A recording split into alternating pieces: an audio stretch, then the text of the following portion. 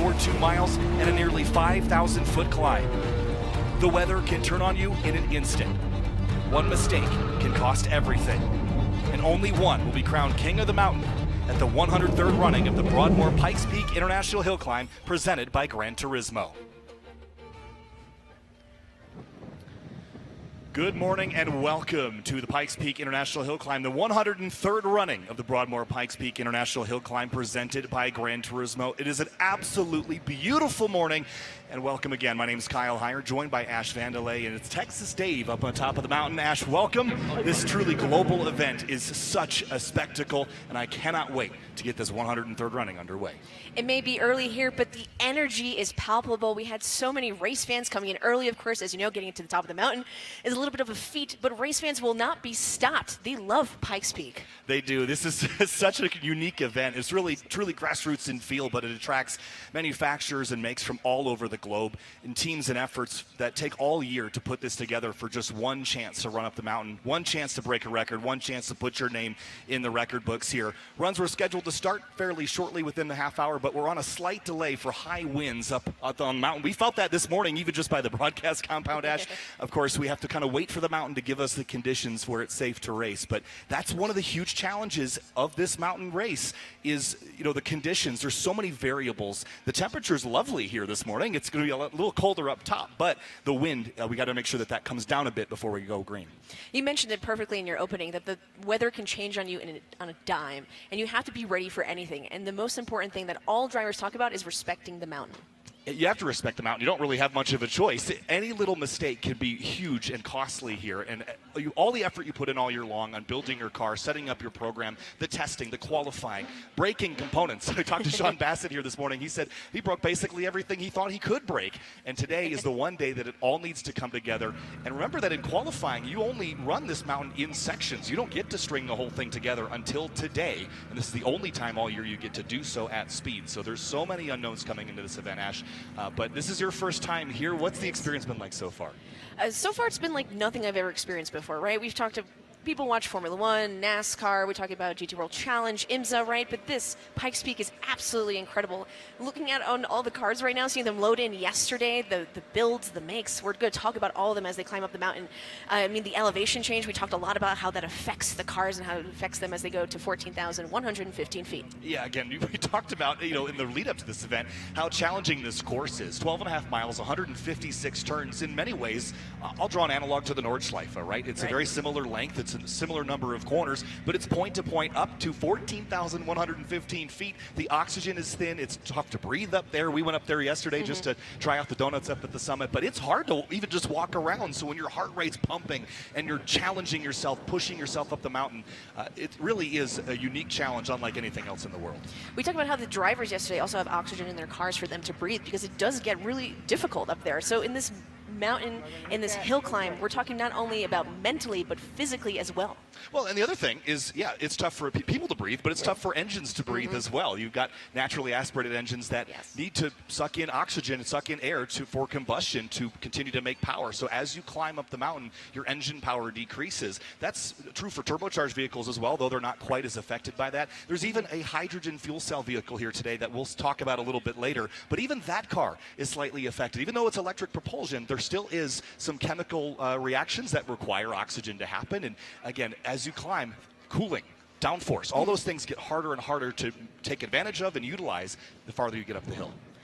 Absolutely. We talked about the downforce and just the lack of an amount of air molecules. It is up there at 14,000 feet, even compared to 9,000 feet, and then at sea level. And we'll definitely see how the cars handle that throughout the day, but we'll definitely talk more about that even technologically as we get through the race day. So we rode up yesterday with Texas Dave, who's been here 12 times as a competitor and a 3-time winner of the open wheel category.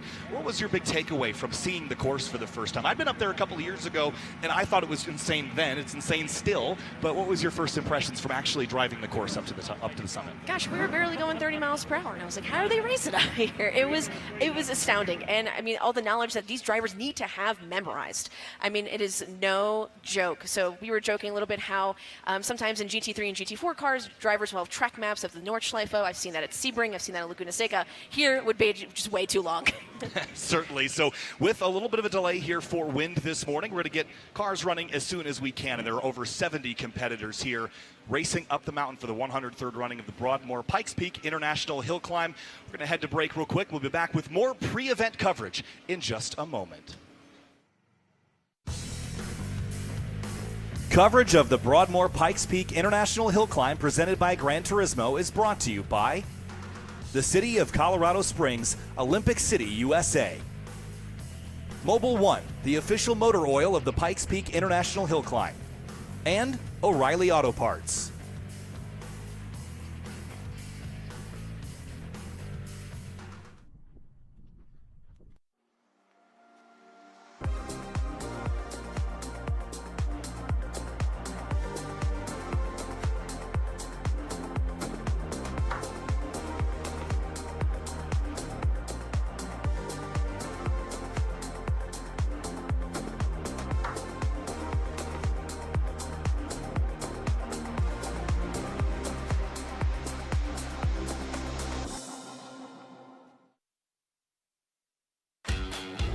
The Colorado Springs Sports Corp inspires and elevates the Pikes Peak region.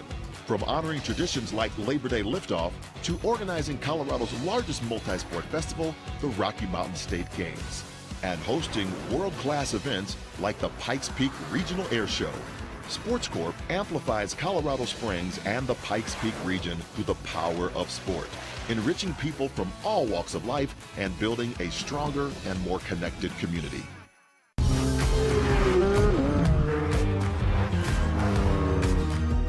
That was great.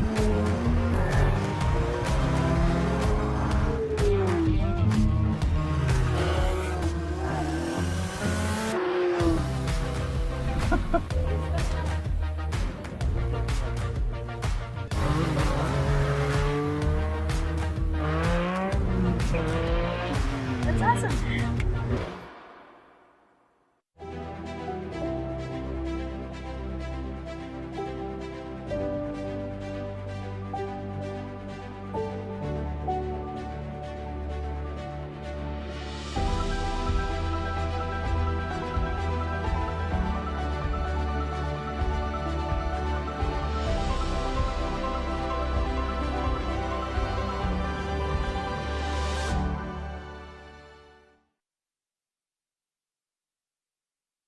In Colorado Springs, we shoot for the moon.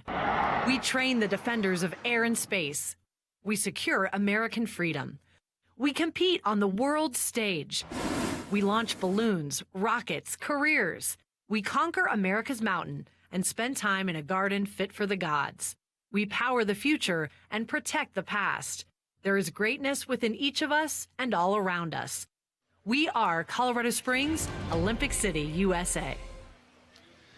And welcome back to the 103rd running of the Broadmoor Pikes Peak International Hill Climb, presented by Gran Turismo. Kyle Heyer joined by Ash Vandelay once again here for pre-event coverage here as we wait to kick things off with some wind on the mountain. Things have been in a little bit of a delay here this morning, but man, we're so excited. 21 rookies here in this field of over 70 competitors, Ash, so there's so much to learn for those rookies here. A handful of different categories we'll talk about here in a bit as well, including some really cool exhibition cars that will kick things off. We're going to run with the exhibition cars first, then the Pikes Peak GT4 Trophy by Yokohama cars, then we'll run a couple time attack open wheel cars because we're getting into basically the top 15 in reverse order from qualifying. Really excited to see the speeds pick up as we get through the morning, but there's some very special people here this weekend at this event here as well, Ash.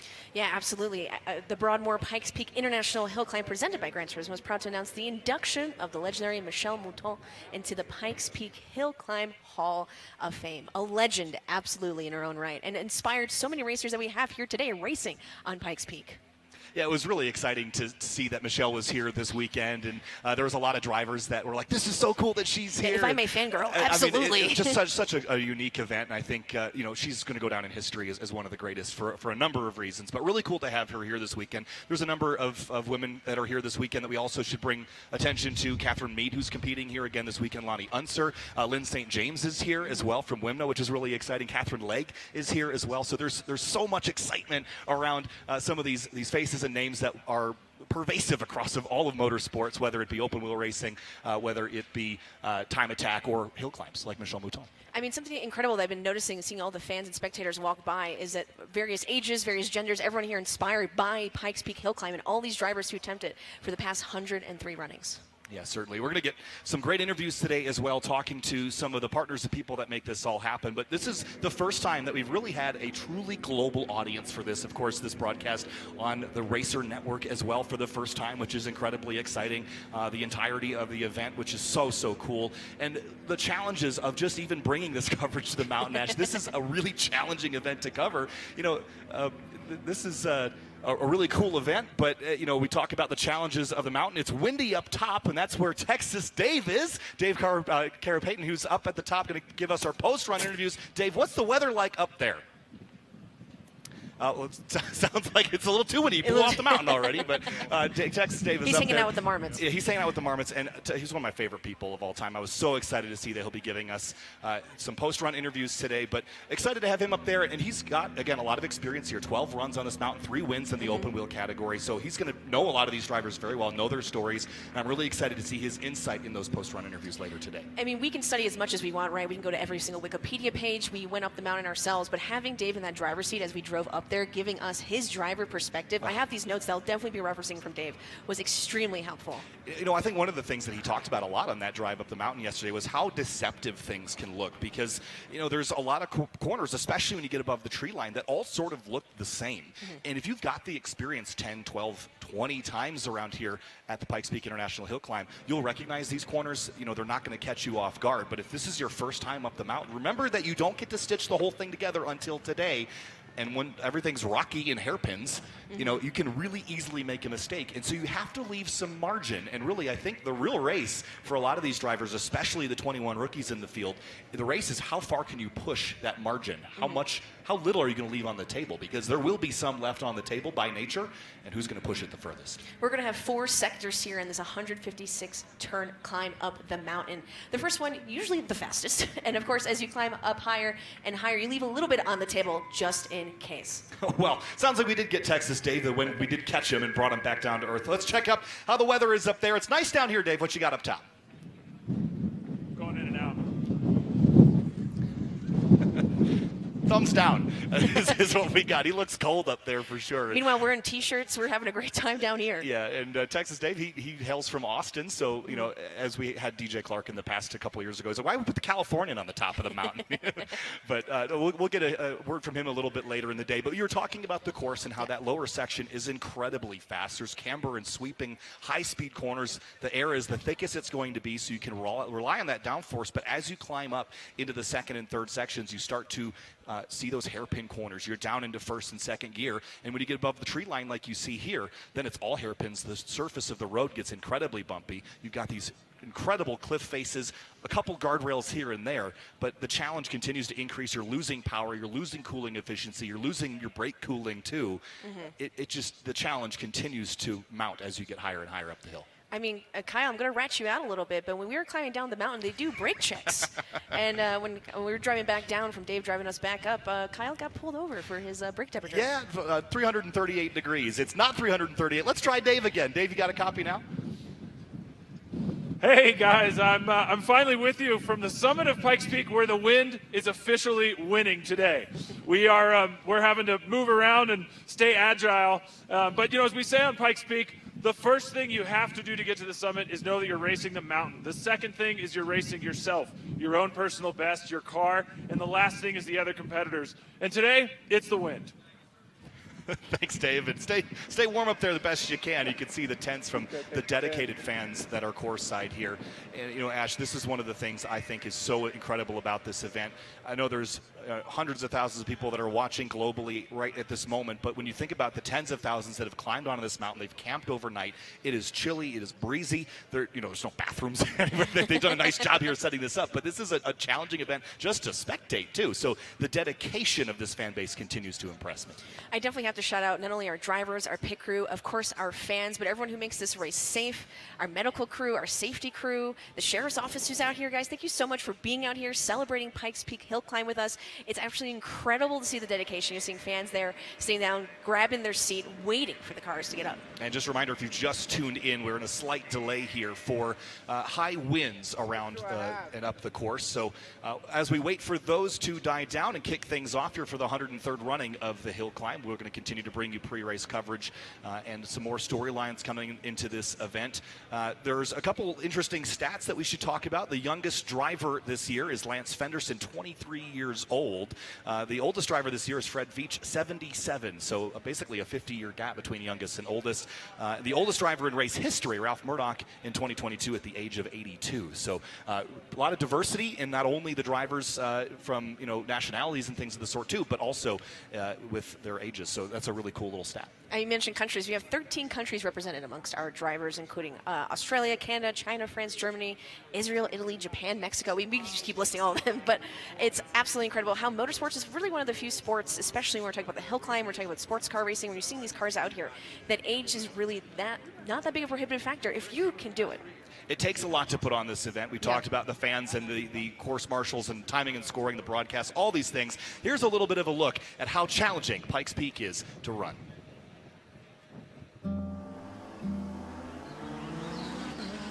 There is nothing else in the world that really compares to a race at Pikes Peak. I've been to a lot of other scenic races in the world, but it's usually a backdrop. And the difference for the Pikes Peak Hill Climb is it's not just a mountain in the background, it is the race. We definitely experience all 4 seasons on the mountain.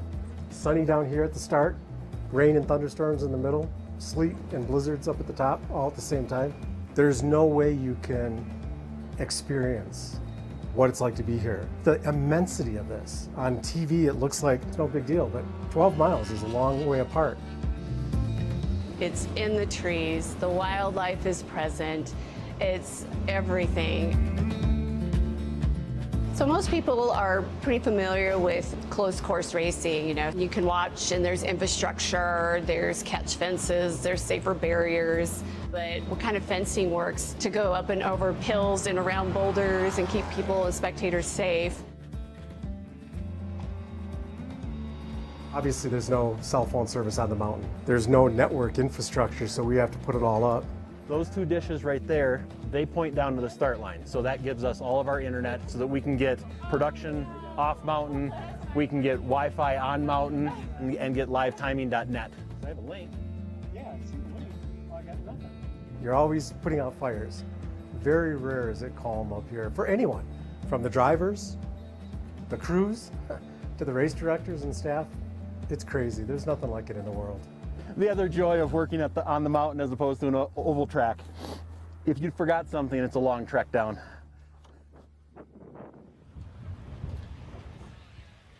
And good morning again. Welcome back to the 103rd running of the Broadmoor Pikes Peak International Hill Climb presented by Gran Turismo. Kyle Heyer joined by Ash Vandelay, and now by special guest CW5 Jerry Brown from the 10th Special Forces Group. Jerry, good morning. Good and morning, welcome to Pikes Peak. Good morning. Thank you. This is such an exciting event, and this is really an undertaking from so many different angles. But what's your experience been like so far here this week with all the fans and seeing how much energy is built around this event? I'll tell you what, Kyle, you mentioned it earlier, the energy here surrounding this place, the race, and all the teams that come out prepare for this for months in advance. It's palpable. You can feel it. It's electric here. You mentioned it earlier. And then just the amount of people that showed up for this in this community, embracing 10th Group, we're happy to be a part of it. Yeah, so much teamwork goes into building an event like this. Tell me about your experience in the 10th Special Forces Group and how much teamwork it requires to be successful. So if you think about it, going into racing, the same amount of grit, determination, and really commitment to this sport, we go into our teams, the guys that prepare for it, whether they're going on operation, the attention to detail that it takes to prepare to go out the door and do the missions that we have, similar to these guys putting their cars on their track so that they run the best they can up the mountain today. And so no one does it alone. Our 12-man teams are similar to these race teams here. Although there's one driver in the car, there's a team of people behind them supporting them the whole way. Absolutely. This is a special thing for me, but last year we had some members from the 10th Special Forces group present me a challenge coin, and I was told to bring it back this year, and I have brought it back. And this coin has been all over the country. It has been to dozens of racetracks around the world because it traveled with my bag everywhere that I've been. So this is a very special thing to me. So I brought it back. I don't know if I'm supposed to hang on to it or give it back to you. No, please don't give it back to me. That's absolutely yours. As a matter of fact, I brought you another one in case you forgot that one or lost it. Oh, no, I couldn't. And for Ashley, I'm going to give you one, and now you've got one to travel around the country with. That's amazing. Thank you so much. I mean, these are so cool, and every time I brought this up, it was in my bag all year, and it was such a cool story to tell the experience of receiving this. And but again, I think it's so important, and I think the U.S. military does so much to keep us safe and also to allow us to put on events like this. So when you see everyone here, is it just a moment to kind of reflect and relax and take in events like this? It is, and again, we're part of this community, so being embraced by this Pikes Peak community here in Colorado Springs. We've been here since 1995, so this year marks 30 years of 10th Group being here, and so just the amount of camaraderie that we see here, just teamwork as a whole, it's awesome. It's awesome to be part of it, and like I said, it's exciting to be here, and the energy is just really, really great, especially surrounding race day. We're talking about teamwork, but also adaptability. We talked about how the mountain can change on you in a second. Also, I'm sure in the roles that you've participated in, adaptability is just so important. Tell us a little bit about that. Oh, absolutely. So I'm sure, as you mentioned, the winds up at the top of the mountain, they're planning for contingencies now, whether it's a different tire, different fuel mixture, whatever it is, they got to get their cars set up to get up the mountain. Same thing we do for an operation. We're going to plan the operation, and then we'll plan contingencies just in case something goes wrong. If the weather changes, if the timing that we anticipated it would take to complete the mission takes longer than we anticipated, we plan for that as well. So I'm sure right now, as they look at the weather conditions and as things change, they're doing the same thing. Yeah, I believe as Steinbeck said, the best laid plans of mice and men. That's it. That's exactly right. Where's your spot to watch? Are you going to hang out by the start line most? I mean, you can't really get up too far, but not too far. I think we're going to walk around and see some of the cars as they're being set up as they go up. I mean, the 73 cars that are sitting here waiting to take their turn at the hill, and then definitely up at the start to watch our guys take the flag up as they lead the race. Just when we start off here in a few minutes, that's where I'll be positioned. So I'm just going to float. My wife's up here as well. We're going to just take it all in. Awesome. Well, CW5 Jerry Brown from the 10th Special Forces Group, thank you so much for joining us here this morning. Appreciate it, Kyle and Ashley. Thank you so much. Nice to meet you both.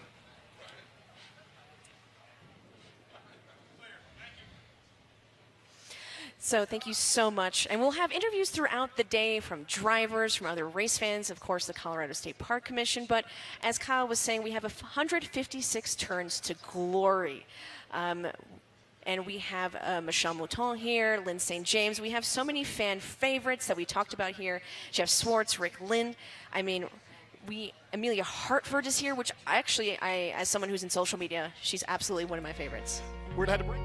Coverage of the Broadmoor Pikes Peak International Hill Climb presented by Gran Turismo is brought to you by the City of Colorado Springs, Olympic City, USA. Mobil 1, the official motor oil of the Pikes Peak International Hill Climb. And O'Reilly Auto Parts.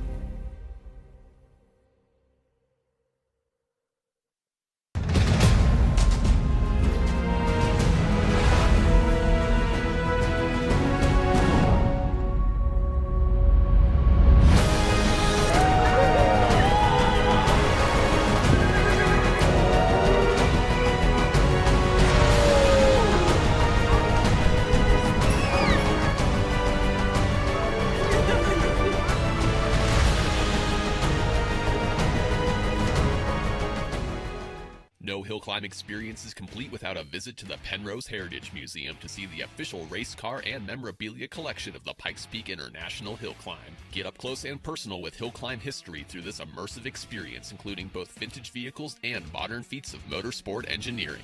Witness the stories and memorabilia that make the race to the clouds come to life. With free admission and free parking, there's no reason to miss out on one of Colorado Springs' best attractions. Visit our website to learn more. This place will devour the unprepared, leaving hopes and dreams in crumbling heaps at its feet. But once a year, the adrenaline star few reappear, ready for their feast.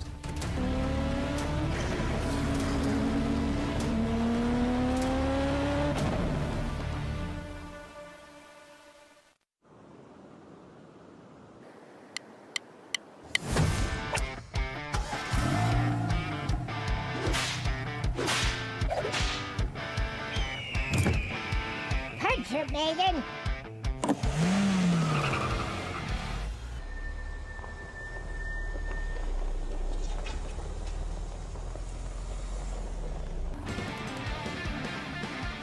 Oh, wow, here we go. America's Mountain throwing a little bit of weather at us, not from the clouds. It is absolutely picturesque and beautiful, but it is breezy up on the top of the mountain and a slight delay for the start of the 103rd running of the Broadmoor Pikes Peak International Hill Climb presented by Gran Turismo. Kyle Heyer joined by Ash Vandelay once again here in the booth. And Ash, we were talking just during that break about some of the exciting drivers that are here this weekend. And in this modern age of social media and kind of content creation, there's a number of people here that I think are really worth talking about and how they've brought their programs over to this international scale event, one of those being Amelia Hartford.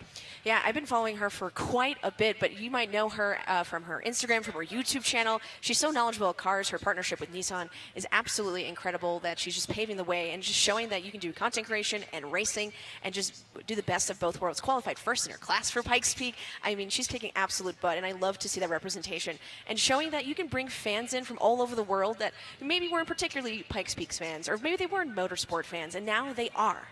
Yeah, I think that's really neat. And you mentioned the category that she's running in. It's the Pikes Peak GT4 Trophy by Yokohama. She's the quickest qualifier of the cars in that group. Of course, this year, that class has been split into different subcategories for turbocharged and non-turbocharged vehicles. But I think a GT4 car gives a driver like Amelia Hartford a great opportunity to sort of have a car that we know is going to be well built from factory. You're not chasing a lot of modifications necessarily, but I think this will be a really cool experience for her. This is her first running on the mountain. We just looking at the competitor profile, there's just not a lot because again, she's new to this. I think she's going to have a blast, and I think she's going to learn a ton by the time she gets to the top. And she's telling so many stories about her preparation for this race, showing how just physical, again, mental it is, and it's just really great that she gets to show that to her audience. We talked about, during the break, Cletus McFarland doing the same thing in the NASCAR Cup Series as she's racing in NASCAR Xfinity, etc. trucks, and he's bringing his audience from YouTube to the NASCAR races, and he has the live camera in his cars that the race allows, the series allows, and that's such a cool insight that we usually don't get in motorsports. Yeah, certainly. And another driver to mention that's here this weekend, Rob Dahm. Again, if you're familiar with following him on YouTube, he's got a 3-rotor RX-7. This is his second year competing, chasing the rotary record, was only a couple seconds off of it last year in his first run, and he learned so much. He's an incredible ambassador for motorsport on the YouTube scene in particular, and very passionate about his rotary projects, and I think such a unique power plant as well. And again, I'm really excited to see him go up and try to beat his time of 11:04.797 from last year. It's great. I know a lot of their fans and a lot of their spectators are here watching the live stream, so we greatly appreciate you guys tuning in, watching your fan favorites. Let us know who you're cheering for, but we're so happy that they're here, again, sharing their story. That's just so important. Yeah, and again, I think, we talk about this global event, right? This is an event that's been happening since 1916 with only a couple omissions, but the first time on live television here with the Racer Network, which is incredibly exciting. But every year, the effort and energy that goes into this event continues to climb, and the competitors, not just from a driving perspective, from a manufacturer perspective. You've got Ford and Honda bringing factory efforts. Acura and Honda, HRC is here as well with Catherine Legge in the Acura Integra Type S. So there's so much much energy from manufacturer programs where they're building cars that, when you look at the return on investment of a racing program, this isn't it necessarily from you can run it all year and do all this stuff like whether it's be Le Mans or Spa or what have you, but it is a demonstration of the next coming technology for consumer vehicles. And this is something that Ford is very passionate about with their Super Mustang Mach-E that they have here this weekend, that, this is really the next step. This is, yes, it's crazy. It's a demonstration vehicle, but it's showing the next evolution of cars in car technology. And I think that's really where, the return is on the excitement around what's next. And it means so much that they're doing it here at Pikes Peak, the hill climb. It's just being viewed by, you mentioned, hundreds of thousands of people around the world. And to choose this, to be here with us, the spectators, giving them an inside look into that technology. We're going to be talking a lot about that as those cars get up the mountain. But it's absolutely incredible that they decided to choose here to make history, to make their name, to show off their technology here at Pikes Peak. Yeah, I think also it's worth noting some of the drivers that have been here for a very long time, sometimes decades. Jeff Zwart here again. David Donahue is here again. You look at other drivers like Scott Crouch, who's running here in a Subaru. He's been here a handful of times. And so many more. Scott Birdsall, Cam Ingram, Clint Vaschultz, Rodney O'Malley. There's so many that are here putting on a show. J.R. Hildebrand later today. That's another story we'll talk about. Yes. Driving a 1999 Pontiac from Kyle Petty and Penny Enterprises. So I'm really excited to see that. That is a car that is not prepped at all for hill climbing. It's got a new motor, a new rear end, but otherwise it is a 1999 stock car.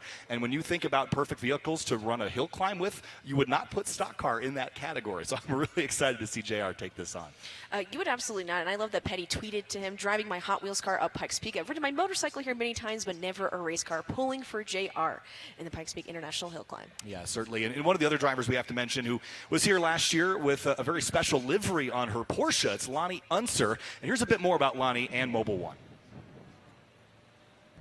The bump here, I kind of feel this is a rare occasion where the bump isn't quite as bad as last year. Still, we need to respect it. So our braking takes place in front of the bump. All of this undulation in the road needs to be read, and being 1 foot or 2 foot one side or the other, all of a sudden it's a whole different braking zone. I get to get some advice from the greats on Pikes Peak, like my family members before me, and like Jeff Zwart. And the one thing that they told me coming into the race was respect the mountain. You always just have to be on your toes, and you have to be aware of any potential changes.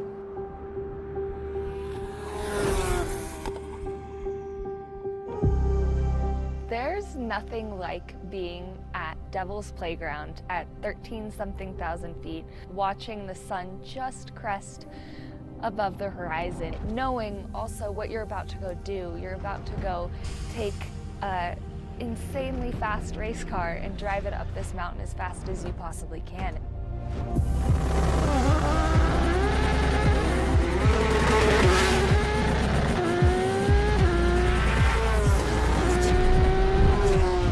There's nothing like the upper section that exists in motorsports. It's completely unique to itself. It is so bumpy because of all of the frost heaves.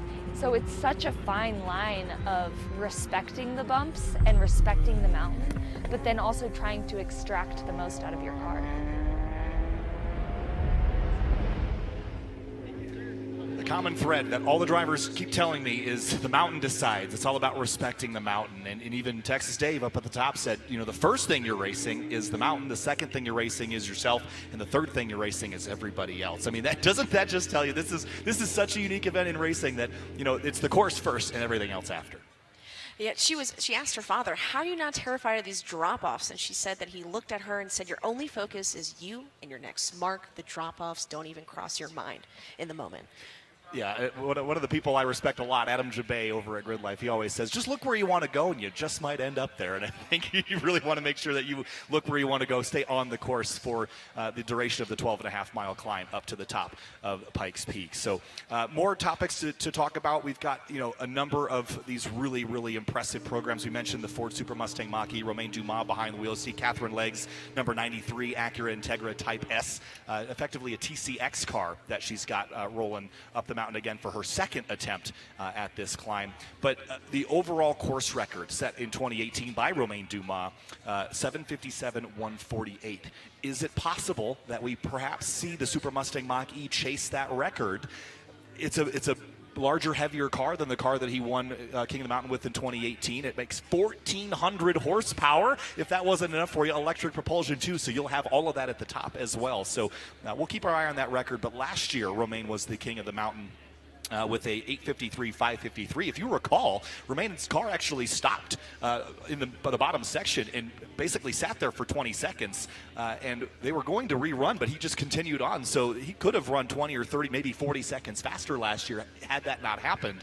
So I'm really keeping an eye on Romain Dumas. We'll see him a bit later in the morning in that Ford Super Mustang Mach-E, but a crazy, crazy car that takes a lot of what they learned from the Lightning Super Van in previous seasons, and they've applied it to this lighter car. It's about 250 pounds lighter. I absolutely love what he wrote in his Q&A. 3 things for race fans to know about me. French, won 4 times, and I'm trying again. There you go. I mean, keep it simple, right? And I think Romain, he definitely takes a very tactical approach to this, and running cars like the Lightning Super Van or the Super Mustang Mach-E, they're larger, heavier vehicles than perhaps would be ideal. But again, it's a demonstration of technology, and that's what it's all about. So really excited to see Romain take it on, but he'll be a little bit later in the morning, as we mentioned.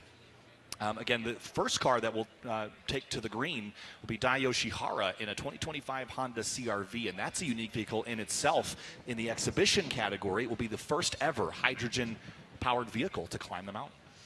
Yeah, and this is Honda's first foray into the zero-emission racing at Pikes Peak. They previously won the EV class in 1994, the first year ever EV class Honda Civic Wagon. 1999, the EV Plus. In 2014, the Honda Fit EV. So they're definitely familiar with the wins. Yeah, they certainly are. And Dai Yoshihara, as a driver, he's got tons of experience in Formula Drift, Pro Drift Ireland, Lamborghini Super Trofeo. He's run the 25 Hours of Thunderhill, and so many other things. Time Attack with Super Lap Battle.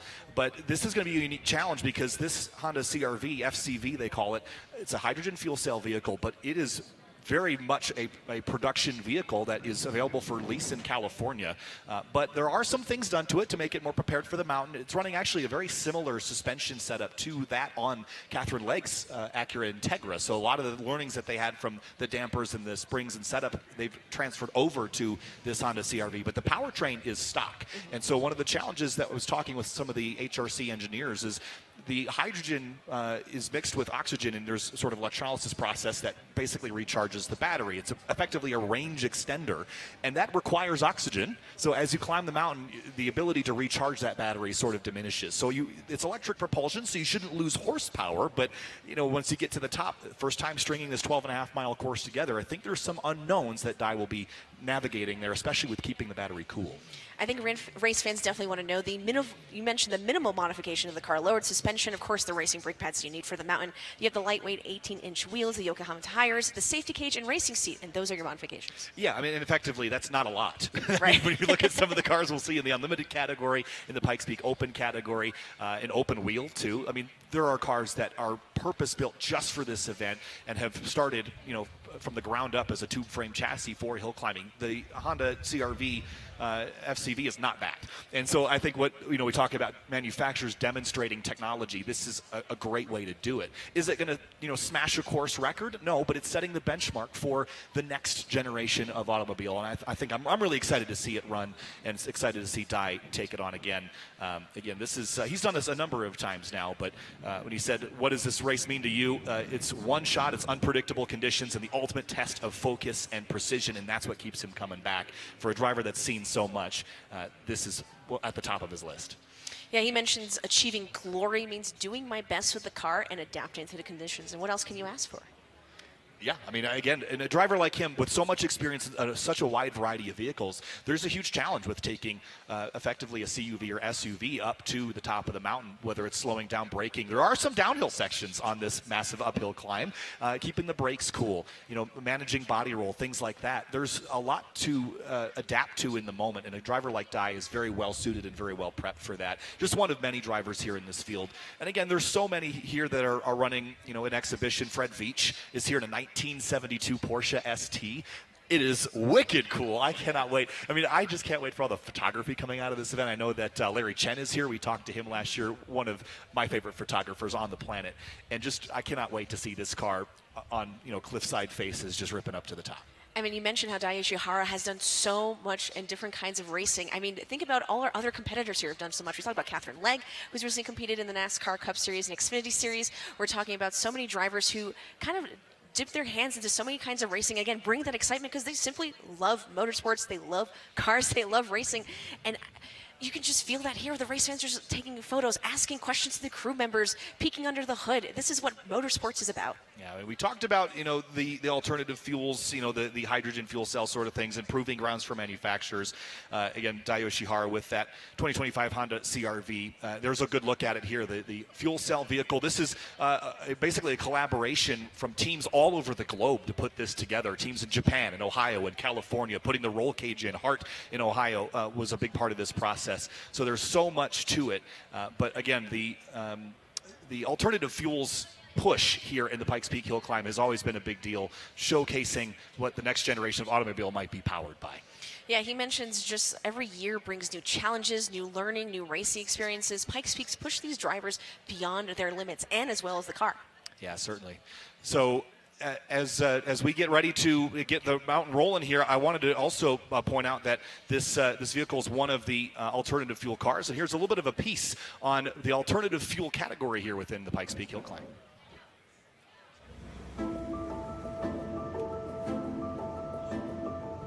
With combustion cars, there's a lot of parasitic losses and issues with choosing that powertrain system. Combustion vehicles, you just have to add a lot of, turbochargers and then fuels, and then you're losing weight as you go up the mountain because you're losing fuel in the car. You're combating a lot of things at the same time. When looking at claiming the open record for Pikes Peak, using an EV was the choice that made the most sense to us. It's a test bed. Motorsports is where you'd iron out all the limits of a powertrain or of a vehicle in general, whether it's methodology, testing practices, parts themselves. This vehicle is our first vehicle with an active drag reduction system, so the rear flap will open up and then we have a flap on the front of the car as well. Makes us a little bit faster getting up to the top speed, but then too, it reduces the amount of energy that's needed to go to that speed, so then we have more energy as we get to the top of the mountain. I'm up here with Honda. We're bringing the first hydrogen-powered vehicle to the top of Pikes Peak for this race. We're using the CR-V fuel cell electric vehicle, FCEV. Honestly, the car's never been run in this environment. It's made for the California market.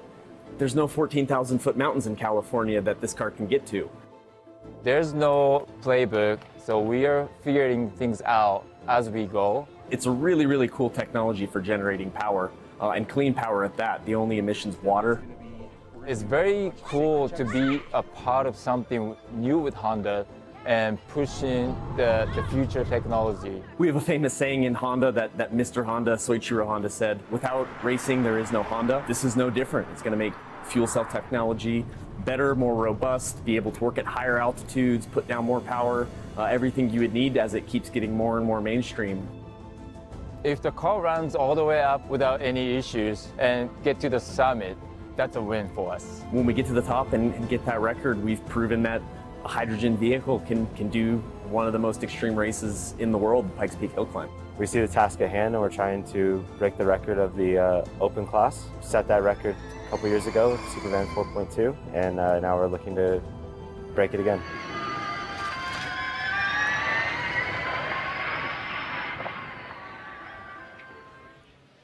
And welcome back to America's Mountain in the 103rd running of the Broadmoor Pikes Peak International Hill Climb, presented by Gran Turismo. Great piece on the alternative fuels and electric propulsion, hydrogen propulsion, all these new technologies that we're seeing on the mountain. As we continue to bring you pre-event coverage, again, we've just gotten notification that we're in a little bit more of a delay. The mountain decides, actually, we've been talking about this all morning long, but we've heard that high winds have blown some debris on course, so we got to clean things up, make sure the track and the course is ready for action. But again, we're waiting for safe conditions to go, so we'll continue to just to bring you some conversation. I think there's some great topics to cover as far as the different categories, but also fun things like Muffles the Marmot, which is the mascot. Muffles the Marmot, the mascot. The triple M threat. I mean, honestly, available for purchase here, but it has a little Pikes Peak bandana here, 103rd running. Absolutely love it. Look how cute There was this a guy little green is. flag earlier. And you'll definitely see some marmots on the broadcast. We've definitely asked our camera crew to, kind of zoom in on them when we see them. We know they're a fan favorite on the broadcast as we show them around. Yeah, we saw some when we climbed up to the top just the other day, and it's just a really cool, fun, happy thing. They don't bother anybody. They're just cute and adorable. But on the climb up, the drivers will not be paying attention to the marmots. They're going to be continuing their ascent all the way to the top. Let's talk a little bit about some of the classes, and I know that we'll dive a bit deeper into this later in the day. But we have we're going to start things off with our exhibition category, and this is sort of what we've already talked about advancing technology, really the practical application of technology, not just like the showroom car that's like, this can be a thing someday. This is going to be a thing, and here's why it's so cool. So the exhibition category is going to be running first up. We've got 3 of those cars, Dayo Shihara, Fred Veach, and then Robert Walker is going to be taking up a 2024 Hyundai Ioniq 5N, which we saw go up last year. Really cool cars. We'll talk more about that. And then it'll be the Pikes Peak GT4 Trophy by Yokohama cars, which, if you're familiar with auto racing globally, GT4 is a homologated category that we see all the time, and I love this because this is sort of a level playing field, right? It's not necessarily about the build of the car, it's just about driving. And you mentioned how the class is split into naturally aspirated engines and a turbocharged, of course, vehicle as well, and that's really, really important. Of course, the turbocharged being that Aston Martin that people love to hear the sound of. Yeah, certainly. There's a number of cars here in this field this year, and there's a number of NA cars, and then there's a turbocharged car, the Aston Martin that you mentioned, but the Ford S650 Mustang GT4, that's Cam Ingram that'll be taking that up. Ted Kusak's got a 2024 Porsche 718 GT4 RS Club Sport. There's 2 more of those, one driven by Clint Vaschholz and one by Amelia Hartford, who we mentioned earlier. And then that Aston Martin Vantage will be Steve Wetteroo taking his car up the mountain. There's that 1972 Porsche that we mentioned, Fred Veach's car. Man, that thing is cool. Have a look at the interior of that. Just very period looking in its appearance, and the lights on the nose there as well. Won't need those. We're not running it in the dark, but got the bonnet open, just making some last-minute adjustments here, making sure everything's nut and bolted. That's the other thing to consider, Ash, is, any normal race weekend where you've got a course where you can make laps and you're hitting curbing and you've got all this, you might have to go back and say, all right, well, this vibration rattled out this bolt. We need to tighten it down, put some thread locker on it or what have you. When you run up this mountain, there's no lap 2. You can't come to pit lane. There is no return to pit lane until later today. So when you go up the mountain, if you have a vibration or something of the sort, you just have to push through it and get to the top. There's no coming to the aid of a pit crew until you come back down at the end, or they bring it back on a rollback, which you hope isn't the case. So a lot of mechanical challenges to overcome. We talked about Sean Bassett, the struggles he had in practice and qualifying, getting set up to go, breaking things like a steering rack, suspension, aero bits and pieces. And that's if you stay on the racetrack, Ash. If you come off the track, other things can happen too. You mentioned this Porsche ST. The ST moniker, looking up into the Porsche Historian website, is something of a retronym, a term to describe the number of 911 race cars built between 1970 and 1972, prepped for FIA Group 4 racing. Apparently, there's no particular defining characteristic for an ST. Each was made with various different combinations, of racing components offered by Porsche to suit the intended use. And I wonder if they've ever thought about Pikes Peak. Well, I mentioned when we were looking at the entry list that there was a lot of Porsches on this entry list, and that's not a bad thing by any stretch. I'm a big Porsche fan myself, but when you look at Porsche's motorsports history, whether it be in endurance racing or sprint racing or hill climbing or rallying, they've really won everything, and with an engineering layout that, at first glance might not seem like the obvious choice to have the engine in the rear. And now with the modern GT3 cars, that engine has moved forward a little bit over time and sort of center the weight more. But Porsches have always had a very unique driving characteristic where, there's a very high performance potential, and the silhouette of these Porsche 911s has not changed all that much. And I think it's really cool to put a 1972 Porsche and a 2024 Porsche side by side, and you can just see the lineage and all the technology, little advancements over time. Not big swings, just little advancements to make the car better and better. Yeah, absolutely. It's something about brand recognition, right? When you mention that it's never changed, and everyone knows what a Porsche looks like when it passes you on the road, on the left-hand side, of course, of the highway. Everyone knows that distinct sound of a Porsche, and everyone, who's not a Porsche fan? I mean, a flat 6 ringing out through Colorado Springs certainly isn't a sad sound to hear. So that's the Pikes Peak GT4 trophy category we just sort of talked about, but also Time Attack 1. Now, Time Attack as a sport is all about chasing the clock. That's what this competition effectively is. But this is modified and specialized production-based 2- and 4-wheel drive vehicles, but you're restricted to closed-bodied 4-wheel vehicles and must maintain their original engine configuration as delivered, pertaining to the fuel delivery, number of cylinders, number of drive wheels, and drive wheel location. So you can't do in front rear drive swaps, that sort of thing. But Time Attack as a, I was listening to a podcast last week with my buddy. Kyle mentioned a couple of days ago that these cars go through tech. I mean, they do get inspected, make sure the safety is important, make sure they have the roll cages, the steering wheel padding, etc., and making sure the cars are fit for racing regardless. And of course, to enter into Pikes Peak, it's a form you send in. You make sure you want to show what you're building, you want to show what you're going to do, and they review it and see if you're ready to take on the mountain. You're going to respect that mountain with the car that you bring. And it's absolutely incredible the amount of work that also goes into the cars. I mean, we talked about how some come stock with very minimal modifications, but some drivers, some teams go so all out. Not only the exhibition, of course, showing their technologies and what they're made to do, but also some modifications that are really, really going to be cool to talk about and see how they fare on the mountain. Absolutely. And the point I was going to make with the podcast I mentioned, my buddy Dewey DeWitt from Grid Life, he was talking about how Pikes Peak is the ultimate time attack, right? Time attack as a category or as a sport is typically about the one fast lap, running a perfect lap, right? But that might mean over the course of a weekend you get 5 or 6 laps that you get to throw in the ring. This is one shot a year. So this is like the most insane, the most intense form of time attack. So I think that'll be a fun category to watch. A lot of really unique cars in that class as well.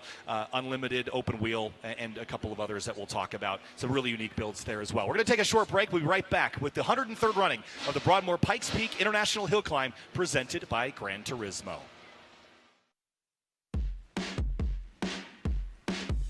Coverage of the Broadmoor Pikes Peak International Hill Climb presented by Gran Turismo is brought to you by the City of Colorado Springs, Olympic City, USA. Mobil 1, the official motor oil of the Pikes Peak International Hill Climb. And O'Reilly Auto Parts.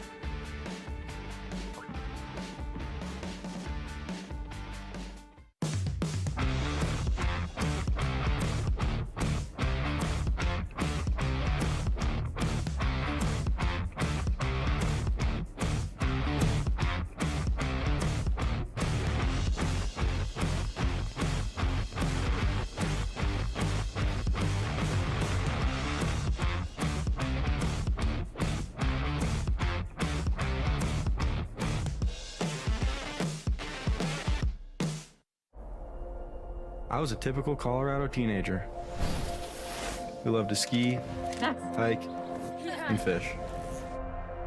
Then, I lost my leg.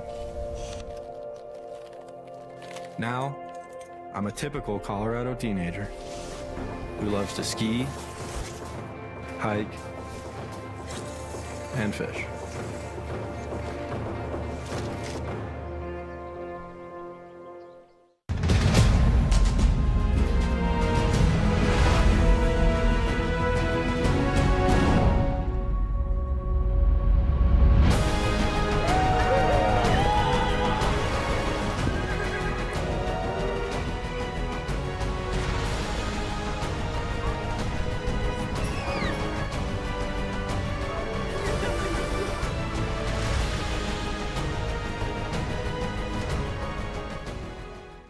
Folks, there's only one place to be this July 8th through the 12th, and that's beautiful Colorado Springs, Colorado, home of the NFR Open at the Pikes Peak Bust Rodeo. That's where the top professional cowboys and cowgirls from all across the U.S., Canada, and Mexico will be competing for over $1 million in payouts. Get your tickets now at pikespeakerbus.org, the official site of the NFR Open. That's July 8th through the 12th in Colorado Springs, Colorado. See you there.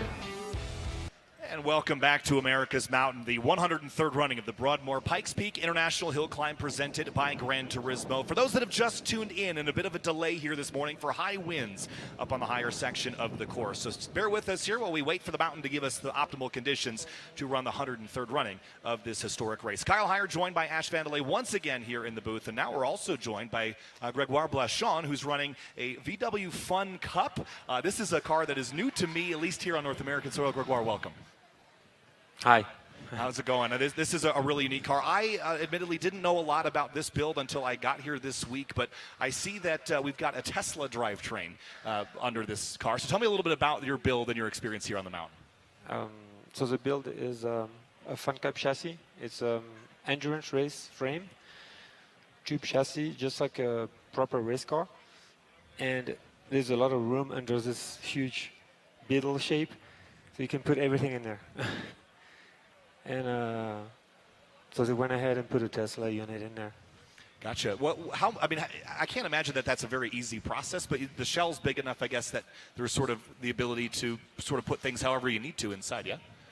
Yeah, so since it's a tube chassis still, you can just like weld tabs and position everything, and yeah. Gotcha.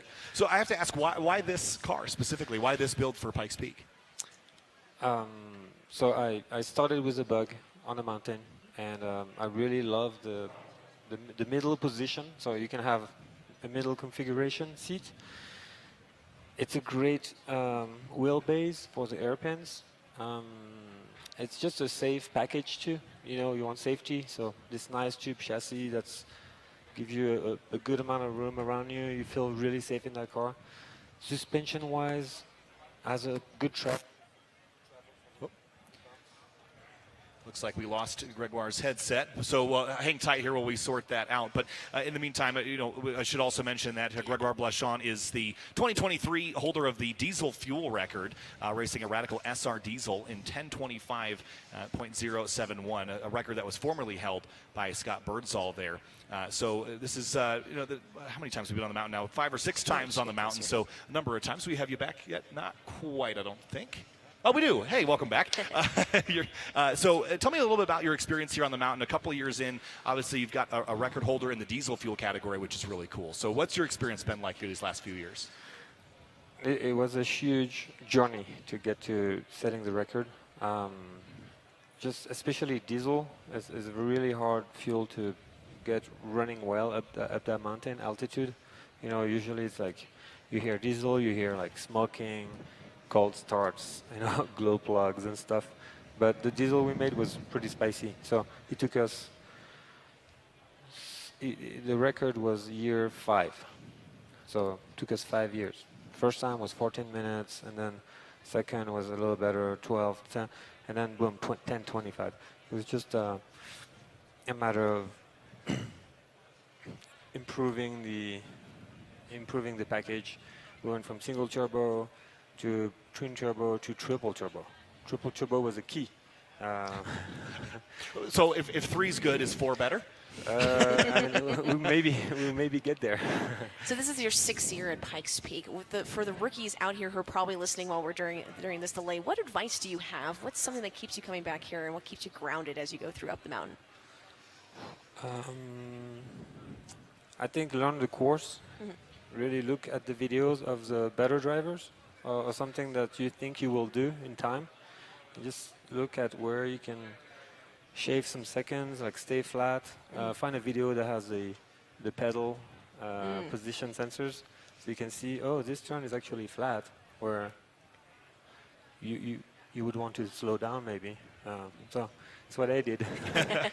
Well, really looking forward to you tackling on the mountain for the 6th time here in your VW Fun Cup. Really unique car, and good luck to you today, and be safe and have fun out there. Thank you very much. Thank you. Thank you so much. Gregoire Blachon, running the number 56 VW Fun Cup, residing in Nashville, Tennessee, representing France. Really excited. That car weighs 3,300 pounds as well. And he came bearing food as well. Thank you, Gregoire. That sounds amazing right now. That sounds really great. But 3,300 pounds in that small VW chassis, really, really cool. So just one of the many drivers here that has some cool stories. But As we get rolling here in a few minutes, remember that we are in a delay for high winds up on the mountain. Again, there was some debris that was blown onto the course. They're still working on clearing that out. Again, we were scheduled to go green about 28 minutes ago. We will be going green as of current in about 32 minutes from now at the bottom of the hour, just after 8:30 Mountain Time here in Colorado Springs. So very excited to be here, Ash. Again, the weather here has been absolutely gorgeous. It's been a pleasure so far this week. Again, your experience here, not only just the mountain, but just the, our call time this morning was 12:30 a.m. Take me through the insanity of that. I'm sure you've had a lot of crazy call times in your experience as a motorsports announcer, but this is all new. Yeah, this is definitely something unique, and I'm giggling a little bit because I love for race fans, you hear the sound of an engine starting and everyone starts going to, like a moth to a flame, everyone starts going to the car that's making the noise. So for this particular broadcast, the setup, the call time was right, 12:30. We went to sleep at around 7 p.m. to grab a few hours of shut-eye. I mean, already coming to the mountain, there was traffic. It was backed up. People are excited. People are trying to get their spot, the best viewing.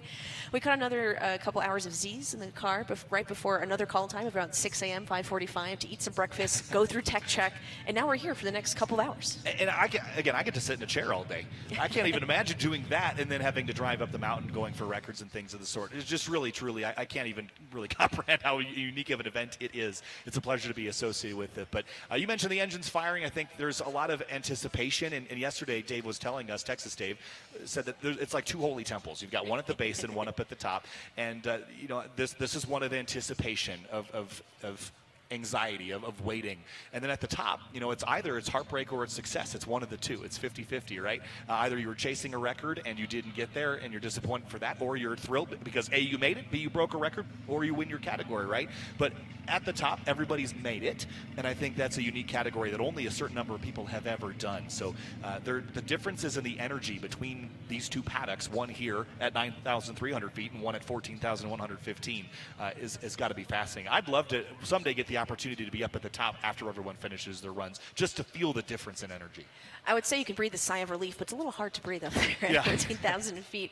But that's a great point. I mean, we talk about this a lot in sports car racing, especially 24-hour endurance races. Finishing is a feat within itself. Getting to the top of this mountain is absolutely incredible. A great point about this, because there's a lot of 24-hour endurance races now, and I've heard people tell me that it's boring now. All the cars are too reliable, right? And this event is one that really truly tests competitor and machine in a way that I don't even know that a 24-hour race does anymore. This is putting these cars that some are factory race cars and have been modified slightly, some are completely bespoke for this event, and some are classic cars that have been modified, some are engine swapped. There's so much that can go wrong and will go wrong. Murphy's Law there for sure. So I think it's just a really incredible event that really truly tests engineering prowess and driver ability. As you said, some cars made specifically for this event. Some cars, the 1999 Pontiac Grand Prix is here, and we're going to see how it fares up the mountain. Yeah, again, J.R. Hildebrand running Kyle Petty's number 44 Hot Wheels car. Looks awesome, but that car built for racing, not for this kind of racing, though, so it should be fun to watch. There's a great look at a couple of other cars that are headed up the mountain. Of course, Hella Paget and Rob Holland is going to have a really great look for us. There's Clint Vaschultz, who's running the GT4 Porsche that has a very similar livery to that of Rob Holland's Porsche 911. So really excited to see that. We're going to have a really unique look. I won't break the news yet, but we'll take a look at it when we get the camera view of Rob Holland. And once we start the runs, again, they're going to run cars every few minutes. If you're not familiar with this event, there's several cars on the mountain at once, and they have a couple minutes delay between each, give everyone some space to run. Now, if for whatever reason there's a spin or a stoppage, the next car that is following the trouble car will get an opportunity to come back down and rerun. But you don't necessarily want that as a competitor unless you've yourself made a mistake, because you don't want to get out of your rhythm. This is certainly a rhythm and a focus exercise. And the last thing you want to do is have to stop, turn around, and build that anxiety all over again. Yeah, I can't wait till we talk to another driver here just to hear about, again, the mental aspect of racing up this mountain. Well, we talked about the challenges of this mountain a little earlier in the production of the event as a whole, but as you see all the fans on the mountain, there's a number of our camera crew and others that are on the mountain for this production. Have a look at the challenges of broadcasting here at Pikes Peak.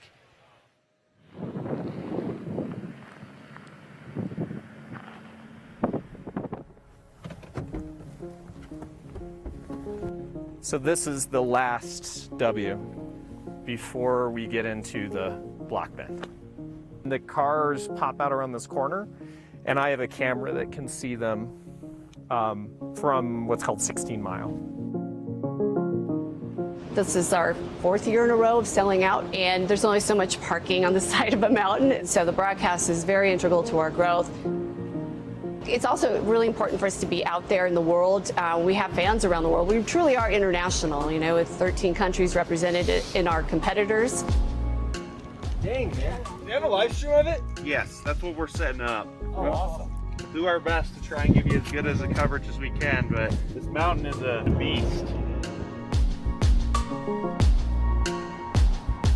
This is the summit. So this is like if the car makes it.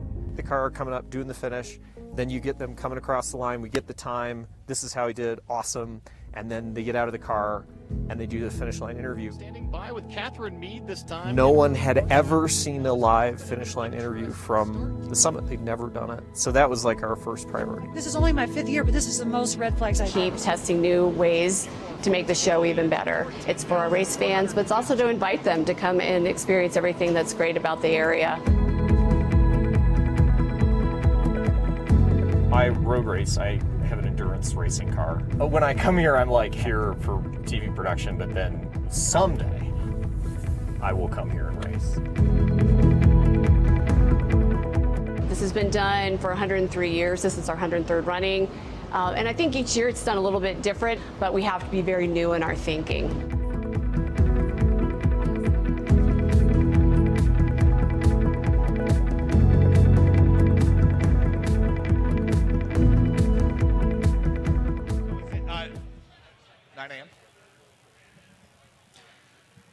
And welcome back to the 103rd running of the Broadmoor Pikes Peak International Hill Climb, presented by Gran Turismo. Again, we're continuing in a delay here for high winds and some quartz cleanup near the top of the mountain. You saw some shots earlier of the trees blowing around. The mountain decides. So Kyle and I are joined here by Ash Vandelay and now Robin Shute, who's joined us alongside. And Robin, always a pleasure to have you up here. This is going to be an interesting day with this delay so far. Yeah, it's pretty typical for Pikes Peak. It's a plan. It's part of the race today. So. Yeah, certainly. I saw that you're in an interesting car this weekend. You're in Mike Dussault's 1967 Camaro, and I know Mike pretty well and have watched that car do over 200 miles an hour on a straightaway at Road America. So this is a car that I'm really excited to see you pilot. What's your experience been like so far? It's been wild. That car is 1,300 horsepower to the rear wheels, and we're doing that up here on the mountain. So it's like a steam train. It keeps chugging all the way to the ends of those straights. I think we've seen 150 mile an hour already up here. That's wow. Yeah. Is that on the lower section, I presume? Yeah, that's into picnic ground. I'll try and go a little faster this time. I know they have a speed gun there. That's really cool. And again, you've run this mountain a number of times and a number of different things. How does this car sort of compare? It's probably a little heavier than some of the cars you've run previously. It's a little bit of an odd one because once it gets going, it's incredibly fast and the downforce kicks in. And at that point, I can go really, really quickly. So bottom section, which is very high speed, lots of turns, and also the top section, where there's some long straightaways and some high-speed turns. It's an absolute monster. Now today with the wind, I'm going to have to be a little more cautious up the top because you've got, I believe it's 80 mile an hour sustained wind. So you could have the equivalent of no downforce or 200 mile an hour's worth of downforce with the car. So you've got to be a little bit careful there because that car drives very differently in those two cases. I said I would ask this when you get a driver. Here you are. Talk about the mental preparation, right? You have 156 corners. If you, hopefully, knock on wood, don't mess one up. You keep going, you keep pushing, and if you do, you can't let it bother you. Tell us how it is when you start and getting all the way up to the top and what that feeling's like. Sounds a bit silly. I just try not to think about it. Oh, it's great. Yeah. I mean, what's really hard about this event is that we're driving this cold, right? It's been 2 days since we've been driving in a car. And the first turn we do is a blind one over a crest at 120 mile an hour. So you should be pretty nervous about that. And so the best thing to do, I find, is just enjoy the event, enjoy what's going on, not focus too much on it. And then when it comes to the flag down, it's just full focus. So you're a 4-time King of the Mountain. Do you still get the nerves before events like this? Or are you used to it enough now where there's anticipation and excitement, but maybe not nerves in the traditional sense? Yeah, I'd say that. Yeah, it's not healthy to get crazy nerves. First year I did it, it was tough. And some years where there's a bit more pressure on you, especially when I'm truly going for a King of the Mountain or maybe a hill record. But This year, it's been a year of enjoyment, a year of developing this car. We've got a lot more speed into it, and because it has so much power, it kills the rear tires. And so to go and do a fast run to the top, I'm going to have to bring it in just that little bit. And at that point, it's a lot less stressful. So I'm just going to put my sunglasses on, maybe the stereo, and just cruise up there at 150 mile an hour. I think, one of the things we were talking about earlier is the conditions change as you climb the mountain. The road gets rougher. You start to lose, combustion ability as the air gets thinner, cooling ability, and also a downforce. And the car that you're driving, at least by the looks of it, is a pretty high downforce configuration car. It's also fairly long wheelbase, too. Tell me about the challenges when you get to the top and trusting that downforce and really understanding the differentiation in performance at high speed at the lower section versus the upper sections.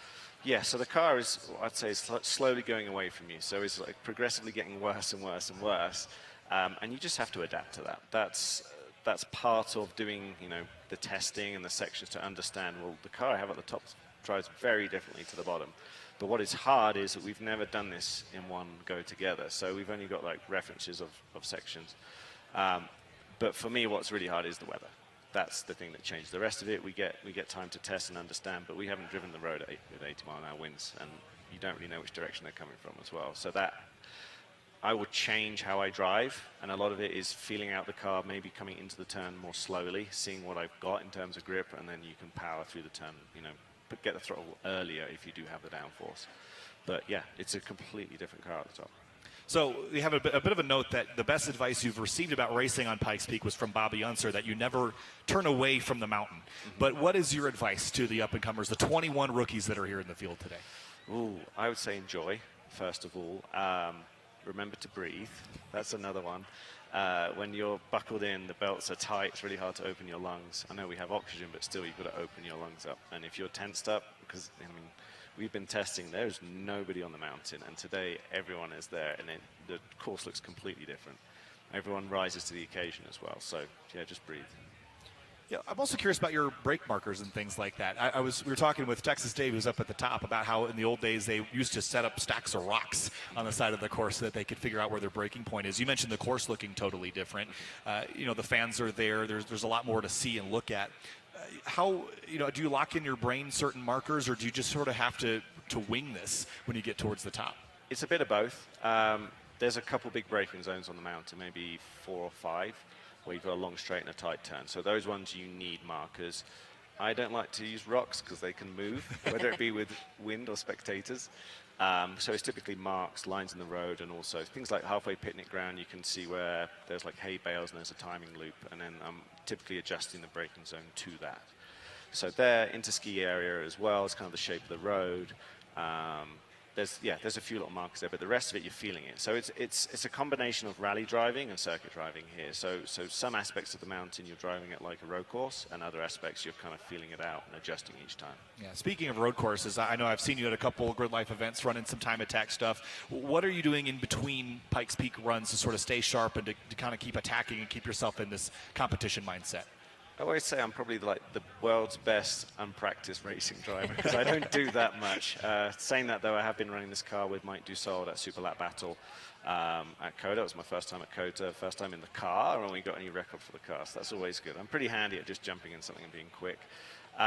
Simulator work helps, and then I'm doing a lot of test development driving as well as I was in the UK. Racing Silverstone. I guess I do race a bit. I lie on that. I have been racing a little bit. I figured you had to do something. You don't just accidentally end up 4-time king of the mountain. Maybe. Just letting our viewers know that you definitely have practice and tons of experience and record breaks here. Well, Robin, good luck to you today. Have fun chasing your 5th King of the Mountain title in the Unlimited category. Really excited to have you here. Thanks so much, and good luck. Thank you for having me. Good luck. Robin Shute running up the mountain in the 1967 Chevrolet Camaro. Really excited to have him here once again going for records. Always a pleasure to chat. In just a moment's time, we're going to head to break. But again, a slight delay here for high winds. Again, we're still chasing that delay. We'll let you know when we're expecting a green flag. But more coming your way from the 103rd running of the Broadmoor Pikes Peak International Hill Climb presented by Gran Turismo. Back in a moment.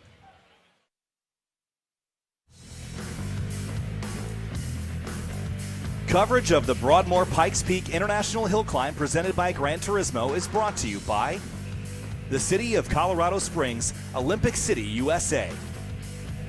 Mobil 1, the official motor oil of the Pikes Peak International Hill Climb, and O'Reilly Auto Parts.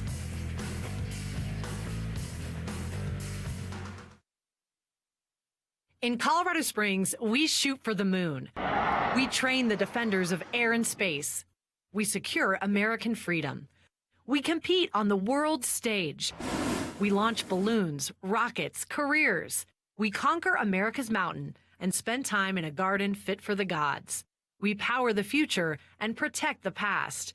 There is greatness within each of us and all around us. We are Colorado Springs, Olympic City, USA.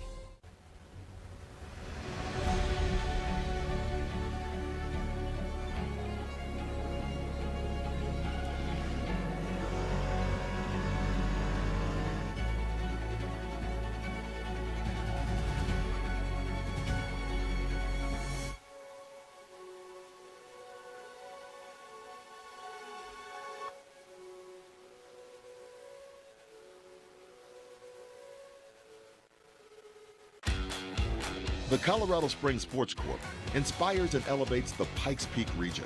From honoring traditions like Labor Day Liftoff to organizing Colorado's largest multi-sport festival, the Rocky Mountain State Games, and hosting world-class events like the Pikes Peak Regional Air Show. Sports Corp amplifies Colorado Springs and the Pikes Peak region through the power of sport, enriching people from all walks of life and building a stronger and more connected community. Hello and welcome to the Museum of American Speed in Lincoln, Nebraska. I think what really sets us apart is our museum tries to pay homage to the grassroots racer and hot rodder. And so we have all kinds of exhibits here that talk about that, but we also have one of the largest collections of pedal cars, art, sculpture, and a lot of other things that kind of tie into automotive culture. And I hope everyone out there watching this will come pay us a visit and just see what makes this museum so special. This place will devour the unprepared, leaving hopes and dreams in crumbled heaps at its feet. But once a year, the adrenaline-starved few reappear, ready for their feast.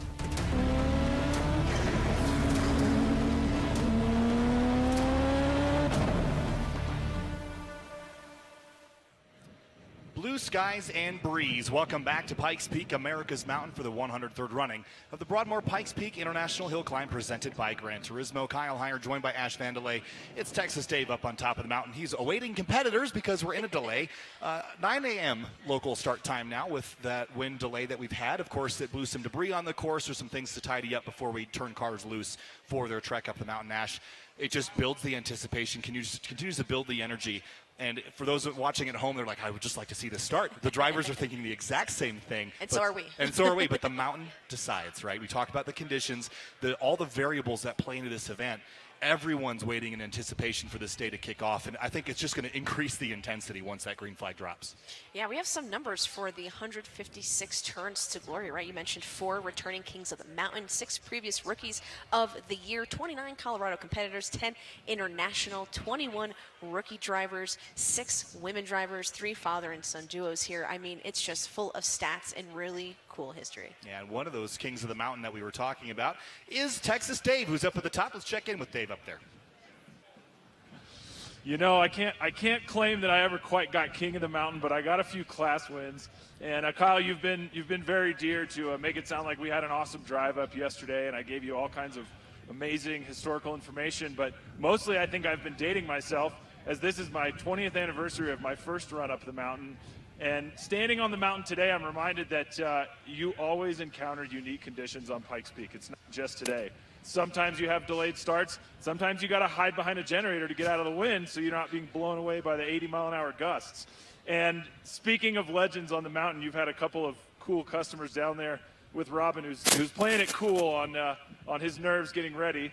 I think you've got a lot of drivers who are starting to experience the nerves, who are ready to get moving. You kind of plan mentally for your day. You get in the zone. Everybody's got a different version of that. And then you hop in the car and it turns into your serious game face. And then you encounter whatever conditions you encounter. And one of those legends is Leonard Vaschholz, When I started racing 20 years ago, there was no YouTube. There was no reference videos, as Gregoire mentioned, to go look at other people's driving. There was a VHS tape of Leonard Vaschholz in his Bronco going up the mountain, and that was the first thing I watched to learn a little bit about the course. 2006, the following year, Leonard Vaschholz, myself, and 2 other drivers in the Pikes Peak Open class, we were the last 4 to make it to the summit before they ended up pulling the finish line back because we all were driving in sleet, snow, and crazy hail conditions. And of course, at that time, I looked up to Leonard a huge amount, as I still do. And he pulls up to us on the summit right here. It's all gravel.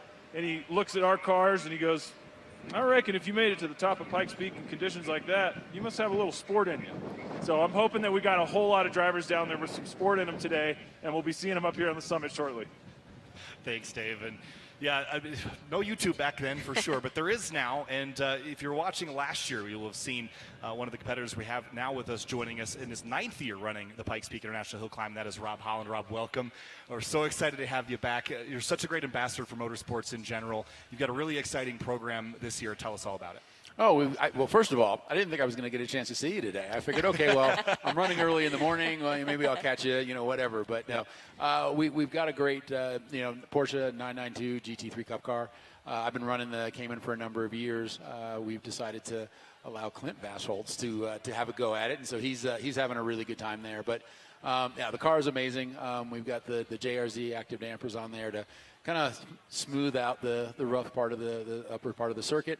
But it's an amazing car. We've had a really good time with it. Obviously put it on pole here a few days ago, and we're really looking for a good run today.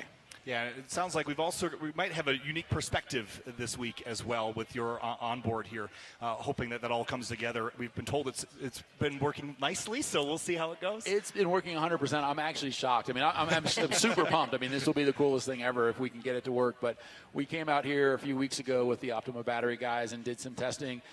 Stuck a Starlink satellite dish on the roof of my personal car and drove from bottom to top, and we had I think it was 99.4% coverage. I mean, it was absolutely insane. I don't get that coverage at my house. So, I mean, it was amazing. And we didn't really get a chance to test it too much on the mountain with a race car. And race cars do weird things to electronics and everything. So we weren't really sure until we got here. And then we've been testing all week. Our qualifying runs, our runs in the middle sector, our runs in the top, all came through great. Flying colors 5x5. So, it'll be really cool to be able to be one of the first people ever to live stream on board. You have this on board. We saw you on the top, and you said you're recording a podcast. How important is it to you to kind of tell fans your story, tell motorsport fans how important this is? No, I mean, it is. It's great to be able to do that, and Pikes Peak is such a unique race that way that it's a local race, it's a national race, and it's an international race. And so the reach of the social media and everything with the event is amazing for me. We got our partners here in Hella and Mila.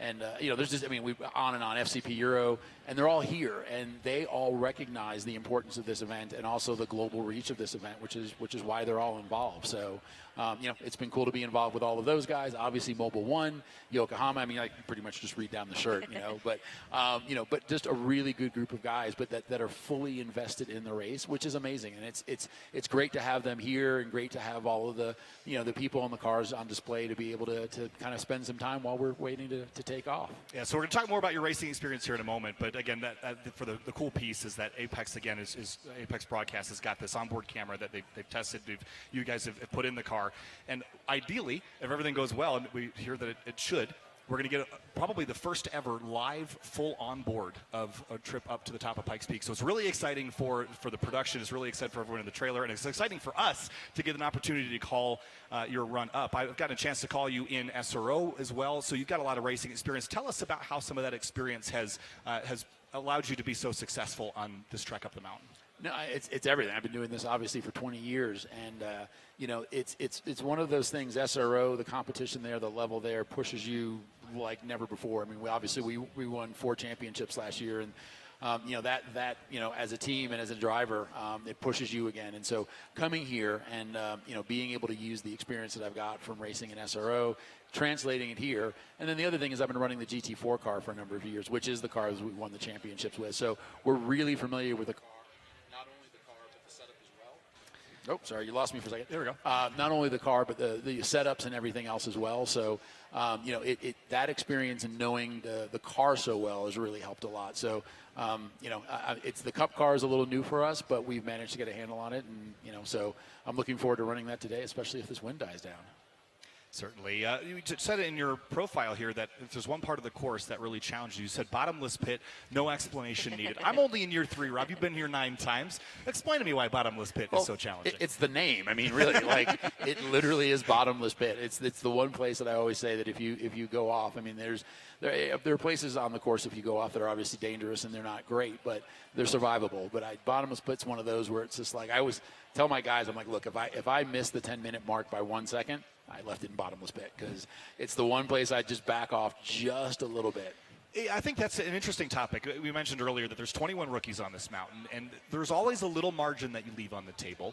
And I think maybe is that a difference between this and perhaps something like racing GT4 cars in something like SRO or IMSA or what have you, where you can really push and sometimes you can step over the limit safely. Where here it's like if you step over it, it's over. It bites you really hard. No, and that's literally it. I mean, the tracks today are great, but if you look at a track like COTA, you can make every mistake in the world and not hit anything. And I think a lot of the guys, especially the new guys coming in, they look at that and they go, oh, well, we can just push over the limit and there's no penalty for it. Where it's the exact opposite. And I think there are guys that come in that don't recognize that until they get here. And then all of a sudden they're just like, well, wait a second. We if we step over that edge, it's going to bite really, really hard. And, the thing is I think over the years, even myself, like I came in here with a lot of experience, and especially at the Nürburgring, which doesn't give you a lot of margin for error. But here, you're always a little bit conscious of that. You're always a little bit like, I'm just going to leave a little bit. And that margin, the more you're here, becomes smaller and smaller and smaller. And that's why you see guys like, Clint Baschholz and Robin Shute, the guys who have been here for forever, they can push so much harder because their margin is this, where everybody else's is a little bit more. Take me back to your first year and the things that drivers told you in preparation for this event. Was there anything that stuck out to you that first year, and is there anything that you'd pass along to the rookies this year that they should take into this consideration? Yeah, I mean, I had Jeff Zwart as my rookie mentor, so I literally had the best guy in the business telling me, I'm like, all right, just keep feeding me, whatever. And it was great riding up with him and getting some ideas and understanding, and then worked with David Donner and David Donahue. So I mean, I've had some really, really top guys tell me stuff, and honestly, it's all about being smart. It's all about understanding the risks and the challenges and the risk versus the reward. You look at stuff going into like cog cut. Everybody goes, okay, well, I can brake later. I'm like, well, you can, but you're going to end up in a place that you don't want to be. And, with the bumps up there, the bumps change all the time, and so, just braking 2 or 3 feet later puts you in a whole different set of bumps. And especially with ABS, it's game over. So, so things like that, but then all the little advice, just the understanding the way the mountain changes, it's never the same because, when we race in SRO, everything's the same. They groom the tracks, you go out and they clear all the marbles. And so, it's all the same. But then you come out and you come here and, it's windy, it's sunny, it's cold, it's snowing, it's raining. It's like, and you just have all of these different things. And, I love that because it pushes you as a driver. Like it's never giving you the same thing twice. And also because of the difficulty of the road. You can prep so much, and it really comes down to your experience and your trust in the car and the trust in yourself. Yeah, I mean, but it's funny because there is almost no prep for Pikes Peak. Like, you can run the car and make sure it all works, but it's not like it's going to work on the mountain. And there are plenty of guys I've talked to this week that have had car problems, and I'm like, oh, that's too bad. And they're like, yeah, we tested for weeks and months, and the car worked flawlessly. And we bring it here in the first run up the hill, it doesn't work. And it's bizarre. I've never seen anything like it, no matter where I've been in the world. A course that has that much impact on your equipment and also on the driver as well. And there's no place else in the world that you can replicate that to actually do testing, but coming here to Pikes Peak. I was just thinking now, as you're talking about the small margin of error, like make this the quadruple crown race, right? You have the Indy 500s that test you in their speed there. You have the Monaco Grand Prix. You have Le Mans, and now you have Pikes Peak. This is an incredible feat just to get to the top, let alone break records, become a king of the mountain. It's funny. Like, I actually look at Pikes Peak differently. I actually look at Pikes Peak in the same eye that I have for the 24 Hours of Nürburgring. In terms of what it is, I think it's an old school throwback race where the challenges are real, the danger is real, and it completely tests drivers and cars way differently than in a place like Indy or Monaco or Daytona. And so for me, I actually put Pikes Peak and the Nürburgring kind of off on my personal favorites of all races. And I've been fortunate to run multiple 24 Hours of Nürburgring, and I've been fortunate to run multiple Pikes Peak hill climbs. And for me, it's both of those things test me. And I think that both of those things have progressed myself as a driver. You know, I really think those challenges have made me a better driver. Nope. There we go. Marbles to marmots. I was going to say all the different things, and you have to consider. One of the things is this delay that we're in. Anticipation, building the energy. How do you feel with a delay like this? Does this affect you at all, or are you just so locked in? You seem so calm, cool, and collected. That's why I come and talk to you, man. It's like looking around, I'm like, all right, what else am I going to do? And talk to the fans for a bit and kind of wander around. But no, I mean, for me, this doesn't. Like, I laugh. It's actually, I'm very calm and cool, even in the SRO stuff. You know, when you're wheel to wheel with 40 other guys, I wear a heart rate monitor, and my heart rate never gives above 100 beats a minute. So it's a weird thing for me. I'm more zen. I look at it like almost golf in a way. It's just like, okay, I've got to focus and just relax and be calm. And so for me, this doesn't really affect me that much. I get to hang out with all the fans and all of our partners who are here and just kind of enjoy the day. So, my worry was that we were going to leave so early in the morning that I didn't get a chance to see anyone. It's like, all right, I got to go. But no, so for right now, this has been, it's tough. It makes for a long day for a lot of people. But, I got to give Melissa and Alex and everybody here at the hill climb, Dan, and we can go on and on and on with all the amazing people here that, you think about the scope of what they're putting on and the fact that now we've got delay after delay after delay, and these guys are just, they're handling it like true professionals. And that's why I love coming here is that I can't imagine what they're going through right now. So my stress level, no big deal. I can't, Melissa is probably through the roof. So, hats off to her. And you mentioned engaging with the fans. What kind of questions are they asking you? Are they asking super tech questions? Are they just talking to you about the event? I'd love to hear about fan engagement because you see them right here. They can touch the cars, essentially. It's something so unique, I think, to Pikes Peak. Yeah, no, and it's great because I get all the questions. I mean, they come over, check out the car. My mechanics and engineers are talking to them, and they'll talk the technical questions, but then you also get, the casual questions and the casual fans. And that for me is amazing because it brings kind of all walks. And I know how difficult this race is to attend. You got to get up early in the morning, you got to wait in line, and all the people that are here, it's just like, honestly, we were in the car this morning and we had to wait about an hour to get in. And, everybody's going, and I'm like, no, guys, this is amazing. Like, think of all of these people that are waiting to see us go and do what we do. And for me, that's kind of one of the reasons that I do this is because it's great. The fans really appreciate it, and they're diehard, and I love that. As far as motorsports audiences that you've seen around the world, you mentioned the diehard fans. Where does this stack up for you and all the things that you've done globally? I mean, you've raced all over the country, and I think it's probably one of the most dedicated fan bases I've ever seen. And you talk about sitting on the mountain. We had to remind ourselves, like, this is fun, right? Like this, but like this is the fans love this stuff, right? And there's hundreds of thousands that are tuned in across the world on the Racer Network or otherwise that get to watch this event. And I think. We'll read the comments later, and there'll be lots of detail that everyone's going to go in. They know their stuff. Yep. I think the dedication to this fan base is unlike anything I've ever seen. No, and it's amazing. And for me, the fact that it's a quote unquote local race. I mean, I live in Denver, and to be able to drive an hour from my house and come and see the level of passion that people still have for motorsport, and that's great. I mean, I say. The Nürburgring and Pikes Peak again, and actually with the fan base, British Touring Car was always amazing too. But really, like, the fans here stand out like any other.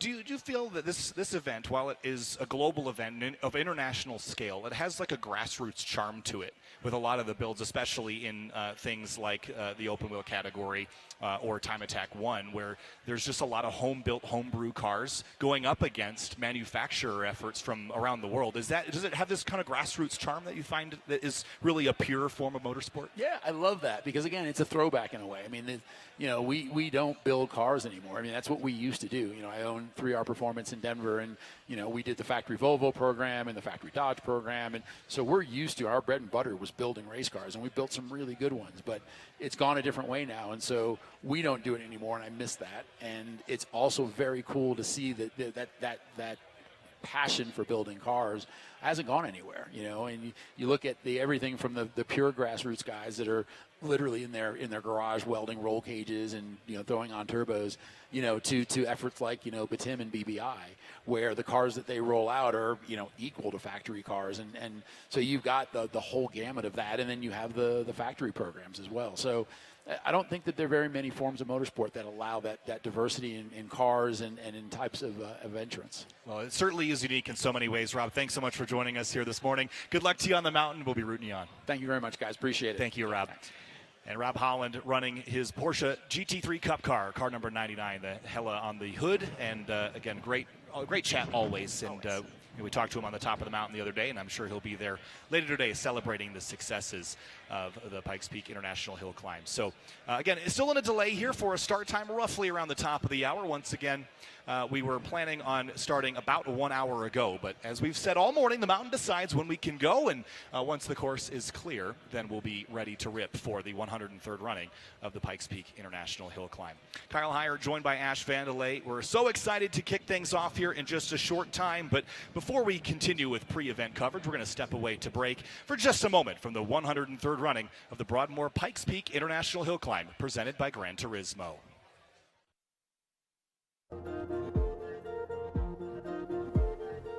Coverage of the Broadmoor Pikes Peak International Hill Climb presented by Gran Turismo is brought to you by Colorado Springs Sports Corporation, where sport meets community. The Colorado Springs Airport, the official airport of the Pikes Peak Hill Climb. More flights, more fun. And Ford Performance, the love of racing. It's in every Ford.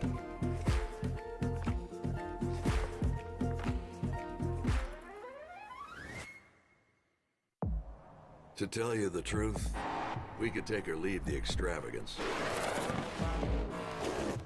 the attention, the celebrity, the bragging rights, the bravado, because all we've ever really wanted is for every Ford driver to feel this.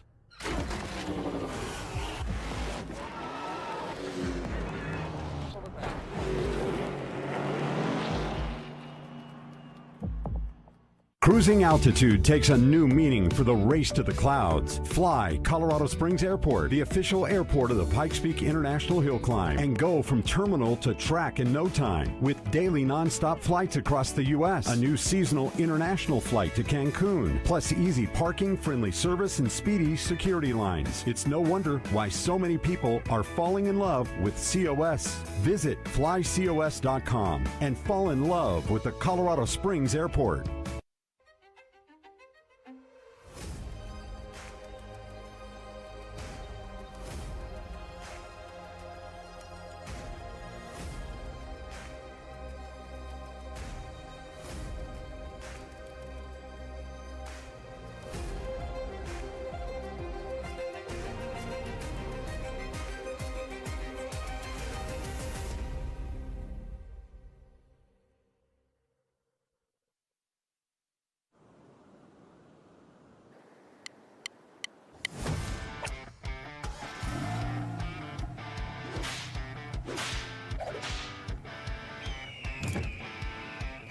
Megan.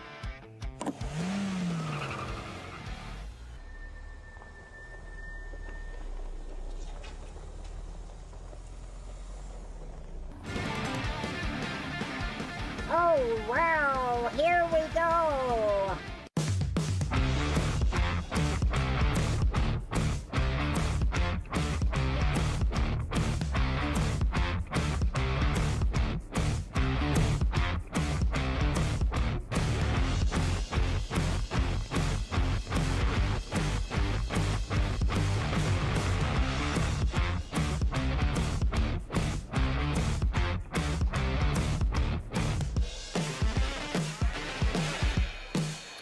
Chasing the challenges of the 103rd running of the Broadmoor Pikes Peak International Hill Climb presented by Gran Turismo. And again, the conditions unfavorable at the top of the mountain right now. The breeze and the wind continue to be a little bit relentless up there at the moment, so we're in a bit of a delay, continuing our delay here this morning. So we'll continue to provide some pre-event coverage. Before we get that green flag, Kyle Heyer joined by Ash Vandelay. Ash, this is your first time here. We talked about that a little earlier, but this is also the first time I've really seen the conditions play a pretty major role in the anticipation of this event for all the competitors, waiting to see what will happen and what changes, if any, will have to be made today. But this is, again, the challenge of this hill climb. This is not a standard road course at sea level. You're dealing with so many variables that all have to go just right. And right now, at the moment, we're in a holding pattern.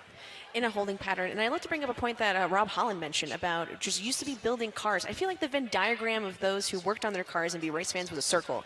Now that's a little bit now actually a true Venn diagram, but in the middle, we just all love motorsports. I think we all love racing. He's mentioned that casual fans are asking questions, asking about what it's like racing, the beginner questions, but they're interested. They want to get involved. And that's the thing I love about the motorsport community, about the car community. I started learning how to take care of my Toyota Tacoma. Optima actually sent me one of their batteries to put in the car, and it's been absolutely incredible just to learn how to take care of something that takes care of you when you're driving daily. I think we talked a little bit also about the grassroots nature or grassroots feeling of this event, where you've got drivers and teams that this is all they do. This is what they do all year long. And then you've got manufacturers coming in that bring all this appeal, these new technologies and things. But everyone shows up with, a dually and maybe an enclosed trailer. But this is a great equalizer. The challenges of this course, of these conditions, really bring everything up to the same level. So, we talked about the grassroots nature of this event, and we are now joined by Tyler Pappas, who I know very well. Tyler, you've had an interesting week with your BMW M2. I have, yes. A little more interesting than I would have liked to have made it, but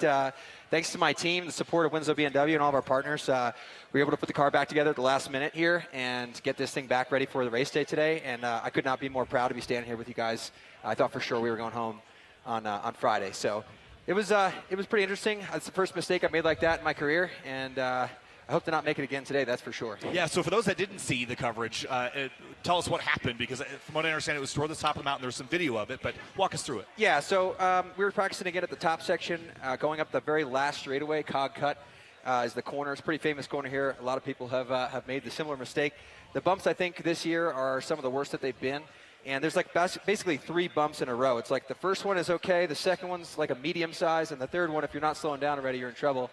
And, obviously we're here to, chase the production vehicle record, and I've been pushing all week to try to, lower my time and get as close to that record as possible. So I had the confidence to go into race day knowing that we could, accomplish that goal. And I should have parked it after the third run because we were running a good time, and I could have preserved myself in the car, but I'm a race car driver, and I was pushing, and we hit the 4x4 mode on the M2 and went for a pretty good ride. I mean, you're learning your limits as a driver, right? And that's exactly to your point. You're pushing yourself and you're pushing the car and trying to figure out all that time you can extract from the mountain. Yeah, I mean, that's just constantly a game here for everybody. And I'm not alone when, I say that. We're always trying to find the limit, right? And unfortunately on the mountain, I think, unlike just a regular racetrack, you find yourself in a position where you make that little mistake and it's no longer just like a runoff or a gravel trap or whatever. It's actually a bunch of boulders and you're airborne and smashing into railroad tracks. So, I think I learned my lesson the hard way, but I for sure definitely learned a lesson. And today I'm going to exercise a little better patience and reservation on my run. This is your third year here at Pikes Peak, and this year you're running basically a brand new BMW M2. Yep. Tell me a little bit about this car, because from what I understand, it's fairly stock. Yeah. So the point of the class is we're running a time attack is our class heading, but we've declared a production vehicle attempt. And so basically that actually opens up a separate set of rules in the book for that production vehicle division, and that very much limits our modifications. So the car is pretty much right off the Winslow BMW showroom floor. We drove it home in January of this year. I drove it back from Colorado to New Jersey to my shop. We had about 90 days to turn the car around. Roll cage and all safety components, fire system, fuel cell, all that stuff. And then basically just brake pads and fluid, an exhaust system, a tune, and a fueling system change. And that's pretty much all we got there besides some Hoosier tires. So in a situation like you saw earlier in the week where the car had some damage, and the video is pretty wild. You're like skating over the top of boulders, and it looked like a skateboard. Yeah. Is the car being close to factory stock actually advantageous, because finding replacement parts, you just go to the dealer? Yeah, well, you hit the nail on the head, and I think we got just really lucky. There was an employee at Winslow named Josh Klein, so I hope he's watching this because he's really helped us out here. And basically, he just bought a 2025 M2 3 months ago, and it was sitting on the lot. And when we pulled in, coming down from the mountain on practice day and knew that car was wrecked. We kind of spotted it in the lot. And Double G, the owner of Winslow BMW, kind of reeled him in and said, hey, how would you feel about it if we took your brand new car and used it to help get Tyler back on track? And I don't think he blinked. I don't think he also knew what he signed up for, to be fair. Yeah. He was probably thinking it was just going to be like a bumper cover and a couple other parts. And he came out into the shop about 3 hours into the ordeal and saw his engine hanging out of the car, and he turned about just white. So we definitely owe him a car back together, and probably a little more than that. But I can't thank him enough for helping us out, because without him and without the support from Winslow, we would not be here this morning. I love stories like this. And to me, we were talking with Rob Holland about how this is sort of a grassroots event in field, but it brings international appeal from all over the world. Tell us a little bit about your racing experience. Again, this is your third year on Pikes Peak, so still relatively new, but you've had a couple of years under your belt now. So yeah. What has prepped you to take on the mountain?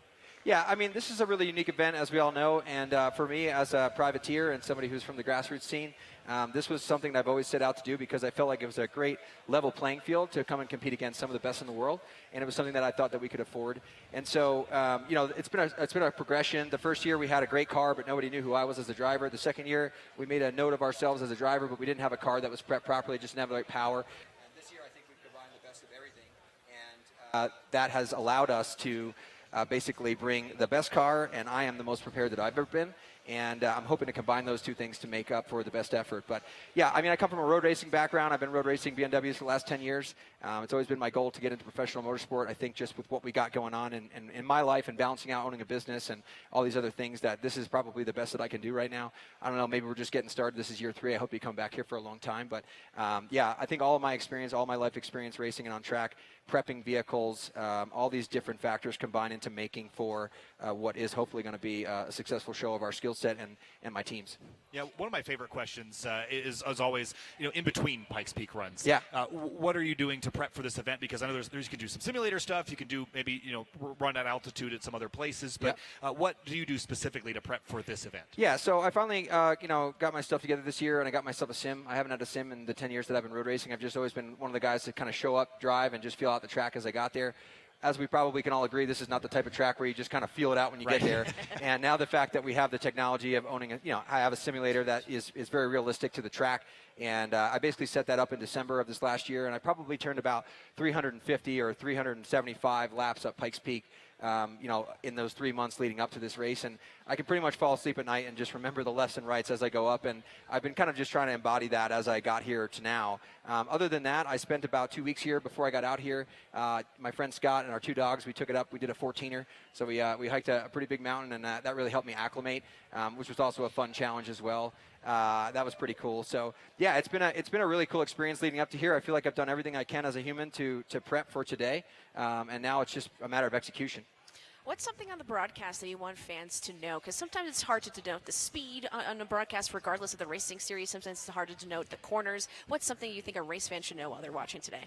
Yeah, I mean, I think that they should just know, exactly what happened to me on Friday, which is that the Pikes Peak International Hill Climb is one of those races where you just can't make a mistake. So all these drivers that are up here performing today are all operating on that premise, and that's what I think separates us from a lot of other racers in the world, which is that we're able to operate up here at 10/10 and do so without making a mistake. And I think that really separates us from others. And that's basically what I'd like to convey to the people watching at home. And not only that, but there's a lot of cars here. I mean, we're making 700 horsepower at sea level. There's cars that are making 1,000, 1,200 wheel.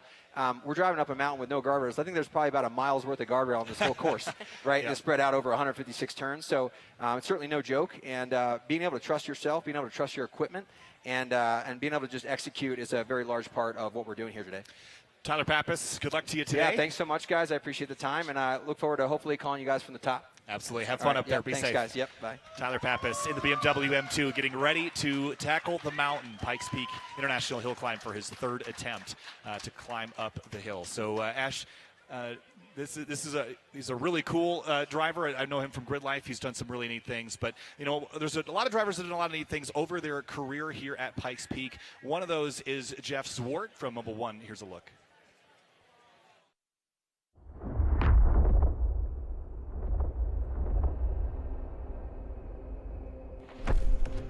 Never gets old. I'm 21 years in here, and it still is something very special. That first practice morning, everybody's there, and you look around, all the things that were somewhat normal when you left here a year ago is a whole reset. You know, Project Evo, I just can't even fathom the kind of horsepower we're pulling out of an air-cooled car here. But to drive something on Pikes Peak in the air-cooled world, let's face it, I left off in 1999 here as the last air-cooled car, and I never dreamt in that year I would be back, 25 years later driving an air-cooled car.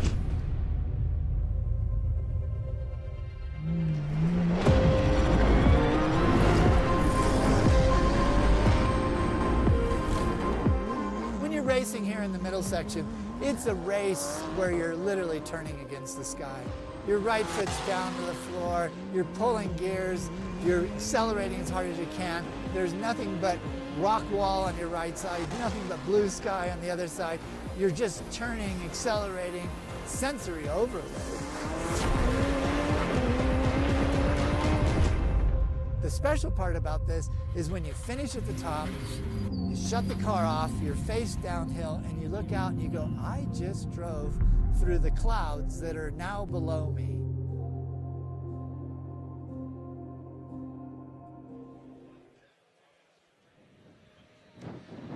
And welcome back to the 103rd running of the Broadmoor Pikes Peak International Hill Climb presented by Gran Turismo. Fans are courtside waiting in anticipation for the first runs of the day. Again, we're still in a delay for high winds up at the top of the mountain that have made conditions unfavorable for competition as of current, but waiting for things to kick off. Again, Kyle and I are joined by Ash Vandelay. Ash, your first year here, a lot to learn. So many drivers, over 70 competing here, 21 of them rookies.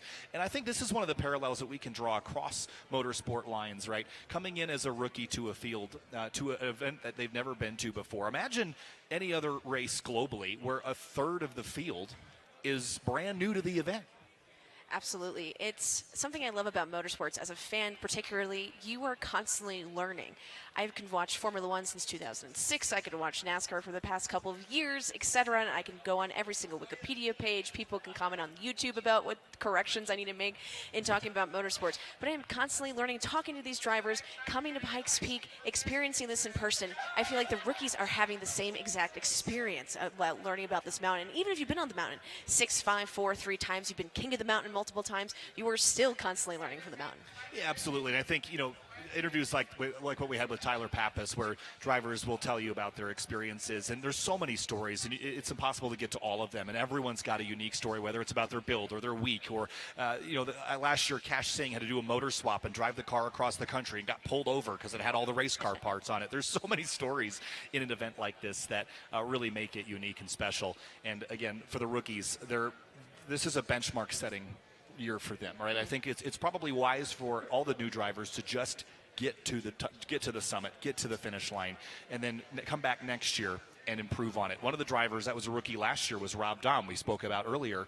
And yes, he was chasing a record, but it was also just about setting a benchmark for him to chase from here on out. And I think this year, now that he's got the carrot to chase, I think he's going to be in a good spot. I think similarly, as you've been mentioning, this is my first year at Pikes Peak, and I'm learning, right? I just get up at 12:30 a.m. to make call time, and now hopefully when I get back, I can now apply what I've learned before and just keep getting better. Absolutely. I think, for me, this is year 3, right? And every year, you start to see names that are familiar and keep kind of coming back to you.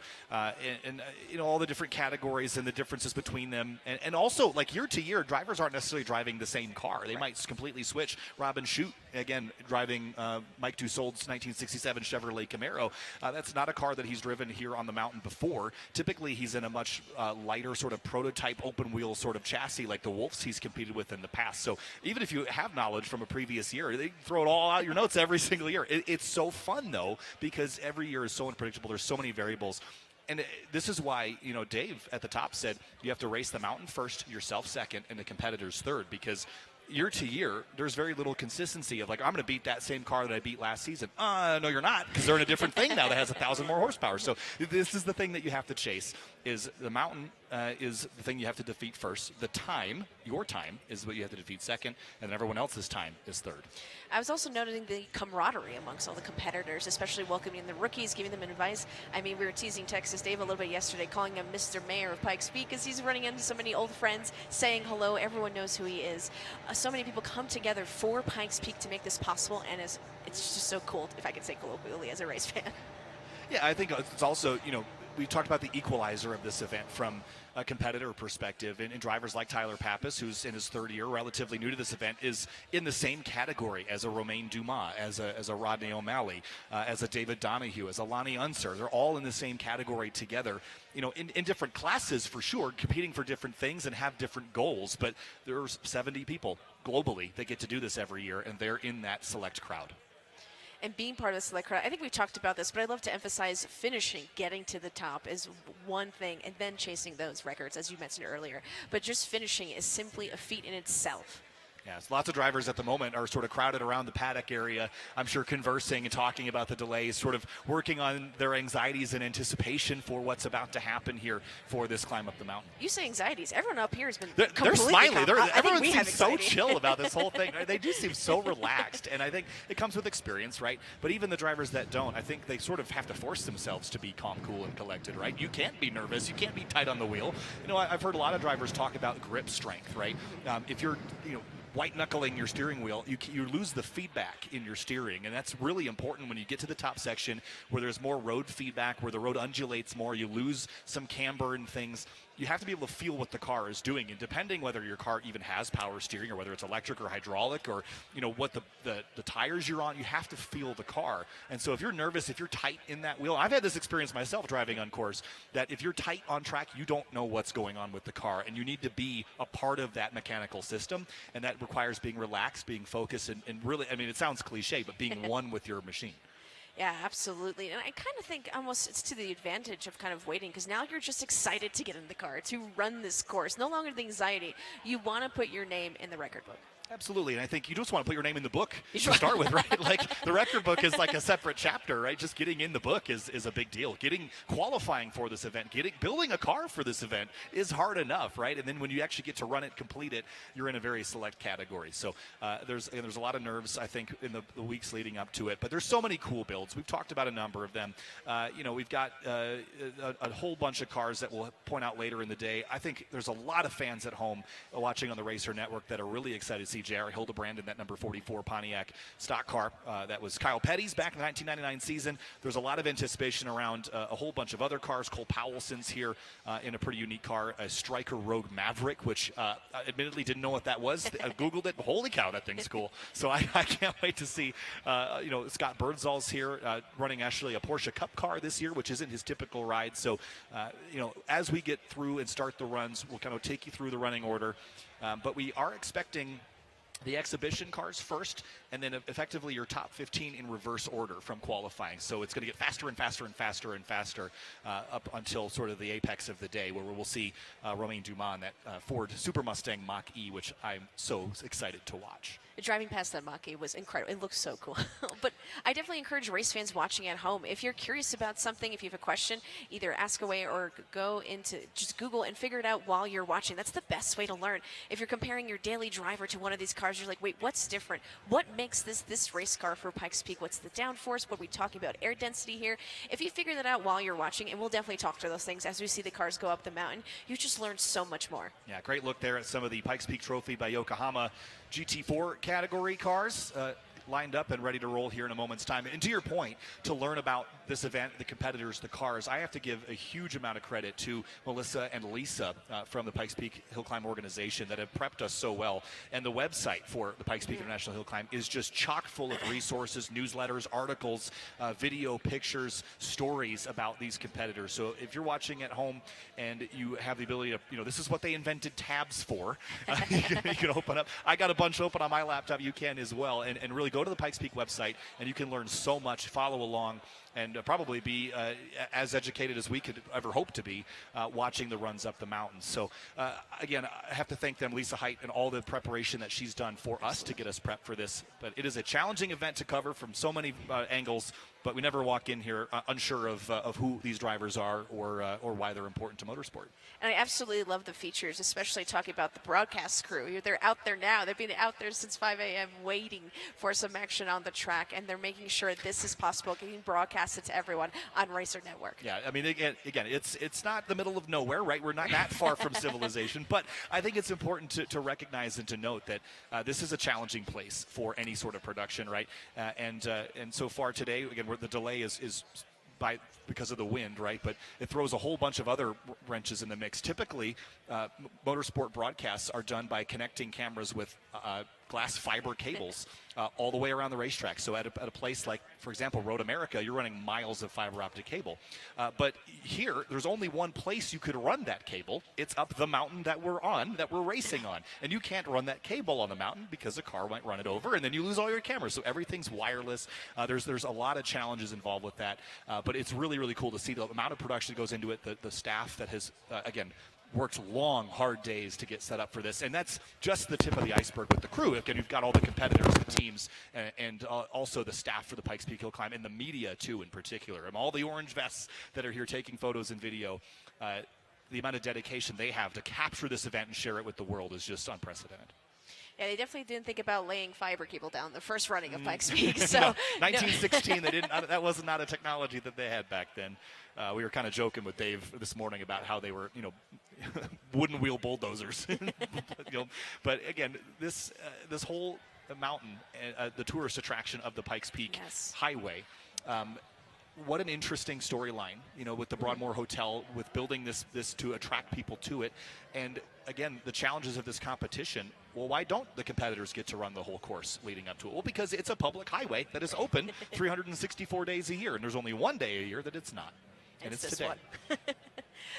Speaking of, there's so many beautiful national parks and monuments along this area that kind of tell you about Pikes Peak and how the rock was formed here about 1 billion years ago, and Pikes Peak formed around 70 billion years ago, if I remember reading that correctly, on the top of the mountain. And to give you kind of more of a realistic time frame, or just to kind of help you out, if it's a calendar year, we would say the 1 billion years ago was in January. Pikes Peak was December 28th, and humans were 30 minutes before midnight. So it's kind of crazy to think how, just time and how we get to race up here. But even to that point, right? I mean, all the millions and millions and millions of years it takes for the mountain to kind of turn into this, what it has. Every year, it changes a little bit, right? And you've got the road undulating. It has to be repaved at the top every couple of years just to keep up with the bumps. Because, we experienced it yesterday driving at 20, 30 miles an hour. The road goes like this into a heavy braking zone. So, every year with the cooling and the freezing and the road shifts. And so, yeah, the mountain looks the same at first glance, but for the drivers, they know it's completely different every year. Yeah, it's not to get philosophical, but it seems like a living and breathing thing that you have to constantly kind of relearn, retweak, and find the limits of what you need to do to get to the top of the mountain and maybe get King of the Mountain. Yeah, certainly. So 70 competitors still waiting for their moment here. 9 o'clock is when we were expecting to go green, but still in a delay. We'll bring you along updated information when we have it on when we're expecting the first runs of the 2025 Broadmoor Pikes Peak International Hill Climb presented by Gran Turismo. Again, Kyle Heyer joined by Ash Vandelay. Ash, let's talk about you for a minute here. Coming from a background of bringing motorsports to the internet. Well, tell me your story. Yeah, so I think during the COVID pandemic, we all kind of felt this way of this. We needed a sense of community. So I started Twitch streaming about Formula One and other motorsports, and then I kind of started growing a community where we talked about racing and learned from each other and shared opinions in a respectful way. They asked me to start talking about NASCAR, IMSA. They taught me about Pikes Peak 4 years ago when I started watching religiously. So again, that community aspect of motorsports is just so important, and it's telling stories about the drivers, what they do to get here, what they do to build these cars. I mean, you mentioned someone being pulled over driving across the country. I mean, Tyler mentioned that he drove to New Jersey with the car, and everything you have to do to work just to get this one shot, and if I may say so, one opportunity to really show what you can do. Tell me how important it is to sort of cast a wide net for motorsport fans, or for fans that are new to motorsport, right? Because it's so easy for those that have been in motorsport for a while to sort of forget that there's a lot of the world that doesn't know about racing or isn't familiar with it. So when they when they come to a motorsport broadcast or an Ash Vandalay Twitch stream, right? How do you cast that wide net to pull them in and make them a motorsport fan? I think the most important thing, it's okay to ask questions, regardless of what they are. What is Pikes Peak? What are we doing here? I mean, it could be as simple as that, but how long is the course? And just asking those questions as you're curious, because that's the best way to learn. And I think it really embrace new motorsport fans, because they're like, okay, it starts clicking after a while, and you start getting it. Yeah, certainly. So really cool to kind of cast that net, and I think it's important to bring people in and make them a fan, especially for events like this that at surface level, they seem very niche, right? But I think all motorsport fans can appreciate the amount of dedication, the building, the engineering, and the competition that comes in an event like this. So I think what you've done for motorsports is very important, and I think that we can't overlook, while there's certainly a lot of people that know everything about every single car, there's also many people watching that have never seen this event before, that are getting their first experience. And we hope to bring you Cars on Course soon to show you really how intense this event really is. Yeah, my family immigrated from Poland, and so in Poland, racing, big deal. Robert Kubica recently, shout out to him.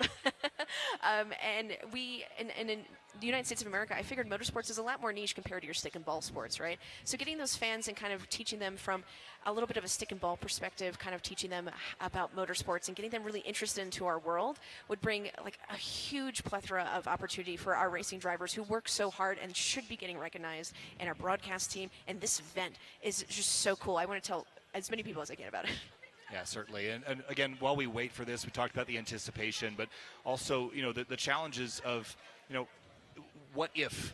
Again, we've seen it in the past couple of years when weather conditions are not permitting, if there's a course change or something like that, then it changes your mindset all over again, right? So I think everyone's kind of waiting in anticipation. All right, now we're at the point where we should have started about an hour and a half ago. What changes, if any, will have to be made? The drivers are thinking about it, right? But it's not worth worrying about until you get to the start line and have to really put on a show. Yeah, absolutely. I think these drivers, every single driver here has talked about it. Trusting yourself, your knowledge, and your course, and your car this is not the time to doubt yourself. This is not the time to be like, oh, what if we just did this? What if I did this on this corner? You know what you know, and you're ready for it, and you wouldn't have been here if that wasn't true.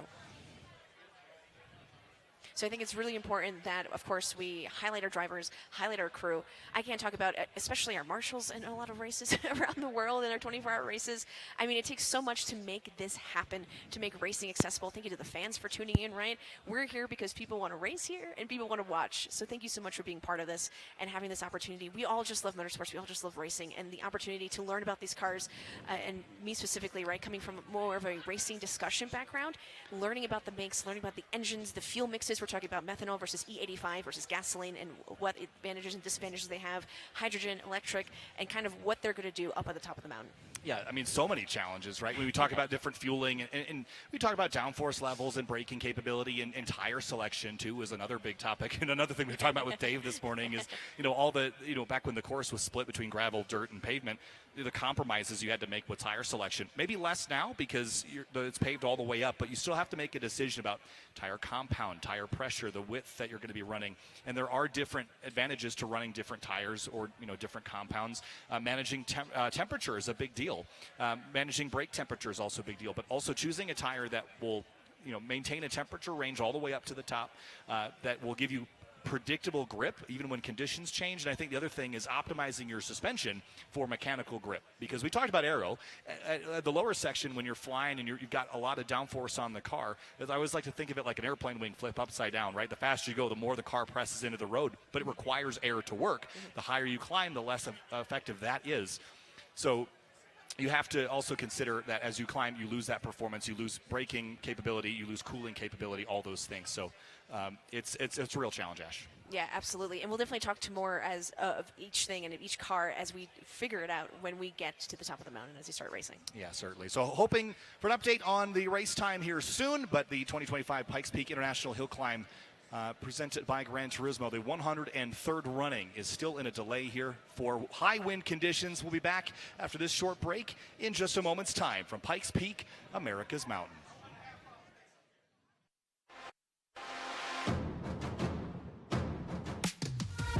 Coverage of the Broadmoor Pikes Peak International Hill Climb presented by Gran Turismo is brought to you by Colorado Springs Sports Corporation, where sport meets community.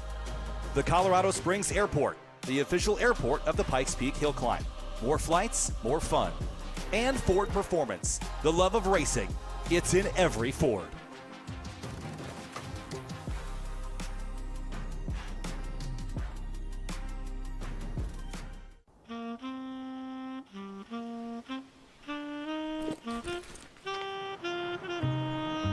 I always believed my greatest gift was my eye.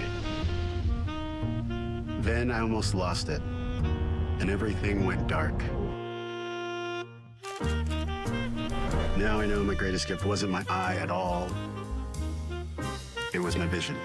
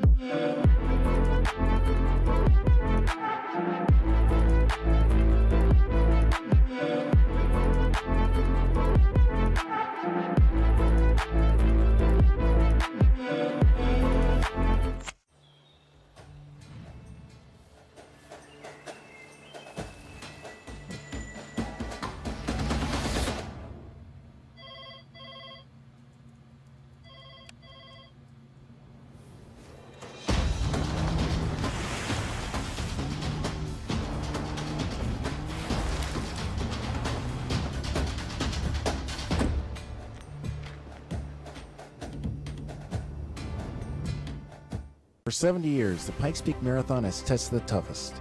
26.2 grueling miles to the summit of Pikes Peak and back down, through the ache, the altitude, and every mile that dares you to turn around. The Pikes Peak ascent isn't just a race, it's a relentless climb into the sky. One step, one breath, one heartbeat at a time. Pikes Peak is known to be the ultimate challenge endurance racing, drawing athletes from around the world. From first-timers to seasoned legends, all who reach the top become part of something bigger. Because when you conquer Pikes Peak, you earn your place in history. Get ready for Colorado's largest sports festival, the Rocky Mountain State Games. With over 12,000 athletes competing in nearly 30 different sports, there's something for everyone. Test your skills in sports like archery, basketball, ultimate frisbee, figure skating, pickleball, soccer, and more. Registration is open now for athletes of all ages and skill levels, with early registration discounts and youth scholarships available. Don't miss your chance to be part of this incredible event. Visit RockyMountainStateGames.org for details and to sign up.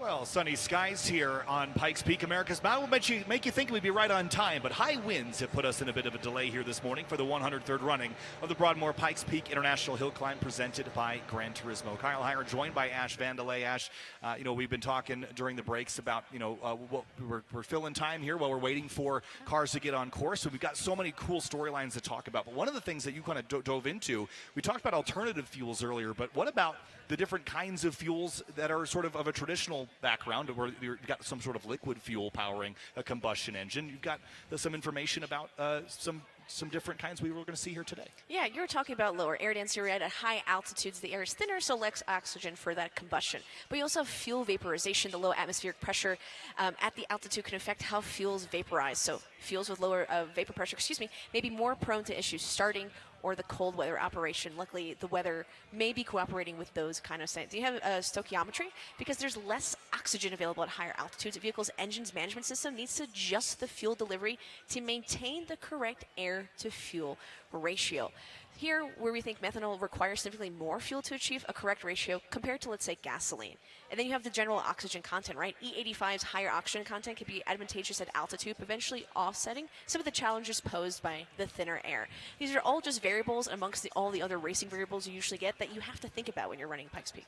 This is such an interesting topic, Ash, because we talk all the time about, how do you get into motorsports? What's the easiest route into to a career in racing, right? Yeah. And the easy thing to bring up is STEM, science, technology, engineering, and math. And, still chemistry in there is part of the science, right? You talked about stoichiometry and the air-fuel ratio. This is a big deal for when you're running 6,000 feet of vertical elevation change. You lose all this oxygen, right? But it's chemistry beyond just the combustion. Let's talk tires and brakes, right? You're managing a lot of chemical reactions when the rubber gets hot and sticky, and you need to pick the right tire compound and the right width to optimize all this. Aerodynamics, you've got a ton of math going on to figure out how effective is my aero at 13,000 feet versus 9,000 feet. These are all things that teams, like we'll use Ford as an example, this is something that they dive very deep into, right? So bringing people into motorsport, like what career do I pick? Any of them. Right? I mean, you can draw a parallel to chemistry, to engineering, whether it's mechanical or fluid dynamics or electrical or computer engineering with all the ECUs and electronic engine controls. If you want to get into motorsports, if you want to get into a career in racing, there's really so many different pathways in. And you ask anyone here in this paddock, how did you get into motorsport? Almost all of them will tell you something different. I really love to double click into that if you don't mind. I know it's a little bit off topic, but if you really think about it, you mean everything, right? So STEM, right? And of course, you can be a race engineer, mechanical, etc. You can be a race car driver. You could be a crew chief. We know those because we kind of see them on television a little bit. But we also have, you can become a doctor. We have Dr. Julia Visor, right? IndyCar medical director. We need lawyers. We need IT people in racing. So if that's something you're interested in, racing has that for you. And I think it's so, so cool. Yeah, so much that goes into, of course, getting set up for the Pikes Peak Hill Climb and motorsport in general. And gathering here on the Optima stage with all the drivers and competitors awaiting information in regards to this event. So we'll hang tight here for just a moment.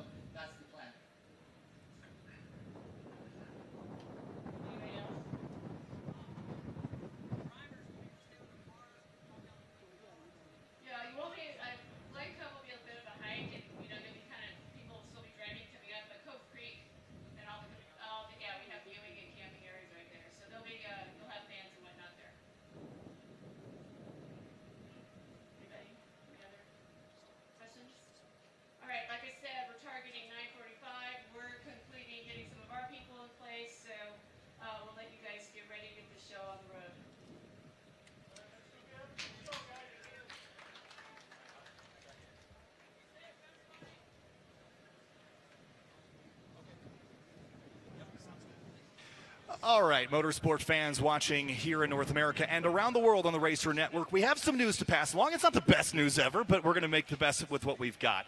There's been a decision made because of very high winds up at the top half of the course and some debris that has come onto the course, including some large rocks and things that have made the top part not safe to continue up there. So what we're going to do instead is we're going to run the course up to Glen Cove, which is about the end of the Section 2 marker. So this is going to be a shortened course here in 2025. We're not going to run all the way to the summit of the Pikes Peak International Hill Climb. It will be to Glen Cove. The tentative green flag start time will now be a 9:45 local time, which is just about 28 minutes from now. So we talked about the mountain deciding. It has made a decision that today the top half of the course was not going to be suitable for competition. And Ash, this was a decision made. They don't make these decisions lightly, but it's made in an abundance of caution, also considering safety for personnel, for the competitors, and all those other considerations. To have boulders, tree branches, windows blown out. That's what we're talking about up there with those very, very high winds. So because of that, Glen Cove is our finish line today and for this year. But Ash, this is going to change the dynamic now, right? It's going to be a shorter course. You can push maybe a little harder because you don't have to go all the way to the top. So now you have to recalculate your run up the mountain. Yeah, so Glen Cove is 11,440 feet. We're kind of used to that 14,000, but now we're going down to 11.4. That's mile marker 13 for those of you who might be familiar with Pikes Peak. So as you mentioned, the competitors are going to be a little bit or a lot more familiar with this because you mentioned they haven't strung the entire course together in the past couple of days. So, but these two kind of used for qualifying, practice, they kind of know it a lot better. Yeah, certainly, and I think this is going to maybe help some of the rookies, right? Because I think you leave a little more margin at the top section than you might on the bottom because there's just so much less room for error. But I don't know that this is what anyone wants necessarily, but this is an abundance of caution, a safety measure here, and this is not unprecedented. I think the 2021 was the last course shortened year. So again, this happens from time to time. It's unfortunate because otherwise it's a gorgeous day here. It's blue skies, it's warm, it's really nice. But again, it's the winds and the gusts that are a little bit too much for safe running up there. The other thing to consider is you've got very lightweight cars that have a lot of surface area for their aerodynamics, and they just they don't turn into kites, but like they get blown around a lot. It makes things pretty unpredictable. So the other thing is like, well, there was a conversation around couldn't you run some of the course until you decide that it's not good, or maybe you could clean it up later. But you want to give everyone the same playing field, the same course to compete on. We don't want to play in two different baseball stadiums today. We want to play in the same one. So that's the plan here today. We're excited to get runs started here in just under a half hour. And we're told also that the gaps between cars are going to be basically what they were planned to be. So we should have 2 to 3 cars on course at a time, like is typical. If they decide that they can tighten things up a little bit, we might see some more with a shorter interval between cars. But again, recalculate, recalibrate, and get set for a short run up the mountain today. When you said 2 different baseball stadiums, as a Yankees fan, I felt that because that seems to be a point of contention. But you really hit the nail on the head. It's really about safety. And I think that's all what we ever want as motorsport fans. We obviously want to see the cars go fast. We want to see cool stuff. But safety is the utmost importance of not only of the driver, the cars, but of our crew, our cameramen, our marshals, everyone who's up there making this possible. We want to make sure everyone's okay. So the other thing to consider is now we're shifting away from looking at records for the full course, so now shifting more towards those interclass battles. I think we talk about how you're typically racing the mountain first, then yourself second, and then your competitors third. But because we're the whole mountain is really what everyone sort of plans and plots, and those are the records you really want to push for, right? So with those off the table, then you look at all right, your own personal records. Okay, we're going to break that into a couple sections, but now it's like all right, I want to be a class champion this year. So now you're going to shift your focus maybe away from the course record and maybe more towards those interclass fights, which makes exhibition and Pikes Peak GT4 Trophy by Yokohama, the first 2 categories that are up, really fun because the qualifying for those classes was pretty tight. So it should be a good, fun watch.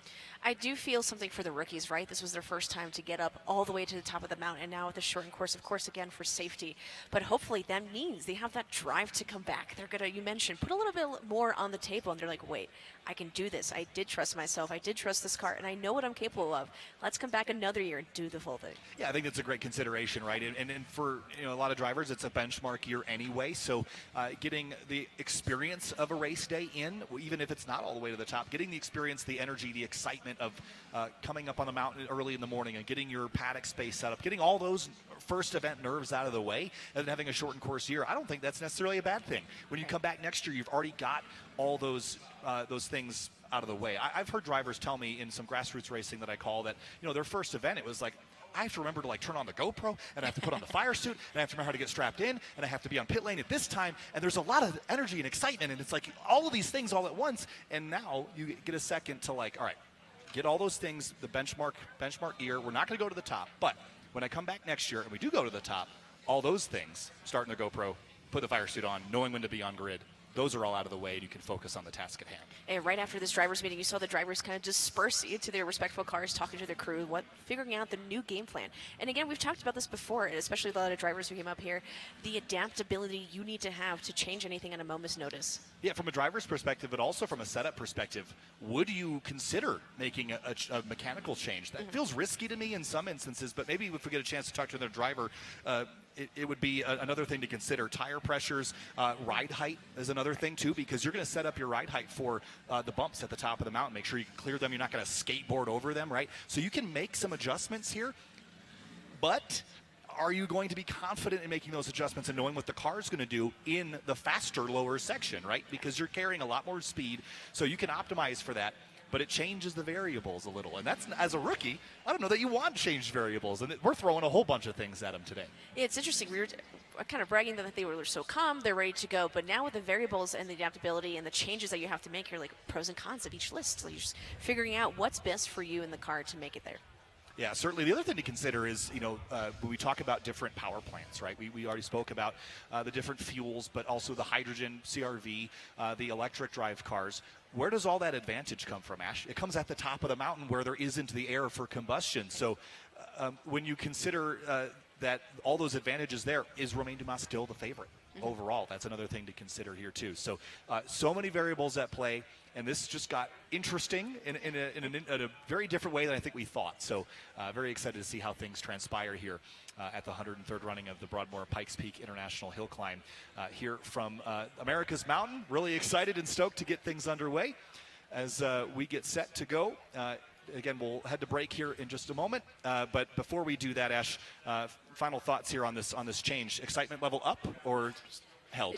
Definitely up. That's still possible. The race fans that come out here at 1 a.m. are still able to see these cars go up the mountain. Yeah, so really excited to see what is going to happen here with a shortened course for the 2025 Pikes Peak Hill Climb. And fans, course side, you see them moving around. They're going to try to find a new spot, a new vantage point for this running of the 2025 Broadmoor Pikes Peak International Hill Climb, presented by Gran Turismo. We're going to head to break. We'll be back with more coverage in just a moment's time.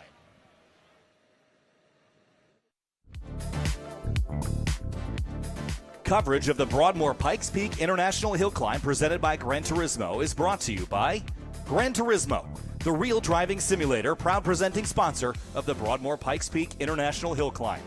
Pikes Peak Region Attractions, more than just a mountain. And the Broadmoor. Discover unparalleled luxury and service at the Broadmoor.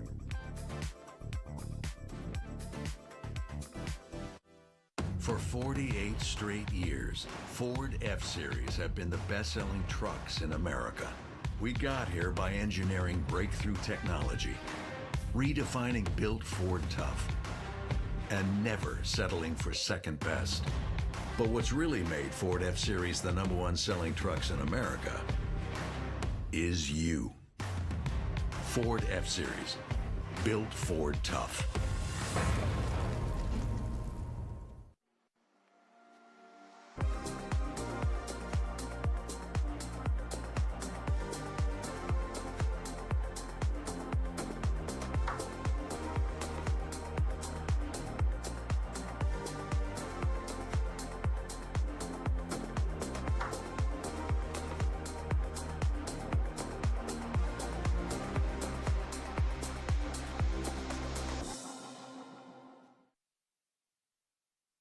Folks, there's only one place to be this July 8th through the 12th, and that's beautiful Colorado Springs, Colorado, home of the NFR Open at the Pikes Peak or Bust Rodeo. That's where the top professional cowboys and cowgirls from all across the U.S., Canada, and Mexico will be competing for over $1 million in payouts. Get your tickets now at pikespeakerbust.org, the official site of the NFR Open. That's July 8th through the 12th in Colorado Springs, Colorado. See you there.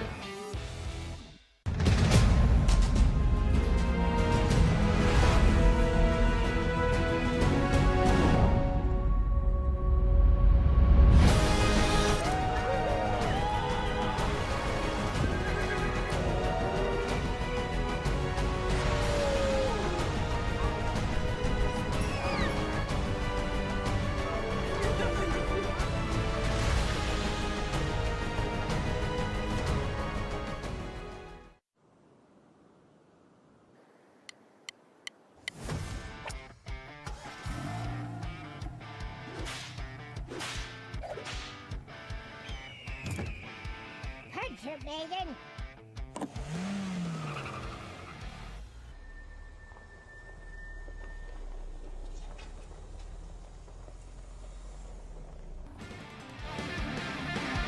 Oh, wow, here we go.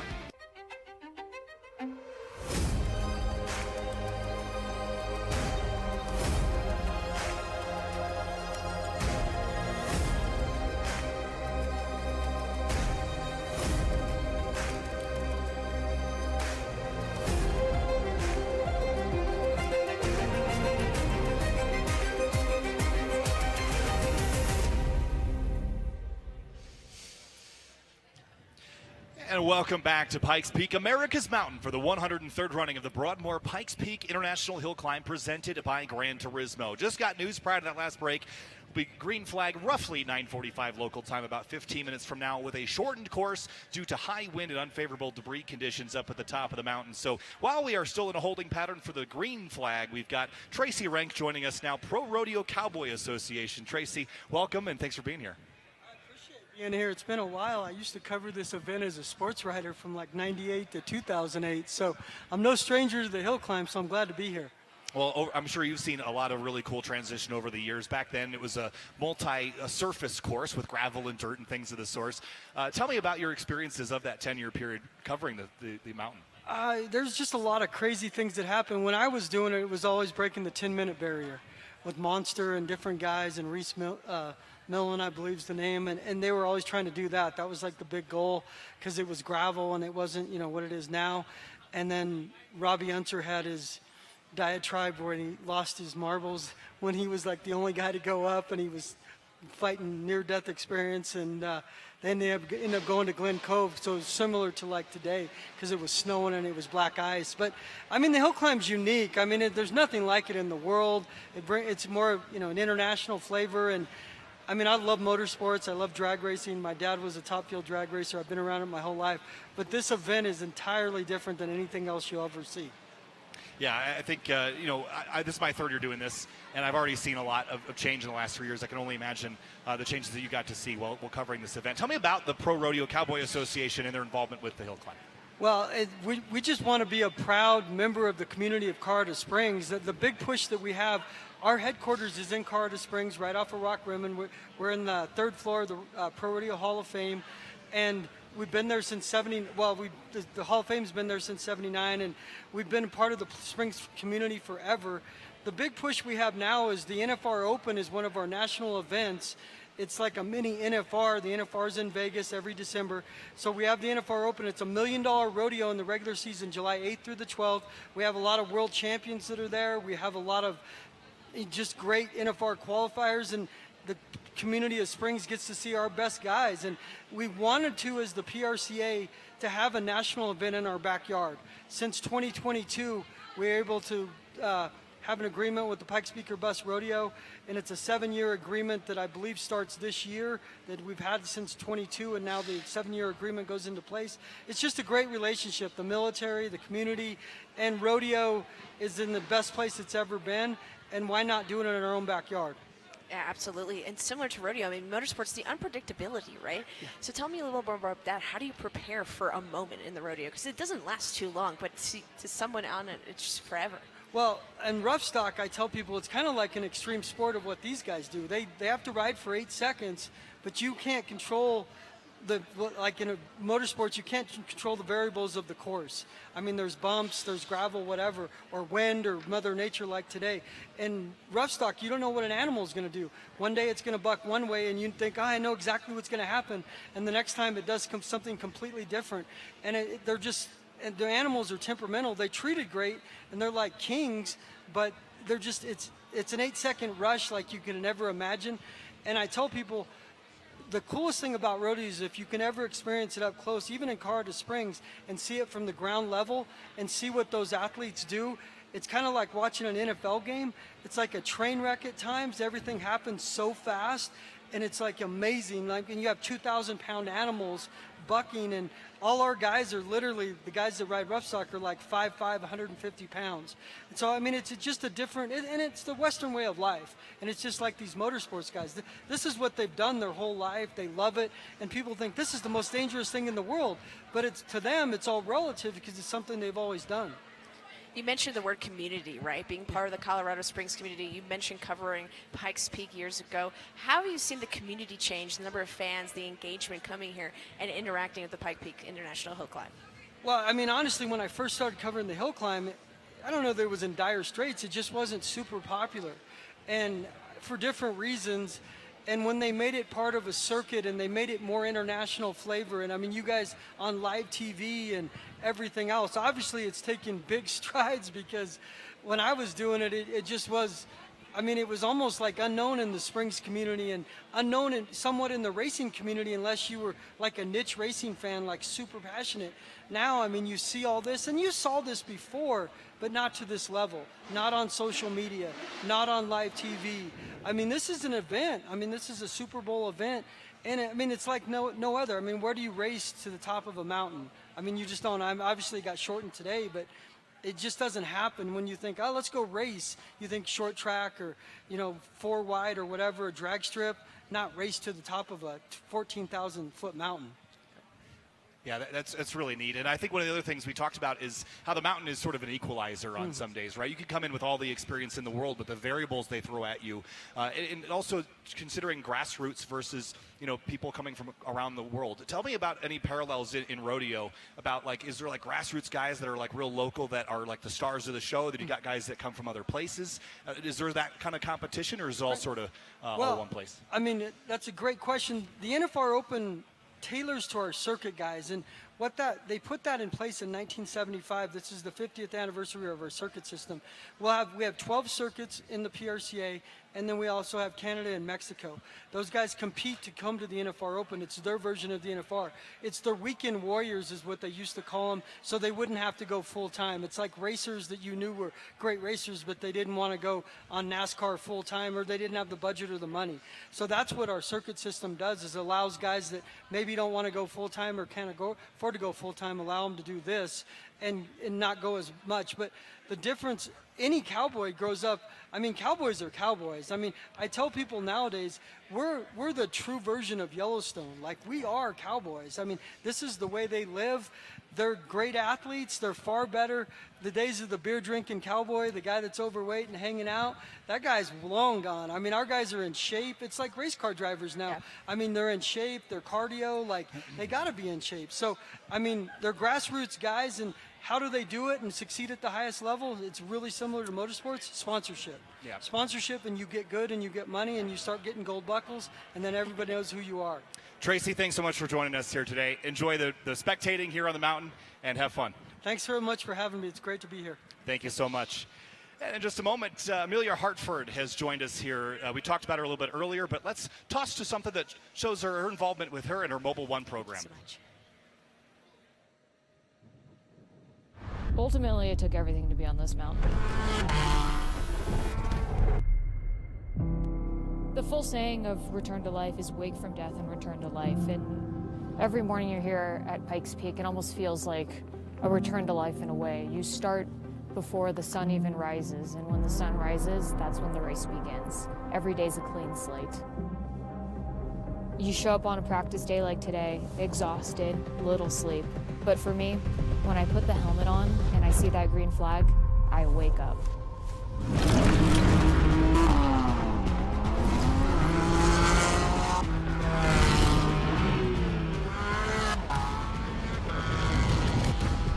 I have unbelievable moments every time I drive this mountain. Driving the middle section today is so beautiful when the sun rises. It almost doesn't feel real. After years of being a fan and being able to race up this hill climb with Mobile One is an incredible experience. I might toss you briefly. Oh, 30. And welcome back to the 103rd running of the Broadmoor Pikes Peak International Hill Climb presented by Gran Turismo. We are just a few minutes away from green flag here potentially. We've had some slowdowns here for wind at the top of the mountain with a shortened course. But before we get to there, we'll step away for another quick break before things kick off on the mountain from Broadmoor Pikes Peak International Hill Climb. Coverage of the Broadmoor Pikes Peak International Hill Climb presented by Gran Turismo is brought to you by Gran Turismo, the real driving simulator, proud presenting sponsor of the Broadmoor Pikes Peak International Hill Climb. Pikes Peak Region Attractions, more than just a mountain. And the Broadmoor, discover unparalleled luxury and service at the Broadmoor. Brings home the gold. That raises the bar. That defies gravity. It's a gateway to the thrill of victory and the agony of defeat, bringing history, innovation, and inspiration to life. Visit the U.S. Olympic and Paralympic Museum in downtown Colorado Springs and experience the museum that moves you.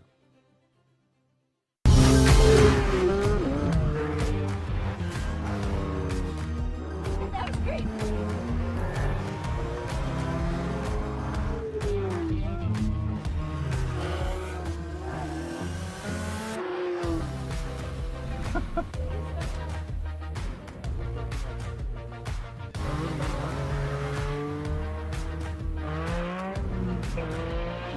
That's awesome.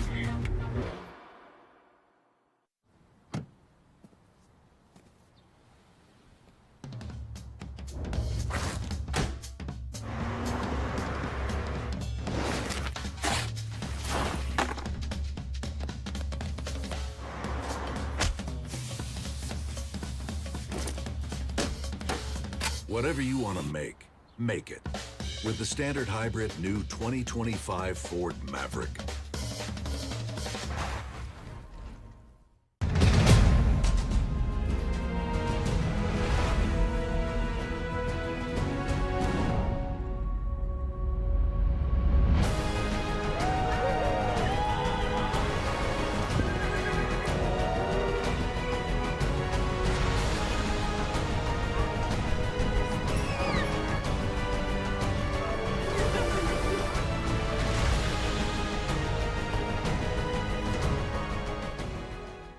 Folks, there's only one place to be this July 8th through the 12th, and that's beautiful Colorado Springs, Colorado, home of the NFR Open at the Pikes Peak Bust Rodeo. That's where the top professional cowboys and cowgirls from all across the U.S., Canada, and Mexico will be competing for over $1 million in payouts. Get your tickets now at pikespeakerbus.org, the official site of the NFR Open. That's July 8th through the 12th in Colorado Springs, Colorado. See you there. It is a beautiful sunny Sunday on Pikes Peak, America's mountain. It's just a little windy up at the top, so we've been in a delay trying to see if conditions would improve, but there was too much debris on course. We have shortened the course for 2025, and we're just a few minutes away from kicking things off with our green flag for the 2025 103rd running of the Broadmoor Pikes Peak International Hill Climb presented by Gran Turismo. Kyle Heyer joined by Ash Vandelay. Ash, it's been an interesting morning. We've gotten to chat with some interesting characters. Helicopters in the air. This event continues to spool up. It's like a turbocharger. It's just, we're getting into boost right about now as we kick things off. Look at that view with the skids underneath the helicopter. That's cool. At the top of the Pikes Peak, the view is absolutely gorgeous. I mean, climbing a 14er is, oh, I guess I drove it. I can't say I climbed it. Though we did see some incredible groups of cyclists, and I can't even imagine. Again, I've never really been a cyclist, but I was just watching those people, just the thighs on those people, just the powerful legs that they were using to get up the mountain. Pretty impressive to watch. We drove up there in a car. On the way back down, yeah, you mentioned my brake tempo was a little hot. I didn't know if my car had actual gears, so I wasn't using low gear, but learned that lesson the hard way. But again, the challenges have come at us here this morning. Again, we were scheduled to start about 2 hours ago, but again, shortened course here. That means the runs will be a little quicker, so we should kind of make our way back on schedule as the day goes on. But again, first up is going to be our exhibition category. We've got a handful of cars in that class. It'll be kicked off by Dai Yoshihara in the Honda CR-V FCV, which is a hydrogen fuel cell vehicle, the first of its kind to ascend Pikes Peak. So that'll be fun to watch. Fred Veach in a 1972 Porsche ST. That thing is very period in how it appears. It's a gorgeous car. And then Rob Walker in a 2024 Hyundai Ioniq 5N, which we saw go up last year. Really unique car. We'll talk more about that when that run happens. But exhibition is a class that just is demonstrating the technology of the future, or I suppose in Fred Veach's case, the past. Yeah, and again, I love that they chose Pikes Peak to exhibit, if I may use the word in the definition, their incredible technologies, which we'll get to as they start running up the course. Yeah, certainly. Exhibition will be followed by the Pikes Peak GT4 Trophy by Yokohama cars. There's a handful of those in two subcategories. One is the naturally aspirated subcategory. One is the turbocharged subcategory. Why? They're the same kind of car, but turbochargers will make more pressure at or make more power at altitude than an NA car, so they've split those categories. The lone car in the turbocharged category is the Aston Martin Vantage AMR GT4, although there is a Ford Mustang and a handful of Porsches that make up the NA category. Then we'll be followed by our top 15 in reverse order, all the way up to our top qualifier, Romain Dumas. But as we mentioned right before the break, with this shortened course, the altitude, the difference between a naturally or a combustion engine and an electric powertrain won't be as significant. So maybe this flips the favor into or more towards combustion engines, perhaps, where that advantage isn't as big for the EV cars. And if I may, for any new folks to Pikes Peak, would you mind telling us the difference between a naturally aspirated engine and a turbocharger? Of course. So basically, a naturally aspirated engine is sort of the old-fashioned way of doing things, right? The engine has an air intake. It's going to pull some air in. It's going to mix it with fuel. It's going to light that mixture on fire, effectively make a little explosion. That drives your piston, runs the car. But you're limited basically by how much air you have. A turbocharger effectively takes exhaust gases to spin a turbine to basically force more air into the engine. And that means at altitude, when you can force more air into the engine that you don't have because the air is thinner, it means you can make more power than you otherwise could. So effectively, you're using your exhaust to spool a turbine to jam more air back into your engine. More air, more fuel, more power. But with that turbine and the turbocharger, it is working harder and more RPMs at that air density being lower on the top. So that does take into account you might overheat, you might not be able to cool down as quickly. You're doing extra work to get the same amount of effort you would at sea level. And it adds mechanical complexity too. Yep. Now, in a car like a GT4, they're very well sorted, but I think that's something to consider as well. Here's a look at our 2025 Pikes Peak official pace car provided by Acura. That is an Acura Integra Type S. It's an HRC car. You see the logos there on the grille. It's a really neat car. We saw a handful of those actually coming down the mountain the other day as well. But this car will be driven by Rusty Smith on the way up to our shortened course duration. Yeah, Rusty Smith being the U.S. Olympic bronze medalist speed skater. He's made Team USA 3 times, competing in short track at the Olympic Winter Games in 1998, 2002, and 2006. On the podium, he captured a 500-meter bronze medal in 2002 and a relay bronze medal alongside his teammates in 2006. He does share a really big passion for performance Honda and Acura vehicles. He owns several enthusiast models, from each brand. Yeah, really neat, and he'll be the first one to see the mountain today, at least first of, not a competitor, but first of the non-safety vehicles to head up. I suppose a pace car is a safety vehicle of sorts, but you got more. Oh my gosh, I just saw this, he owns a rare first-generation Acura NSX-T finished in spa yellow with vivid yellow interior, which is so cool. That is cool. I always loved, and this is just a thing, manufacturers on occasion will make a paint color that is named after a racetrack or some kind of thing like Sebring orange or what have you, or spa yellow in this case, but I always loved that, drawing a parallel to the consumer cars to the racetrack and vice versa. But we're going to see Rusty take this pace car up the mountain. Once that car completes the run, we'll get into our we've got a little bit of a parade going on there with some military vehicles, and then it'll be the exhibition category machines. Dai Yoshihara with the Honda CR-V hydrogen power plant vehicle being the first to go. Of course, as I mentioned real quick, Ash, if for any reason any car has an issue or a stoppage, any cars behind that will get an opportunity to rerun. But again, clock's ticking on the day here. So we get this day and this day only to make this happen. And Smith's stint in the Integra Type S HRC prototype follows Honda's announcement as a founding partner of the LA28 Olympic and Paralympic Games. Honda will also serve as official automotive partner of Team USA, serving the United States Olympic and Paralympic teams during the LA28 Games and upcoming Olympic and Paralympic Winter Games Milano Cortina 2026. That's great. Look at those vehicles making their way up the mountain. That's not, I mean, we should really have a category. Start putting transponders on those and see what they're capable of. I think that'd be a lot of fun. But it means a lot to get this challenge going. It really is cool. I think, I mean, they match. Are they the same? I think they are. Yeah, but mine's cooler, so it's fine. Yours is newer, that's for sure. But no, I think it's really cool of them to give these to us. And like I said, my challenge was to bring it back. And after a whole bunch of events across the country, this has been to most of the racetracks in the U.S. in the last year. So really, really cool. Again, appreciate the 10 Special Forces group and the guests we had on both last year and this. CW5 Jerry Brown joined us this morning. If you missed that interview, you can check it out a little bit later. But really, really neat. Absolutely appreciate it. I think the fans are excited the race is starting. They can tell, and just the applause that the military is getting as they climb up the mountain, setting the pace and getting started for the green flag. But yeah, everyone's excited. We've been waiting. We've been here for a couple hours.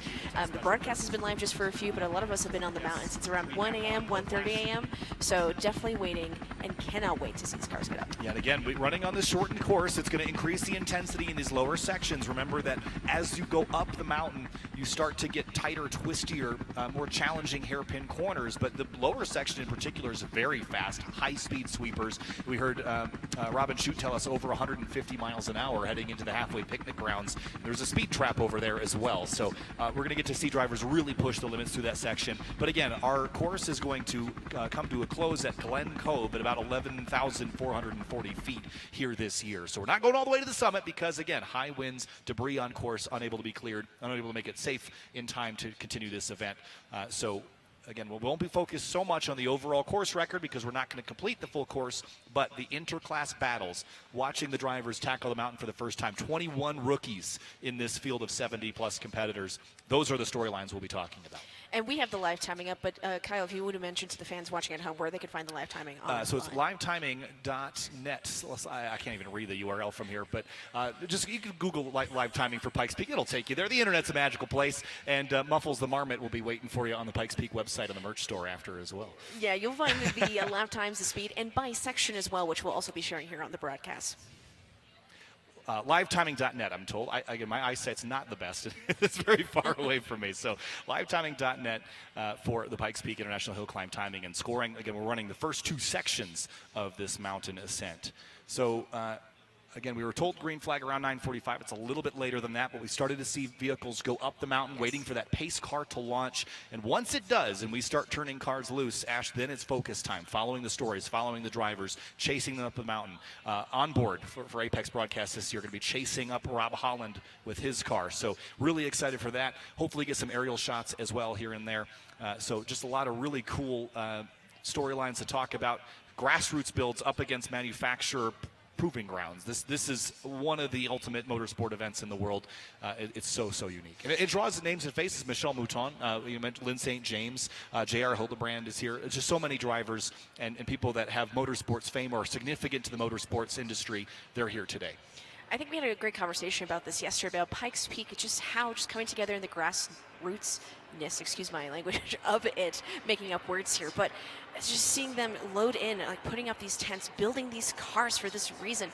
The passion that we see in these interviews about their knowledge, their need to keep competing, keep being the best is something that I absolutely love about racing. Well, and we heard a bunch of drivers tell us, like we asked, why do you come here? Why do this event? It's because they get to go up against the best in the world. They get to go up against factory programs from Ford or Honda or Acura or whoever it may be, with a Subaru or a Corvette or a Mustang that they built in their own garage. There's not very many places in the motorsports world where you can pit those two things against each other, but in a way that's healthy competition because you've got your different subcategories and things. But at the end of the day, when everyone reaches the finish line, they've all completed the mission.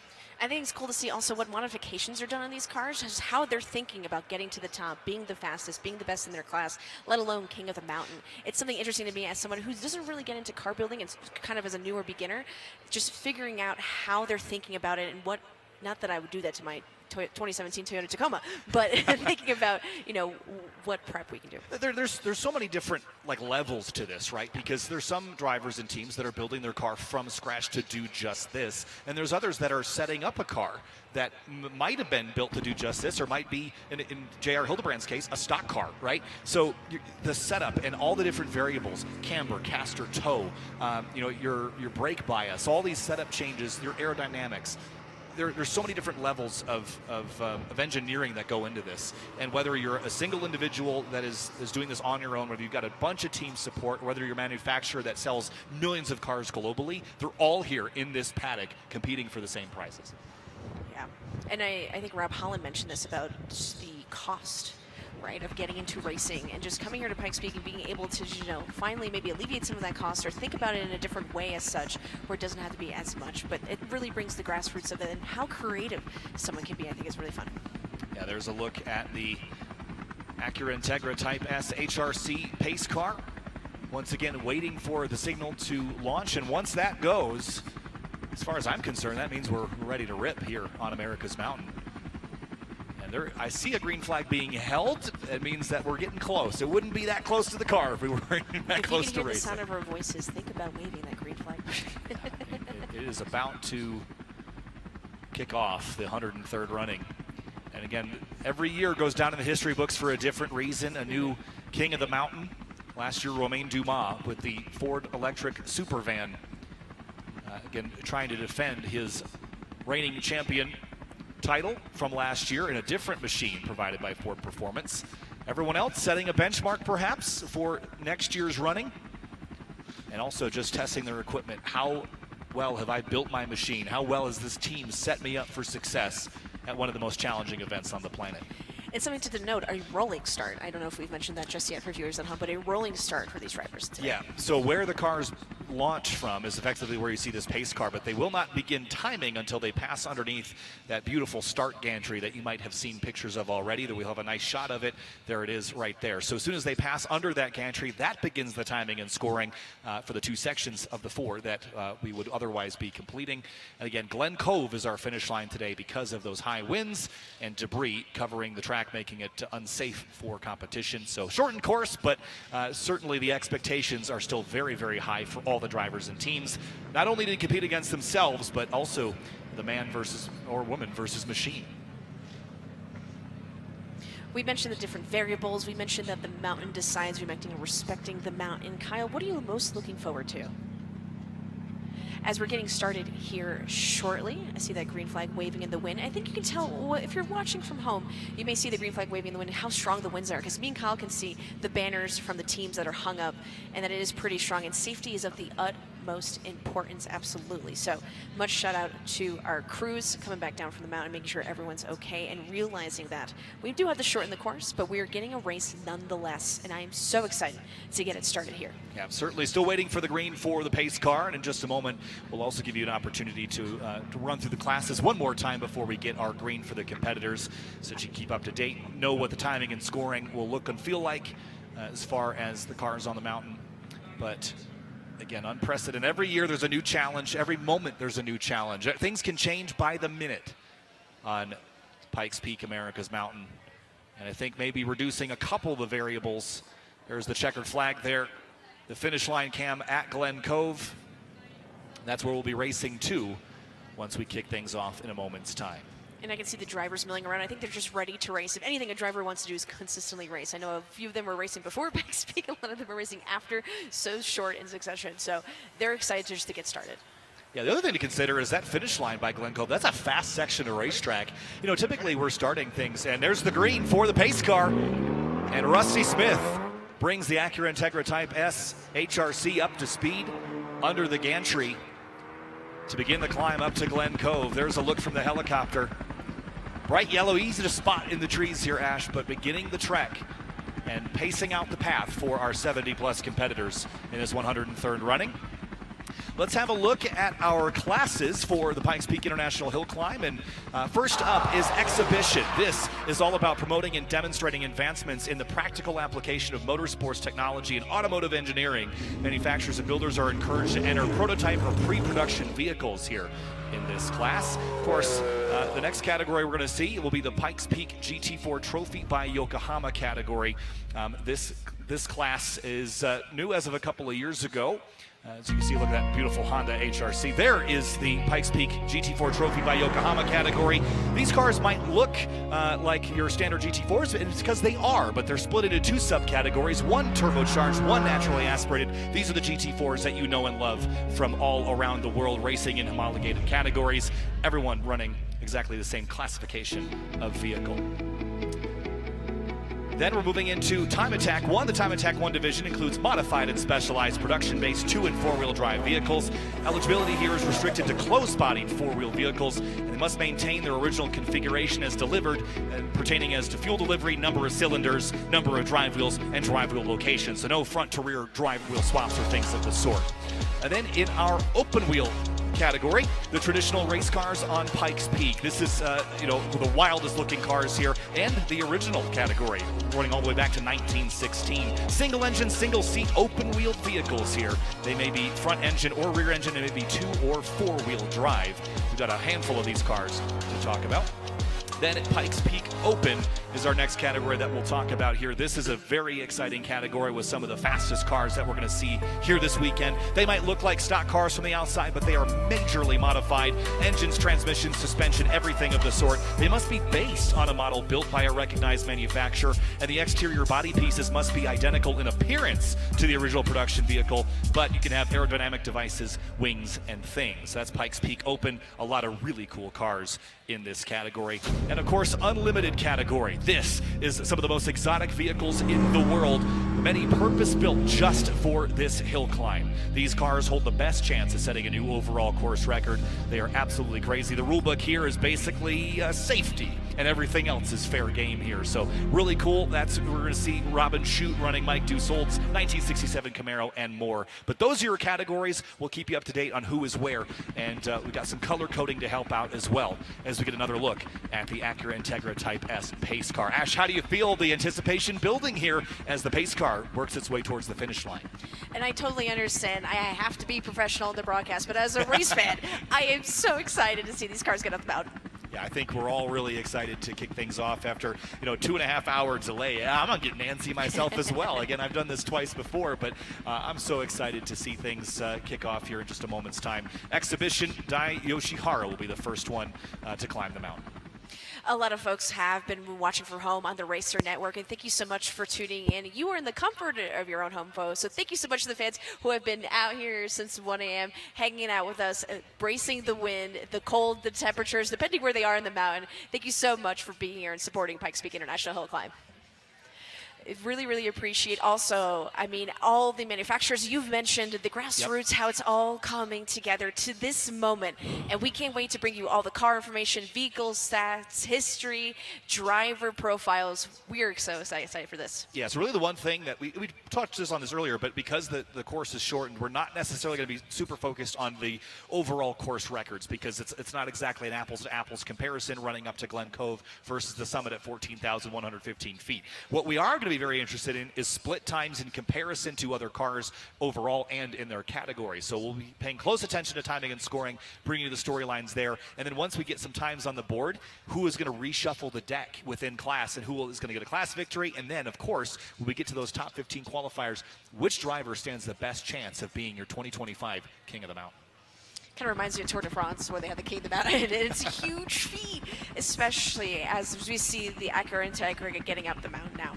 Yeah, again, most of this course, because of the shortened duration of it, is below the tree line here, so things certainly change around quite a bit as far as your visibility. As you go up, you start to lose a little bit of your reference points and things of the sort, but climbing up here, the higher you get, you're going to lose a little bit of power, but the finish line is now only about 2,100 feet above where we start, so we're not going to see as extreme of a difference in the power levels between cars here, but you can see some wide runoffs available in places. This was a corner that Texas Dave told us all about when you widen up on corner entry, it's very deceiving on exit because the road narrows up in a hurry, and it's very easy to push yourself off course there. Yeah, you mentioned Glen Cove. That's 11,440 feet. That's mile marker 13 for those familiar with Pikes Peak, or if you're looking at the track map, you can see it right there. Yeah, so again, the first real challenge corner that we'll talk about once we see these runs will be Engineers Corner. That's just after the 9-mile marker. It's a real tight hairpin, and one of the reasons why it's deceiving is there's a corner very similar to it just prior to it. It's a little bit wider on exit. So when we were riding up with Dave, he was telling us all about how if you're not already mentally in the game, it's very easy to get those two corners confused and drive into Engineers way too fast. So to consider that, then we'll head up to the halfway picnic rounds. That'll be our first timing and scoring sector mark, and we're going to get a nice idea of how fast these cars are ripping through that very straight section. And again, we've got Gaylor Straits, Brown Bush Corner, Big Spring, Heitman's Hill, and more on the way up to Gillies Corner, Ski, and Glen Cove. So that's all things to consider here with this Acura Integra Type S continuing to climb up the mountain. I mean, Texas Dave said it the best. You really want to make sure you are lining up corner by corner and executing them near perfectly to get the lap times that you need to become king of the mountain. Any slight mistake, we've heard Rob Holland talk about it. We've heard so many drivers talk about that it is such a small margin of error. So in just a moment, we'll have another interview here before we turn the green flag loose. And we've got someone from Colorado Springs Airport. Would you like to introduce yourself? Welcome to the stage. Thank you. I'm Aiden with the Colorado Springs Airport. It's great to be here today supporting the International Hill Climb. And we are partners of the Hill Climb, so we are the official airport as well as the starting line sponsor. Oh, that's very important for a race, as we all know. But tell us more about Colorado Springs Airport and the community aspect, as we talked about to the Rodeo Association, how much Colorado Springs means to them. Absolutely. Like we are part of the community, and that's why when we're out at these events, it's so important to be a part of it, as we are where we want you to start and end all of your journeys and your trips. And we are not successful without events like this and all of the people coming to these events and being able to really just be part of this community. So it's pretty amazing. Yeah, I mean, I know Kyle flew into Colorado Springs Airport, so. I did not, but I was told to, because every to. time I fly into Denver, I'm like, why did I do Colorado Springs Airport? But I'm curious about the uptick for an event like this, where there's people coming from all over the country, coming from all over the world. What's the uptick like in energy at the airport with this event in town? The energy is amazing, and actually when you're going through the airport right now, you will see we have our windows that are filled with the Pikes Peak International Hill Climb memorabilia that is in our exhibit cases, and then we just have a lot of great energy and different faces around the airport, and you just know that there's so much going on. So we have the Hill Climb this weekend, we have Senior Open next weekend, and just so much is happening, and we're really like the hub of all of that. Sponsors are so important. We're on the Optima Battery stage. You are sponsoring the start line. Thank you so much for making this possible. Thank you. And it's been a great partnership to be the official airport for the last 3 years running, and we hope to continue that partnership for many years to come. Thank you so much, Thank you Aiden. so Appreciate much. your time. Enjoy the race, enjoy the day. It's beautiful out here in Colorado Springs here this weekend. Thank you. All right, I hear some sirens. That means that we're about to go green, and we have our first competitor headed up the mountain, Dai Yoshihara, in the 2025 Honda CR-V FCV, the first hydrogen-powered vehicle to ever take on the Pikes Peak International Hill Climb under the start gantry and running hard into sector number 1. And heading towards Crystal Work Road, the 8-mile pit road coming up in a few corners time. This is the fastest section of the racetrack here. Ash, this car is a little heavy. It's 5,500 pounds, I believe. It's a little on the heavy side, but what it has in weight, it makes up for performance with that electric propulsion.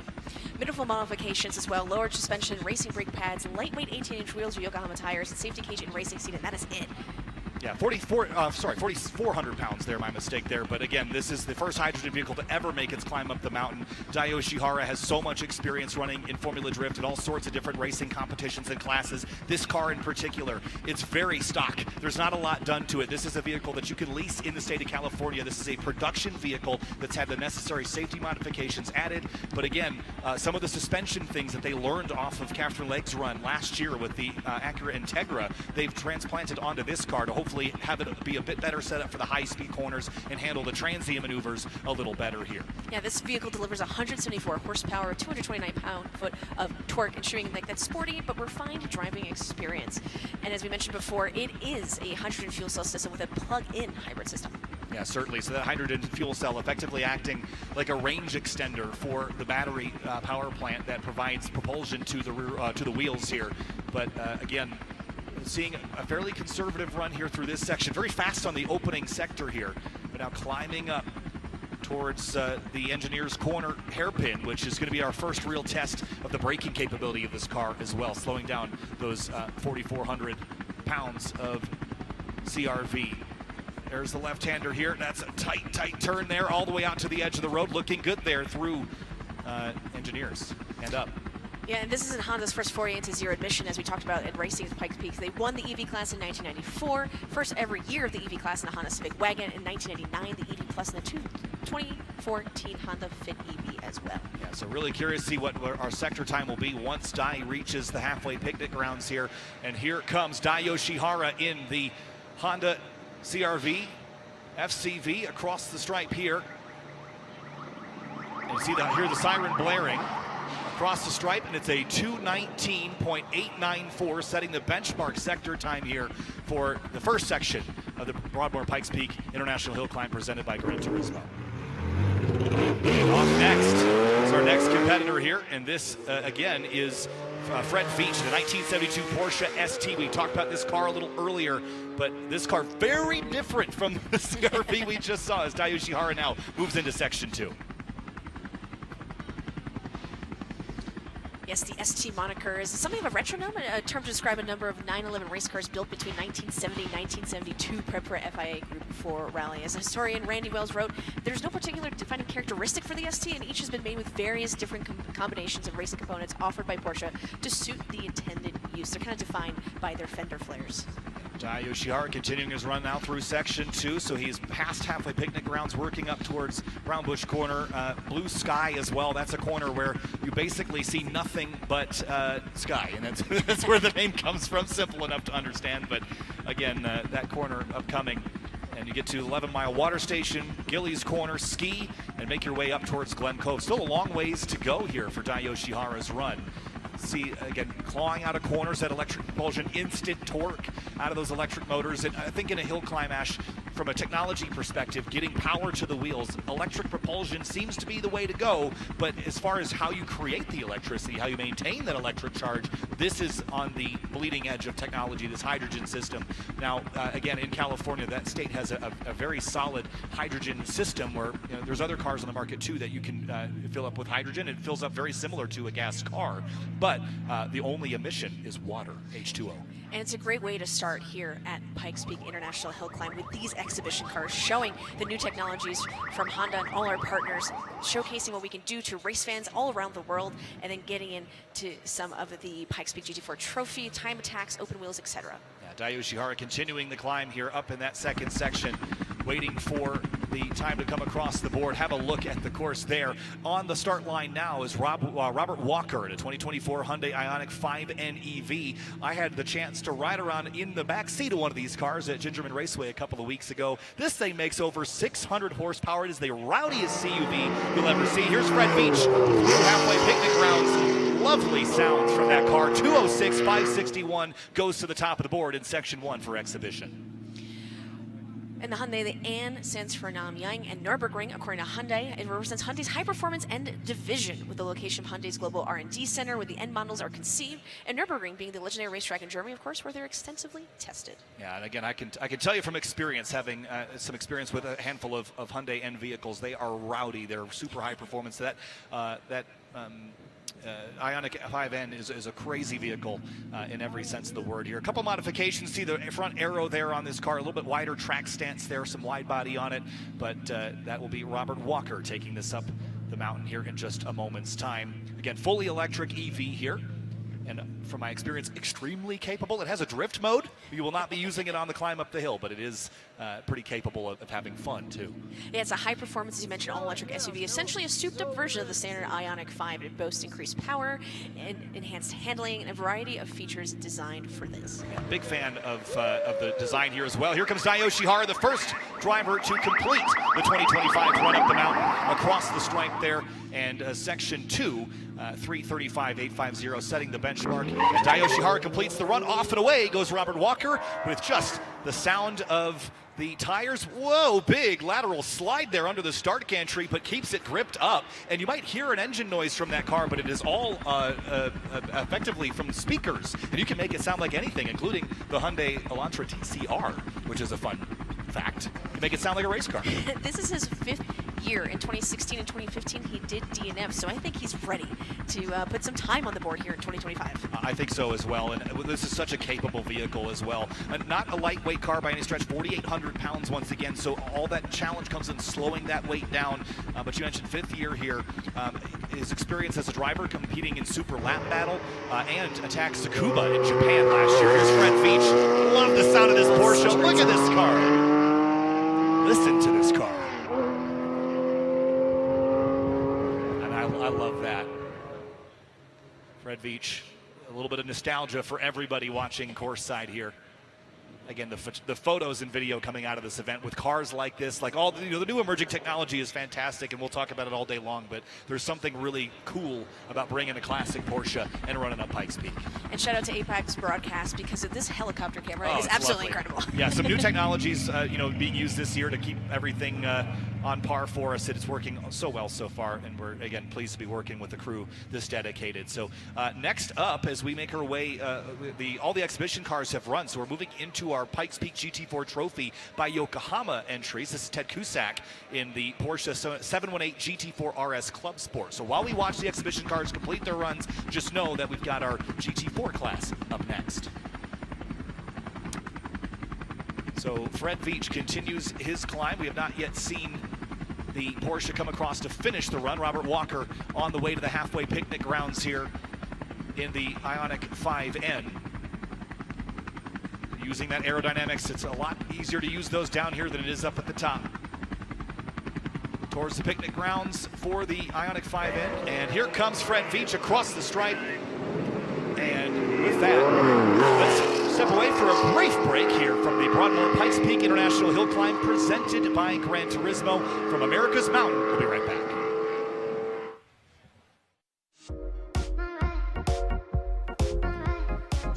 Coverage of the Broadmoor Pikes Peak International Hill Climb presented by Gran Turismo is brought to you by Toyo Tires, the U.S. Olympic Paralympic Museum. Experience the museum that moves you. And visit COS.com. Discover Colorado Springs outdoor adventures and affordable family fun.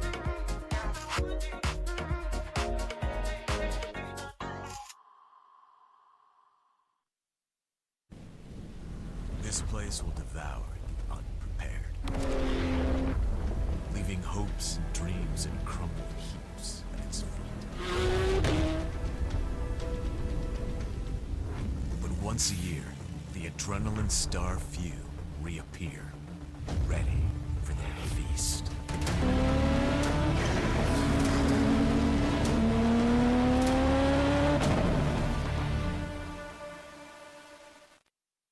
In Colorado Springs, we shoot for the moon. We train the defenders of air and space. We secure American freedom. We compete on the world stage. We launch balloons, rockets, careers. We conquer America's mountain and spend time in a garden fit for the gods. We power the future and protect the past. There is greatness within each of us and all around us. We are Colorado Springs, Olympic City, USA.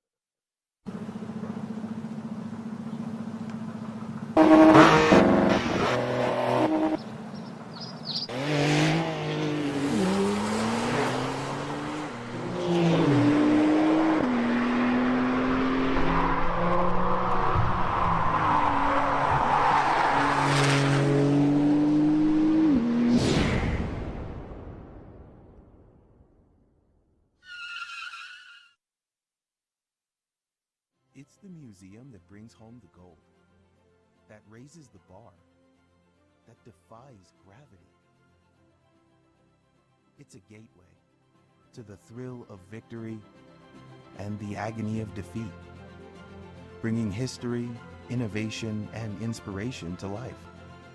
Visit the U.S. Olympic and Paralympic Museum in downtown Colorado Springs and experience the museum that moves you.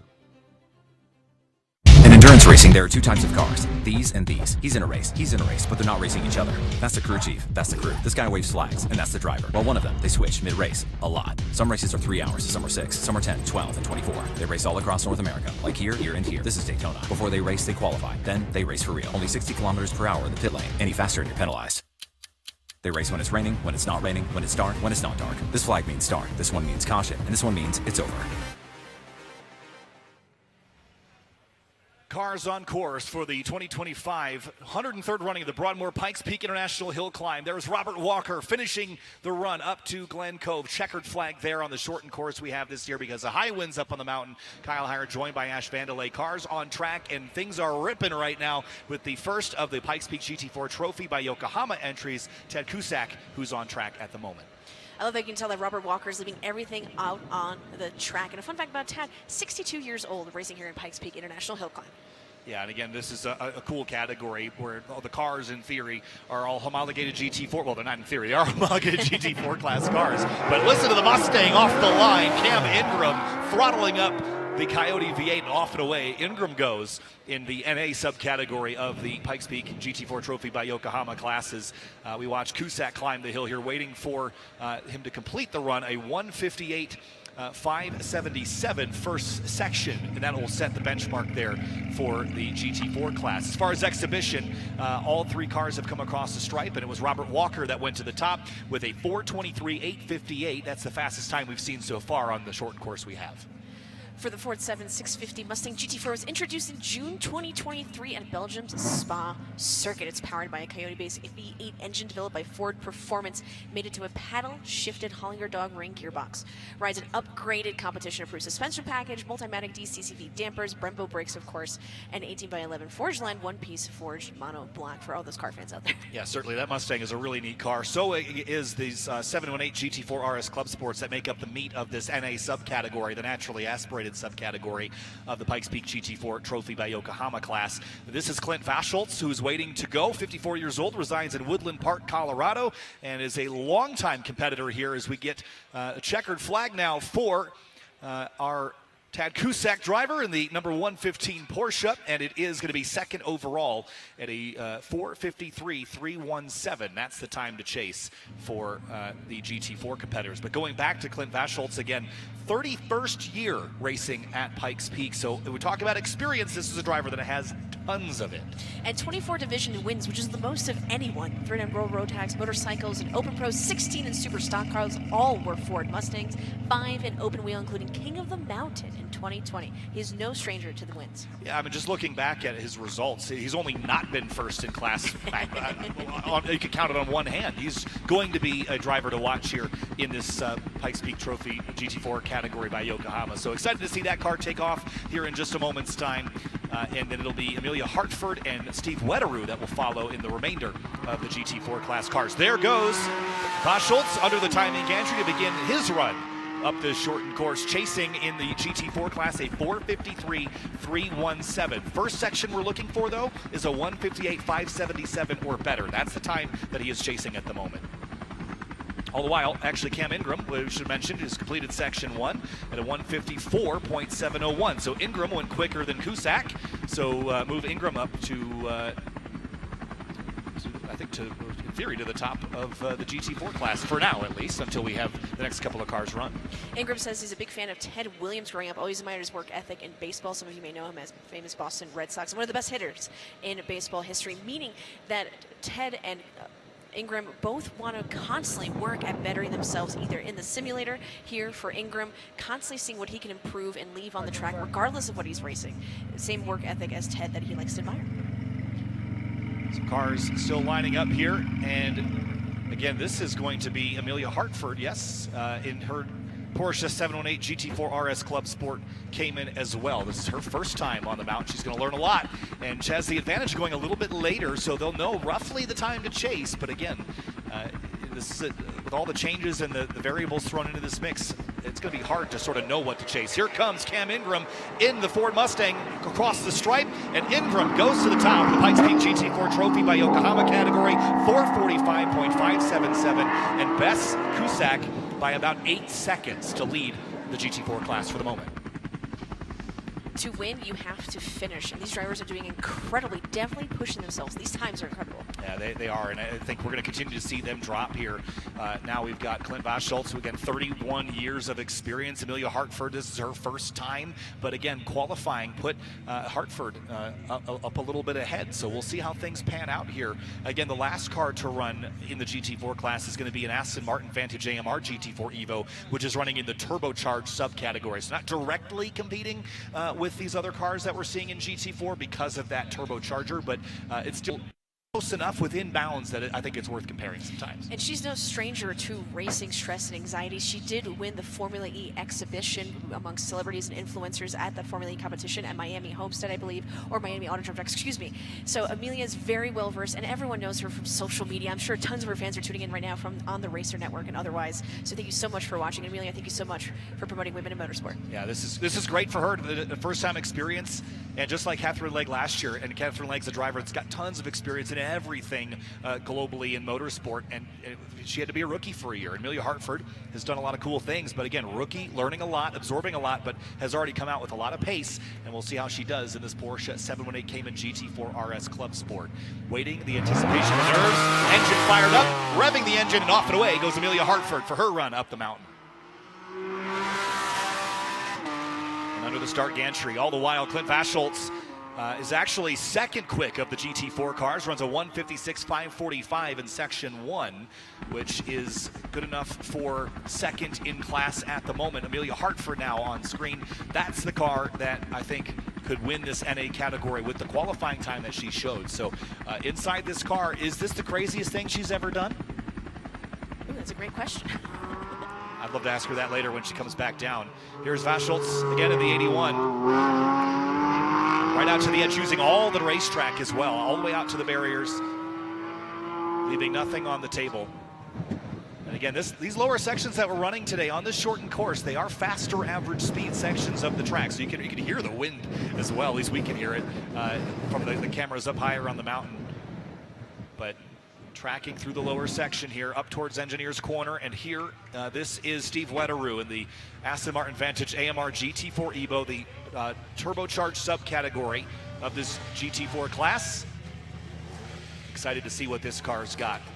Again, on a racetrack at sea level, all these cars would compete together. Balance of performance is typical across the world where these cars run, where each car keeps its unique characteristics, whether it's front engine or rear engine or mid-engine, but they're all balanced together with power, weight, and some engine variables as well. But on the mountain, it's very challenging to balance a turbocharged car with an NA car in a class that is designed to be all sort of run together. So Clint Vaschultz continues his climb. We'll update you in a moment. Section 2 is about a minute longer than Section 1, so he's not quite there yet. Amelia Hartford continues her climb up through Section 1.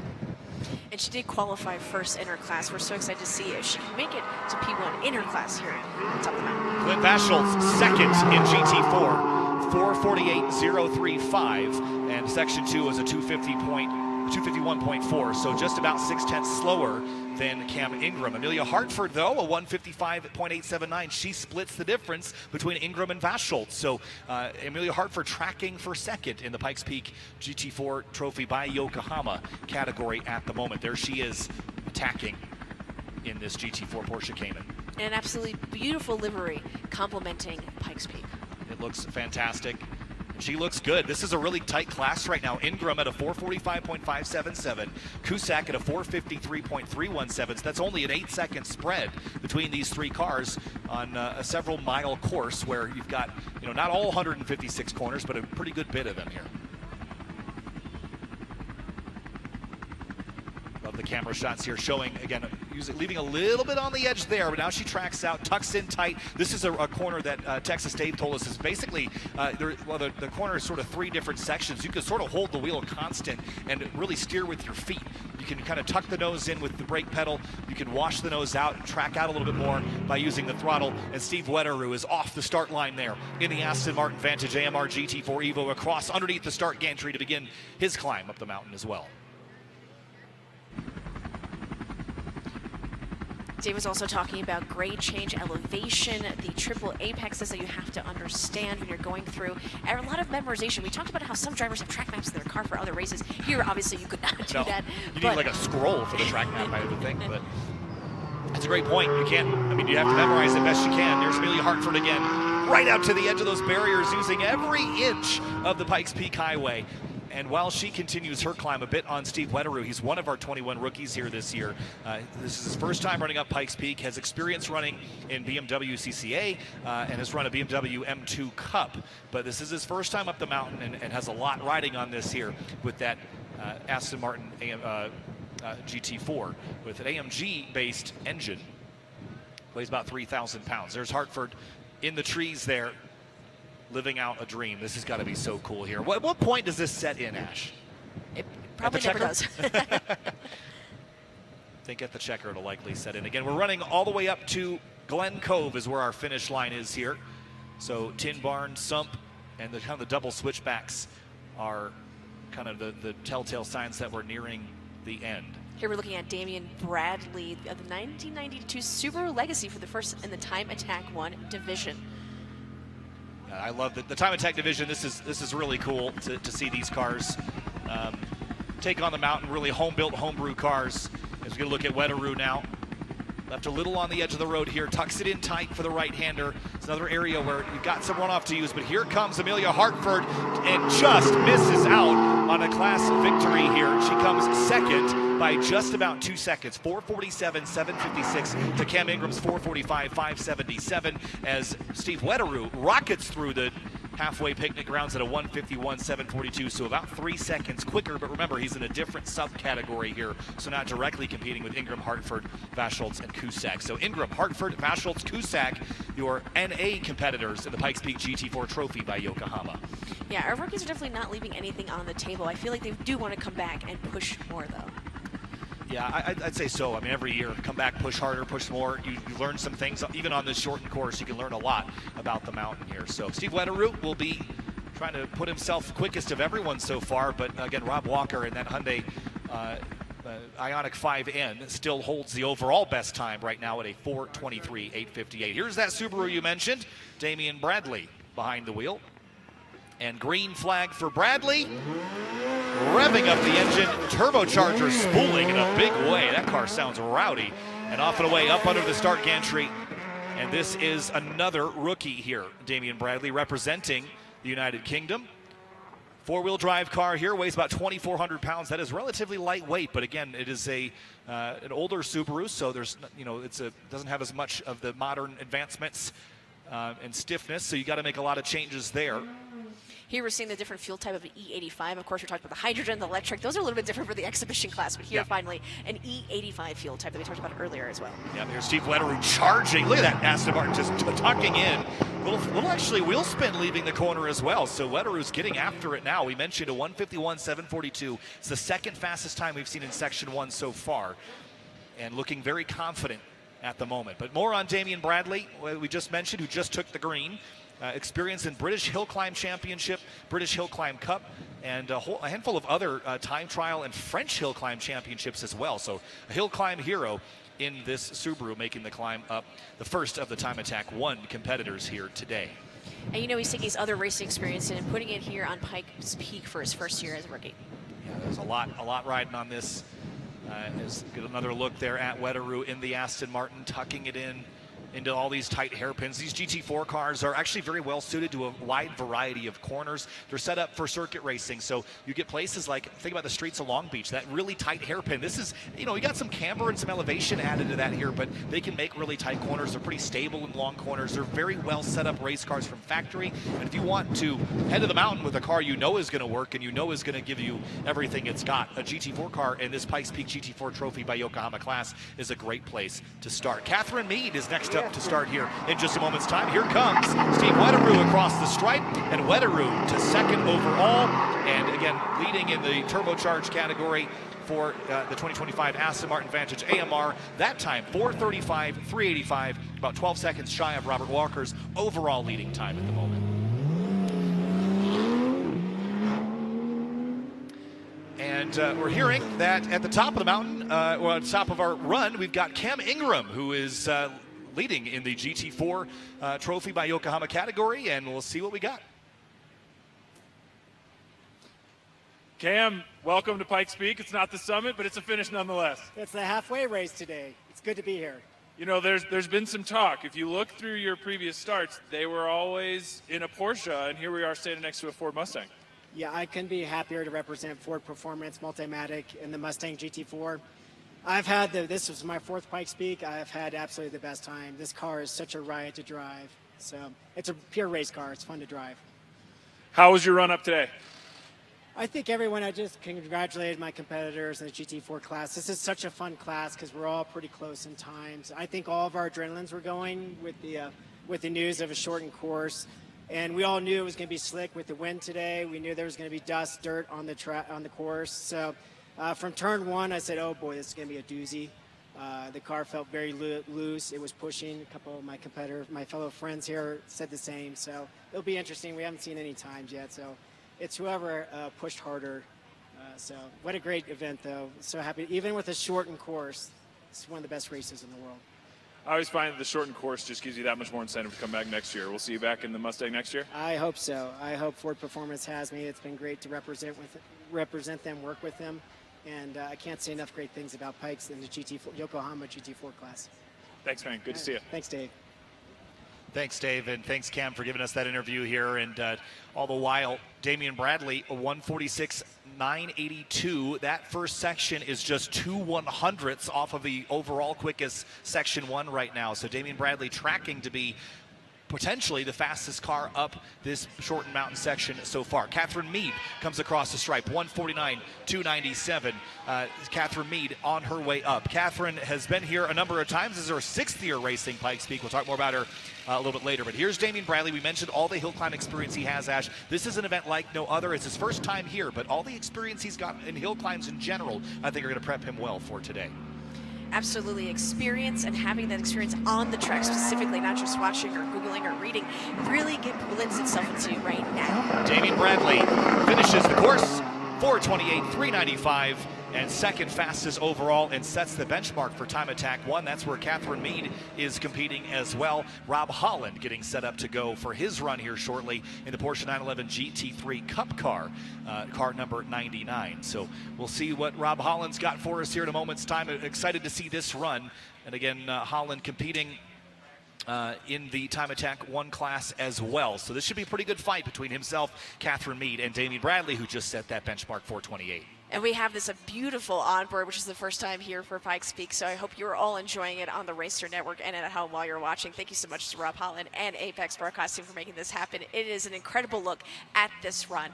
Yeah, this is a huge challenge, and Apex Broadcast has done a number of experiments in the past year or so to get this all to come together, and really excited. I don't think this has ever been done, a full live shot of an uphill climb at Pikes Peak Hill Climb, so really excited for that. Catherine Mead, we mentioned, a 149.297. She continues her climb towards Gillies Corner, Ski, and up to Glen Cove. Here she comes in her number 50 Porsche, getting her 6th year of competition. And we have her signature on the WIMNA helmet down here as well, with all the women that are here running. And here's Rob Holland taking the green flag in the 103rd running of the Broadmoor Pikes Peak International Hill Climb, presented by Gran Turismo, under the start gantry, and immediately up to speed, near triple digits, blasting through the gearbox and heading up towards Crystal Work Road. And look at the speed here climbing. And Rob Holland's got some experience here, Ash, but again, leaning on that and knowledge of the road, knowledge of his car, knowledge of the Porsche machinery he's driven in SRO and other places around the globe. Rob Holland finished second in the Pikes Peak GT4 Trophy by Yokohama, so he's hungry for that duel. Yeah, certainly is. This first section super fast. See the curbing there on the left. You can't touch that. It's not like racetrack curbing. It is sharp, it is harsh, but you got a little bit of camber in the road here. It's a rhythmic section at high speed, down a gear, leading on some aero here. Tucking in the back and forth, heading up towards 8 Mile Pit Road, and then Horseshoe. And once we get to Engineers Corner, that's sort of the real first big challenge that he'll face on his way to the timing line. All the way, Catherine Mead, she has completed her run. She goes second in Time Attack 1, about 2 seconds behind Damian Bradley. And here's a look at that across the stripe here for Mead. It is a 4:30.237. She goes third overall, second in class with a 4:30.237. Back to Rob Holland now in the Porsche, chasing this up the hill. This is so cool to have it on board live in real time as he ascends America's Mountain.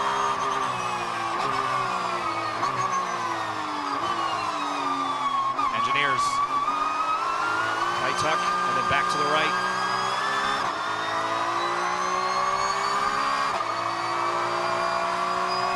And soon we'll be approaching halfway picnic grounds. This is one of the fastest areas on the course.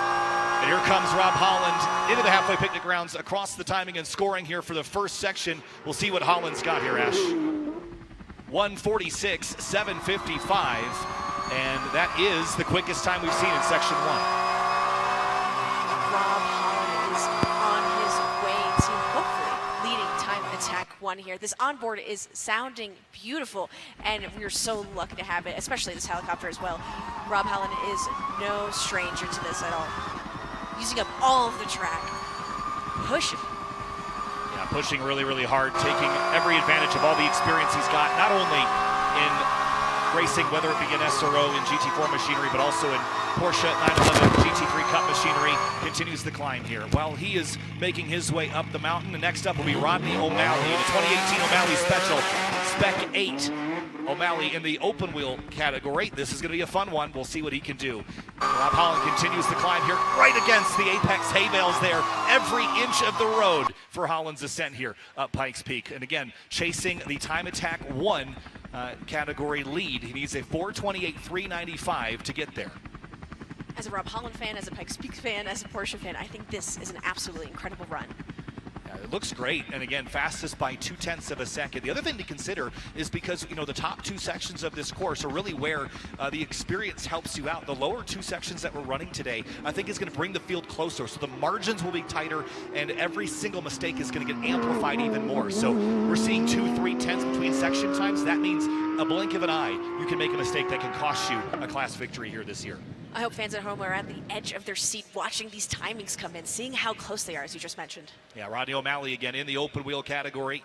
Talk more about him in a moment here as we continue to follow Rob Holland up the mountain here in section number 2, making his way past Blue Sky, past Gillies Corner, and then heading up towards Glen Cove. That's where that second timing loop is. That's where we're racing to today because of high winds up on the top of the mountain, pushing some debris and other unfavorable things on course.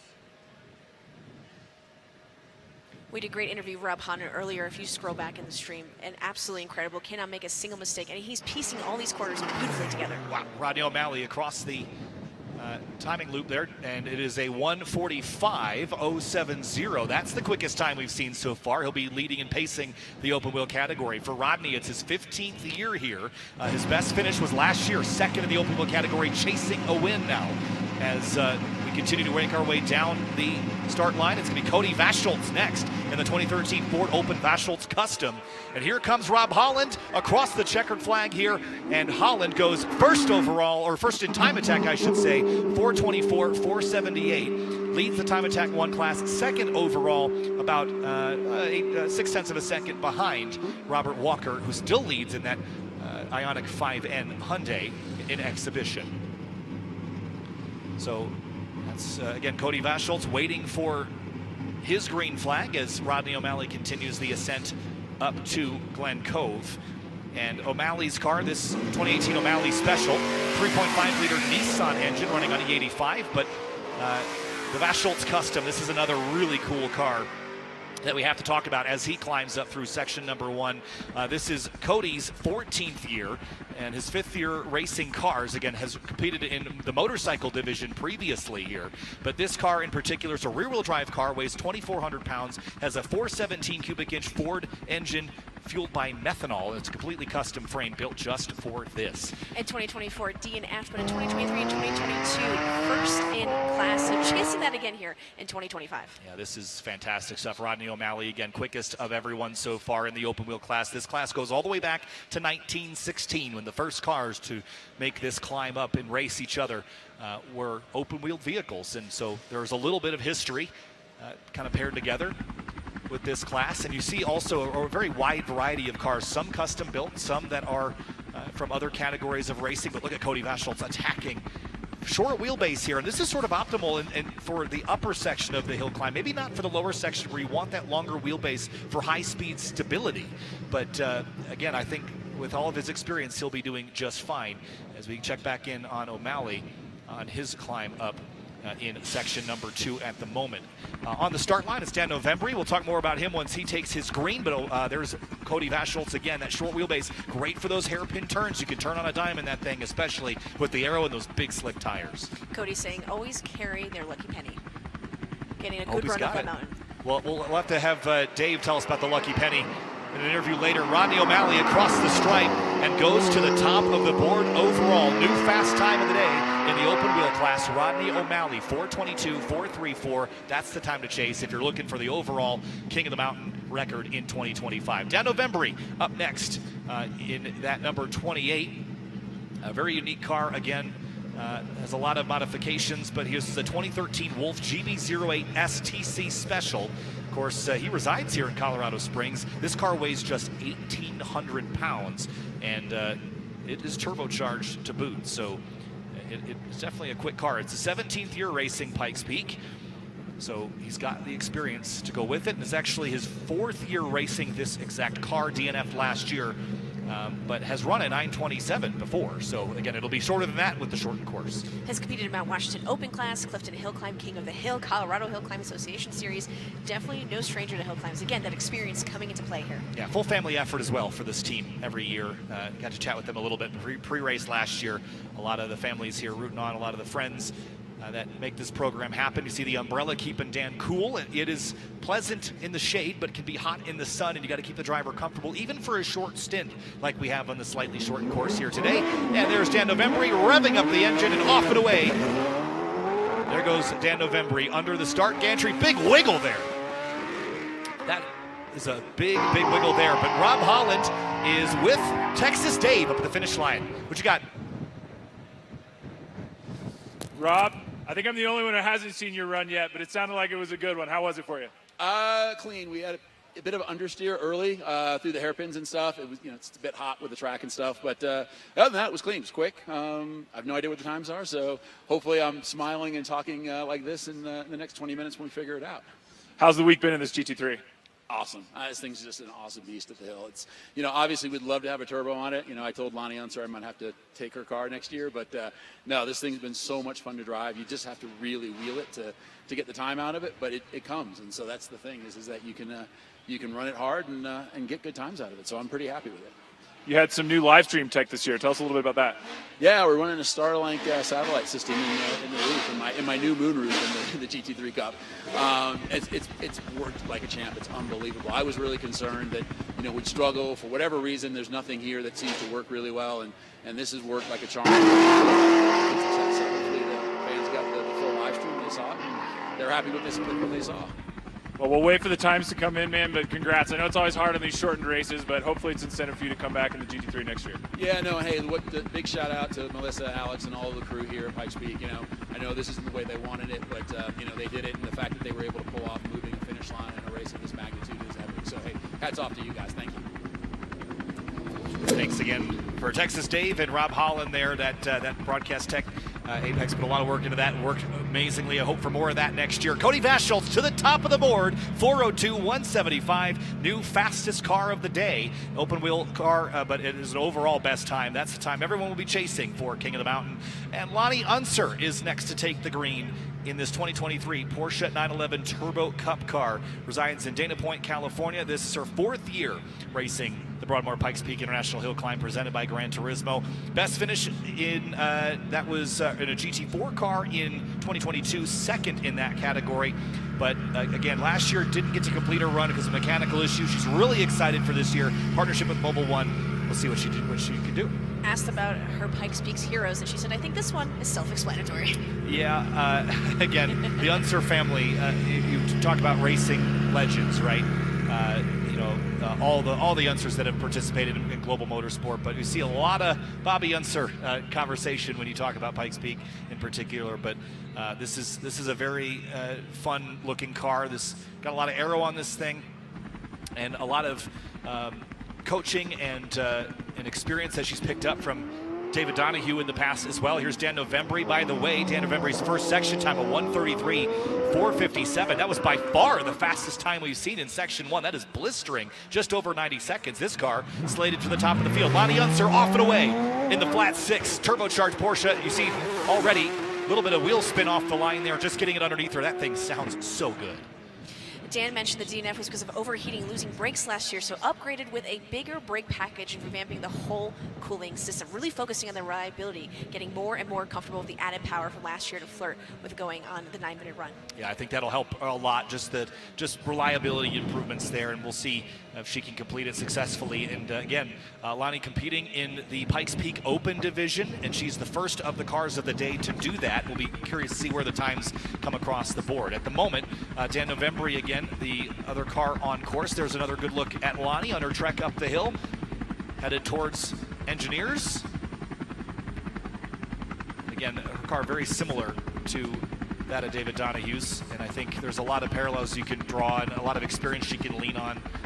But she's a racer in her own right. Here comes Dan Novembri, and to the top of the board, the first sub-4-minute time of the day, 3:57.774. New leader in open wheel, new leader overall here in the 2025 Pikes Peak International Hill Climb.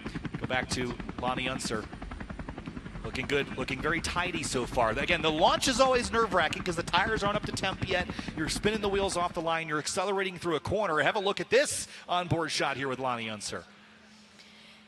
And look at that speed on the bottom right-hand corner if you're watching at home. Currently, was 126 miles per hour. I believe reached 128 right before the braking point. And it's so hard to show that on a broadcast, how quick they are going. But thanks to the onboard and the helicopter, we can see exactly how quick that is. Really cool. Almost 130 miles an hour into the braking zone for Engineers. She navigated that well. Jimmy Ford is up next. And Jimmy Ford's another driver that has quite a bit of experience, in this car. But his 4th year racing Pikes Peak.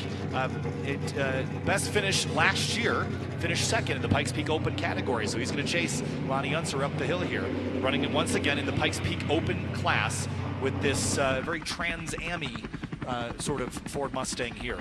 So 6.6 liter Ford engine, weighs, with all the fluids in it, 2,800 pounds, very lightweight for a car like that. Jimmy mentions his driving style is aggressive, cautious, rowdy, on the edge, but most importantly, smooth, because smooth is fast.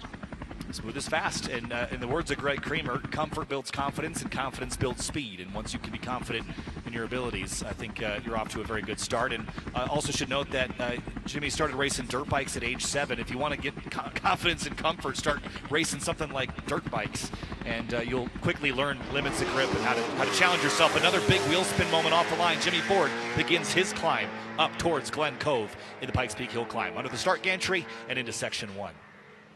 Lonnie Unser's first section, 1:43.465. Remember, she's the only car so far to set a time for Pikes Peak Open in Section 1, but is the 3rd fastest time of the day so far in that section. Again, very tidy. 130 into the braking zone for Engineers is wild. Really cool perspective.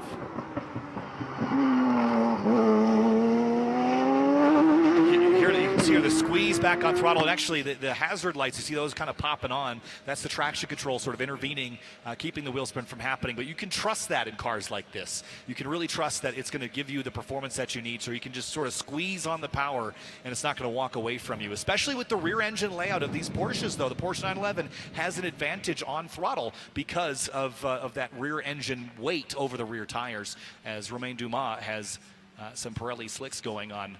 This is going to be fun. The 2025 Super Mustang Mach-E This car, a lot of eyes on this thing globally as well. This is another demonstrator vehicle for Ford Performance. Every year they bring something crazier and crazier. A couple 100 pounds lighter, more downforce. I think over 6,000 pounds worth at 150 miles an hour, which this car will see on the lower section here today. Romain Dumas, again, the reigning king of the mountain from 2024. He mentions the same tri-motor layout, the same drivetrain, same high-performance battery used in 2024 and 2023, really maximizing what they have now, playing with torque, vectoring a little bit more now, improve things to reduce 710 kilowatts of regenerative braking to top up that battery. And Lonnie Unser comes across the stripe, completes her run. 4:15.988, goes third quickest and sets the benchmark for Pikes Peak Open. She's the first car of that class to make a run. And so it'll be Jimmy Ford chasing her down, and Ford was quicker in section 1 by about 4 seconds with his Ford-powered machine. So we'll see what he can do on the second section. Again, section 1 is, for the fast cars, is just over 90 seconds. Section 2 is just shy of about 2 minutes 30, so a little longer for that section, second section here. And we'll be waiting a few moments for Jimmy Ford to complete his run. There's a look at the pit and paddock area. Look at the energy just bubbling around as everyone plans and preps for their runs. We got to look at Jimmy Ford, but Romain Dumas is next. And again, 2024 King of the Mountain, Le Mans winner. Siren is on and off and away. Ford Performance begins their trek up the mountain in the 103rd running of the Broadmoor Pikes Peak International Hill Climb presented by Gran Turismo. This car is insane, taking what they've learned from the super vans of years past. Even last year, the Supervan was stuck in section 1 for an additional 20 seconds. It still was king of the mountain, and Dumas begins his ascent to Glen Cove. Here's Jimmy Ford now in section 2, throttling up, maintaining control of the rear, shifting up through the gears, looking tidy here. Section 1 was good and trending for top of Pikes Peak Open for now. Dumas revealed that the 1,400 bhp car with its physics-defying 3,130 kg of downforce is the evolution of everything Ford has learned from Pikes Peak over the previous 2 years, as you mentioned. When you put a guy like Romain Dumas in a car like this, you are setting up for a king of the mountain. I mean, again, he has the overall course record set back in 2018, a 757, 148. Again, we're not running the full course today because of the wind conditions at the top of the mountain, but you put Romain Dumas, you put Ford Performance together, what they build as a demonstration of the future technologies with this Mach-E. This is such a cool build. You mentioned the horsepower, 1,400 horsepower from these motors in this car. Tons of downforce and a driver that knows how to extract all of it. This is going to be an unbelievable run here for Romain Dumas. Climbing up through section number 1 and looking very tidy all the way so far. The time should come from improvements made to the lower chassis and the downforce they're generating, as we mentioned earlier. So excited to see what time Dumas comes. Jimmy Ford, 3rd overall, and leads Pikes Peak Open now, at least for a moment. 4:08.193, the time for Jimmy Ford. Back to Dumas in the Ford Mustang Mach-E, the Super Mustang.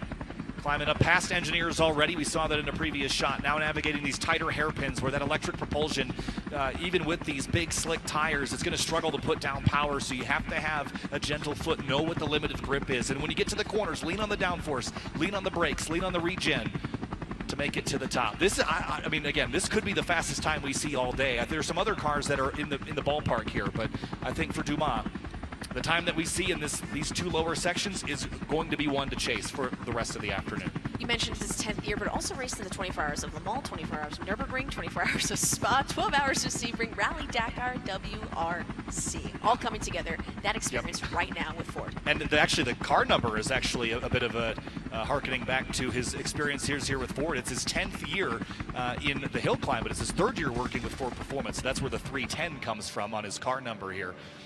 And again, just listen. I mean, it's like big boys and their toys, right? I mean, it's just like an RC car at full scale with 1,400 horsepower. Unbelievable. Navigating the second section now, and it will just be a moment. And the first section, by the way, 1:29.363, 4 seconds better than the next car. So that was unbelievable as well. Here we see David Donner taking the green flag in the Unlimited with the 2025 Wolf Arobe GP08 from Colorado Springs.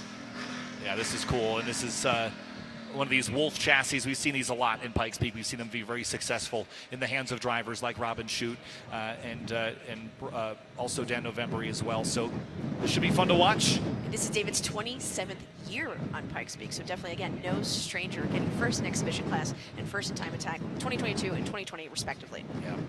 There's a Super Mustang Mach-E again, waiting for this car to come up over the crest. Here comes to the checkered flag, and Romain Dumas and Ford Performance are going to run a 3:42, 2:52. That is an unbelievable time. Section 2, 2:12.889, and goes to the top by about 15 seconds over Dan November. That is the time to chase Romain Dumas, 3:42, 2:52. Rob Hallen mentioned that he didn't know his time, so he hopes he's happy. I hope someone tells Romain Dumas what his time was, because that was absolutely incredible. Again, it's a little bit different because we don't have the benchmark of the whole mountain course, but I can tell you with certainty that might be certainty that it might be the fastest time of the day. Certainty that it'll be in the top 3, I'm sure. But again, just such an impressive drive there. Great work there by Ford Performance. All of that, all the effort for under 4 minutes. That's how much dedication goes into these builds. And one of the drivers that ran up a little earlier in the open wheel category was Dan November. He's standing by with Texas Dave at the finish line. Dave? Dan, 17th time up the mountain, 4th time in this car. How was it? It was a little slick, not necessarily the finish line we want. Obviously, there's fans up above that it's hard to see that they're not getting to watch the show, but glad to be here at the finish line. Last year we didn't finish, so I'm happy to be here. Yeah.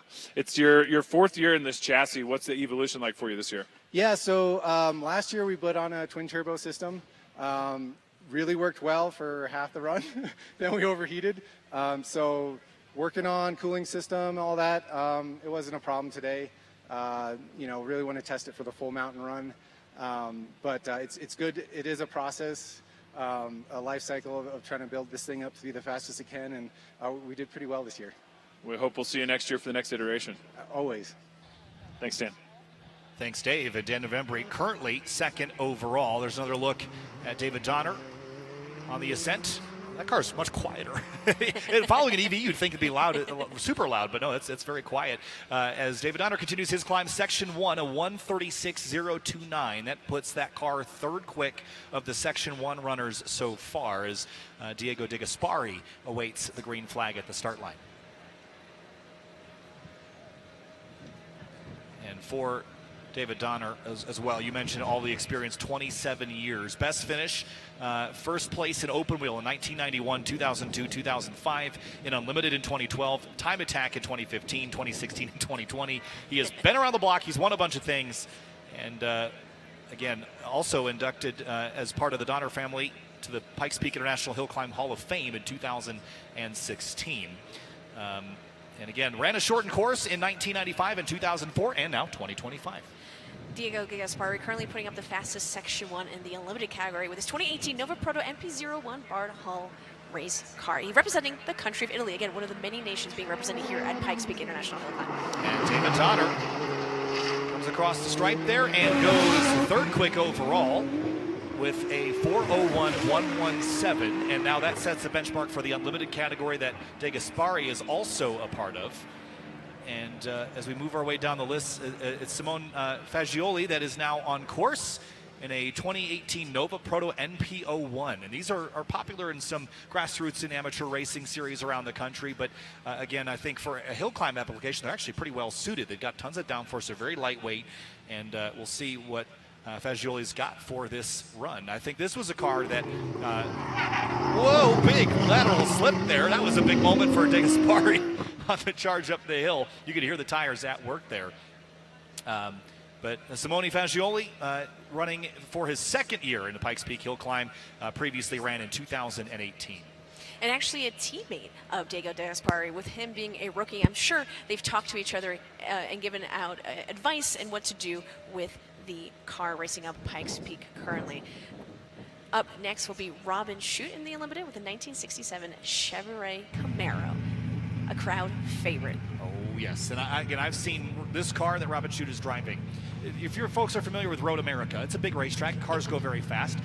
You watch IndyCar there or something, the top speeds on the front straightaway about 185, 190 miles an hour. This car trapped speed over 200 on the front straightaway at Road America last year at a Grid Life event. So we know that car is incredibly capable of high top speeds. It's got a ton of downforce. You put a multi-time King of the Mountain champion like Robin Shute behind the wheel, you're bound to be very successful. De Gasperi across the line, and he's going to go second overall and first in Unlimited, 345, 183, and beats out David Donner in the Unlimited class for now. There's still a handful of cars coming their way.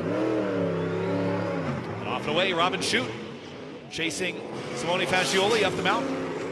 And this car unleashing that massive V8 under the hood of this car. And again, yes, it says Camaro. There's not a lot left of it underneath that car at this point.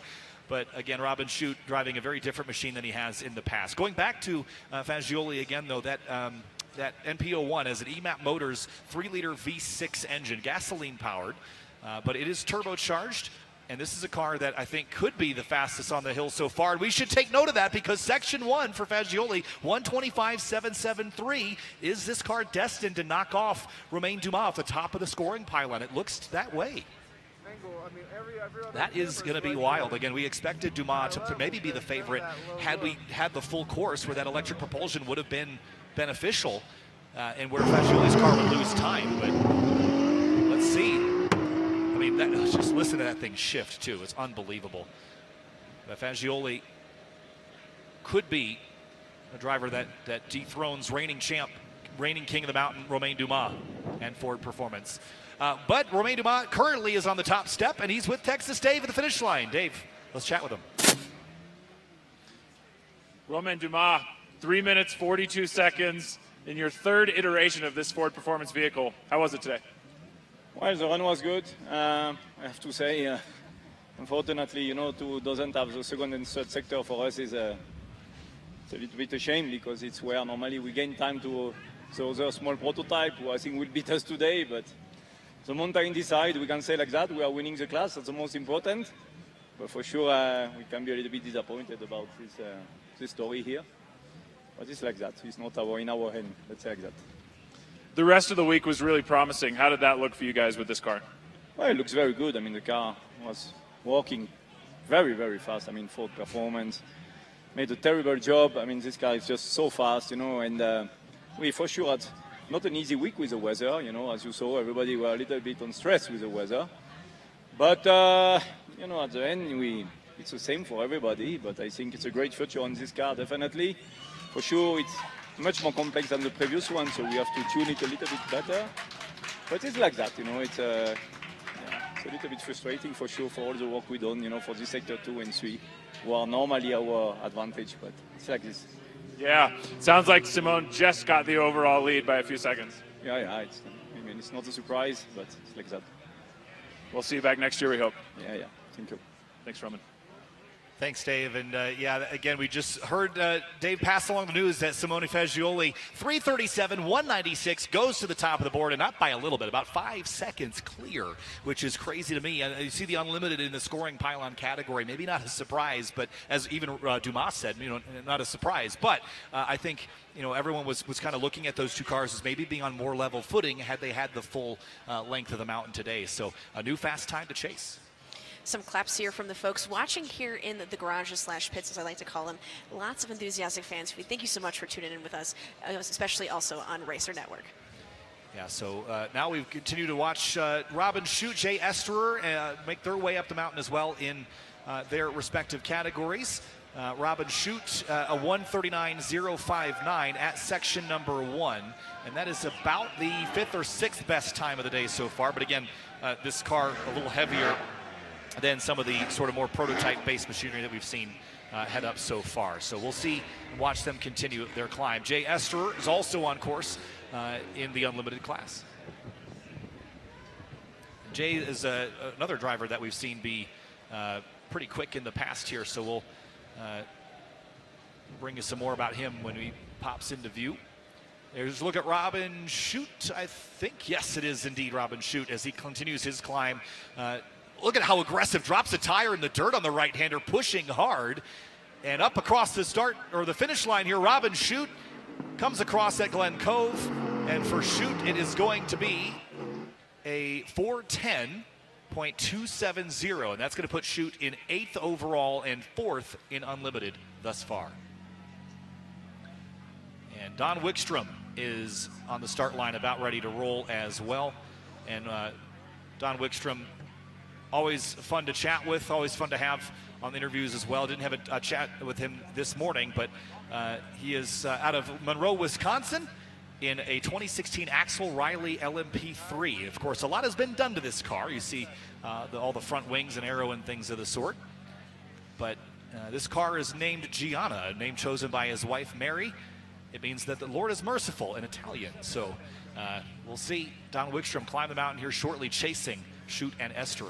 But what about the mountain, right? The mountain decides. And this is his 5th year competing. Competed in the LMP previously beforehand and finishing 2, 4, 7, and 2 respectively in those years, hoping again to get that one. So Wickstrom getting ready to roll here in just a moment's time and begin his climb up the first 2 sections of the mountain. And so we get Wickstrom ready to go here. Ash, it'll just be a moment's time here until he gets rolling. And we're going to jump to break real quick. We'll be back with more runs from the Broadmoor Pikes Peak International Hill Climb presented by Gran Turismo, the 103rd running here from America's Mountain. Coverage of the Broadmoor Pikes Peak International Hill Climb presented by Gran Turismo is brought to you by Toyo Tires, the U.S. Olympic Paralympic Museum. Experience the museum that moves you. And visit COS.com. Discover Colorado Springs outdoor adventures and affordable family fun. Discover downtown Colorado Springs, one unforgettable square mile of crave-worthy restaurants, lively bars, vibrant entertainment, unique boutiques, and stunning public art. Whether you're visiting for a weekend or planning the perfect staycation, downtown Colorado Springs is the place to be. Savor patio dining with mountain views, explore galleries and public art around every corner, and meet the friendliest locals you'll find anywhere. Sun's out, fun's out, right here in downtown Colorado Springs.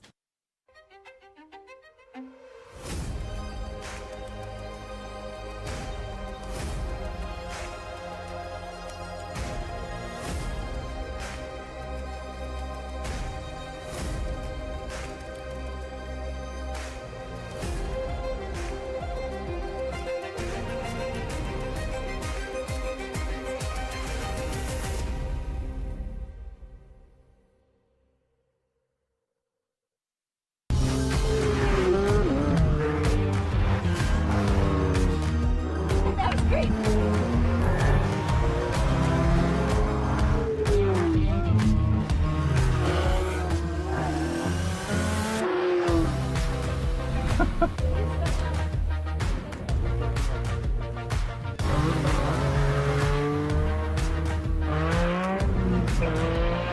That's awesome.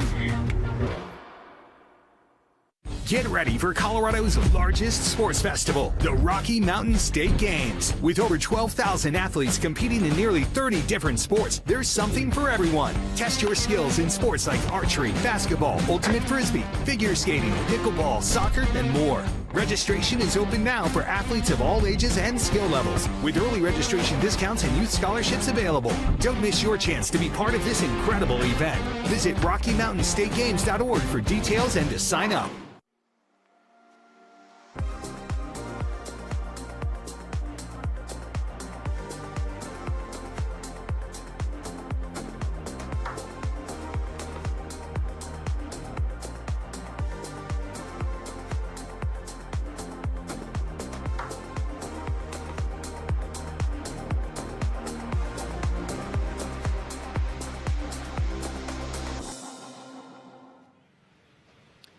It is a beautiful sunny Sunday here at Pikes Peak, America's Mountain, for the 103rd running of the Broadmoor Pikes Peak International Hill Climb presented by Gran Turismo. Welcome back. Kyle Heyer joined by Ash Vandelay here in the booth. It's Texas Dave up at the second section where we're completing our mountain run because high winds earlier today and some debris on course have shortened the course to that second section.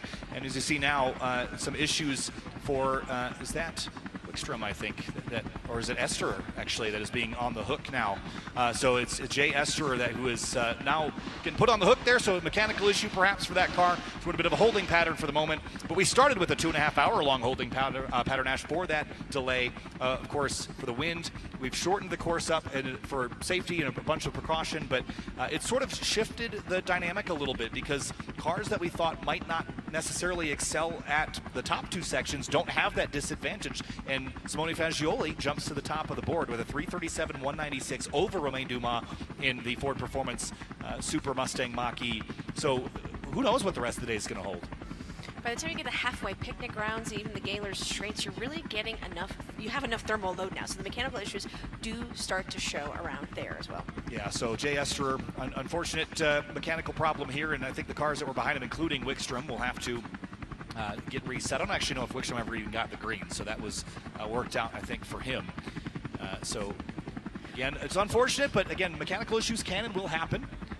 But again, the issue for Jay Esterer, this isn't new. This is his second year running Pikes Peak, and last year also had an issue. I think it was a spin a little bit higher up on the mountain that put him out of the competition last year. So heartbreak, a second year in a row for Esterer. Which just means he has to come back a third time. You have to keep coming back. I mean, isn't that half the fun, right? So I think there's a lot of things to consider. Is a big challenge here on this mountain is mechanical issues, and then we talked with Tyler Pappas earlier about sometimes the driver makes a mistake. It's easy to do. It's easy to do it once, and it can end your program, it can end your day, it can end your run. So you have to get it all right. All the pieces have to align. Look at the fans' course side here for this Pikes Peak Hill Climb, the 103rd running of it. We talked about how dedicated they are, Ash, but they are getting, a lot of them that were sort of set up top. If they had an opportunity to kind of come down a little bit, they're getting a show because everyone's attacking so much here with this shortened course. And if you're watching from home, this could be you. You can fly into Colorado Springs Airport. As we know, that's our start sponsor right here at Pikes Peak International Hill Climb. So think about joining us next year. I would love that. And in just a moment's time, we're going to be joined by one of the legends of motorsport globally, and I don't even know. I don't even know if I can do justice to all of the accolades that Michel Mouton has. And we're joined now by French rally driver Michel Mouton, who there are so many drivers here at this event that look up to you. Michel, welcome and thank you for being here. I don't have any sound. Oh, I can hear you just fine. So if you can hear us, you want to pull an ear cup off, maybe that'll work for you. But thanks for being here. And it's just, I've heard so many drivers tell us about how they look up to you. And I'd love to hear your perspective on this event and how it's changed over the years. Yeah, of course, it has changed a lot in the way that, my time, it was dirt from the start to the top without any protection, anything. So quite different in the way that it was difficult, especially on the second part, to know where you were on the road, if you were close to the edge or if you were far from that. But otherwise, you still have to be the fastest one, and so the competition doesn't change. It's just the condition of the roads who are different. You became the first and are still the only woman to own the moniker King of the Mountain. What does it mean to you to own that title, as well as to see so many women come after you racing Pikes Peak? Yeah, it means, personally, it means a lot, especially here in America. It was, for me, very, very important, and for Audi also it was very important.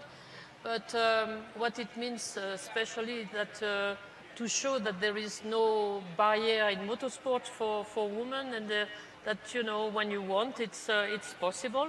So I opened the path, and I really hope that now to see 6 women on the line, it's really a big satisfaction for me. And I wish them all the best to progress every year and to succeed like I did. And it's not just the women who are drivers. They're in the pit crews. They're in the timing stands. There are camera operators. They're everywhere now in motorsports, and just multiplying as well. Yes, I know, but to motivate, you know, for me, I always said that nothing is impossible when you want.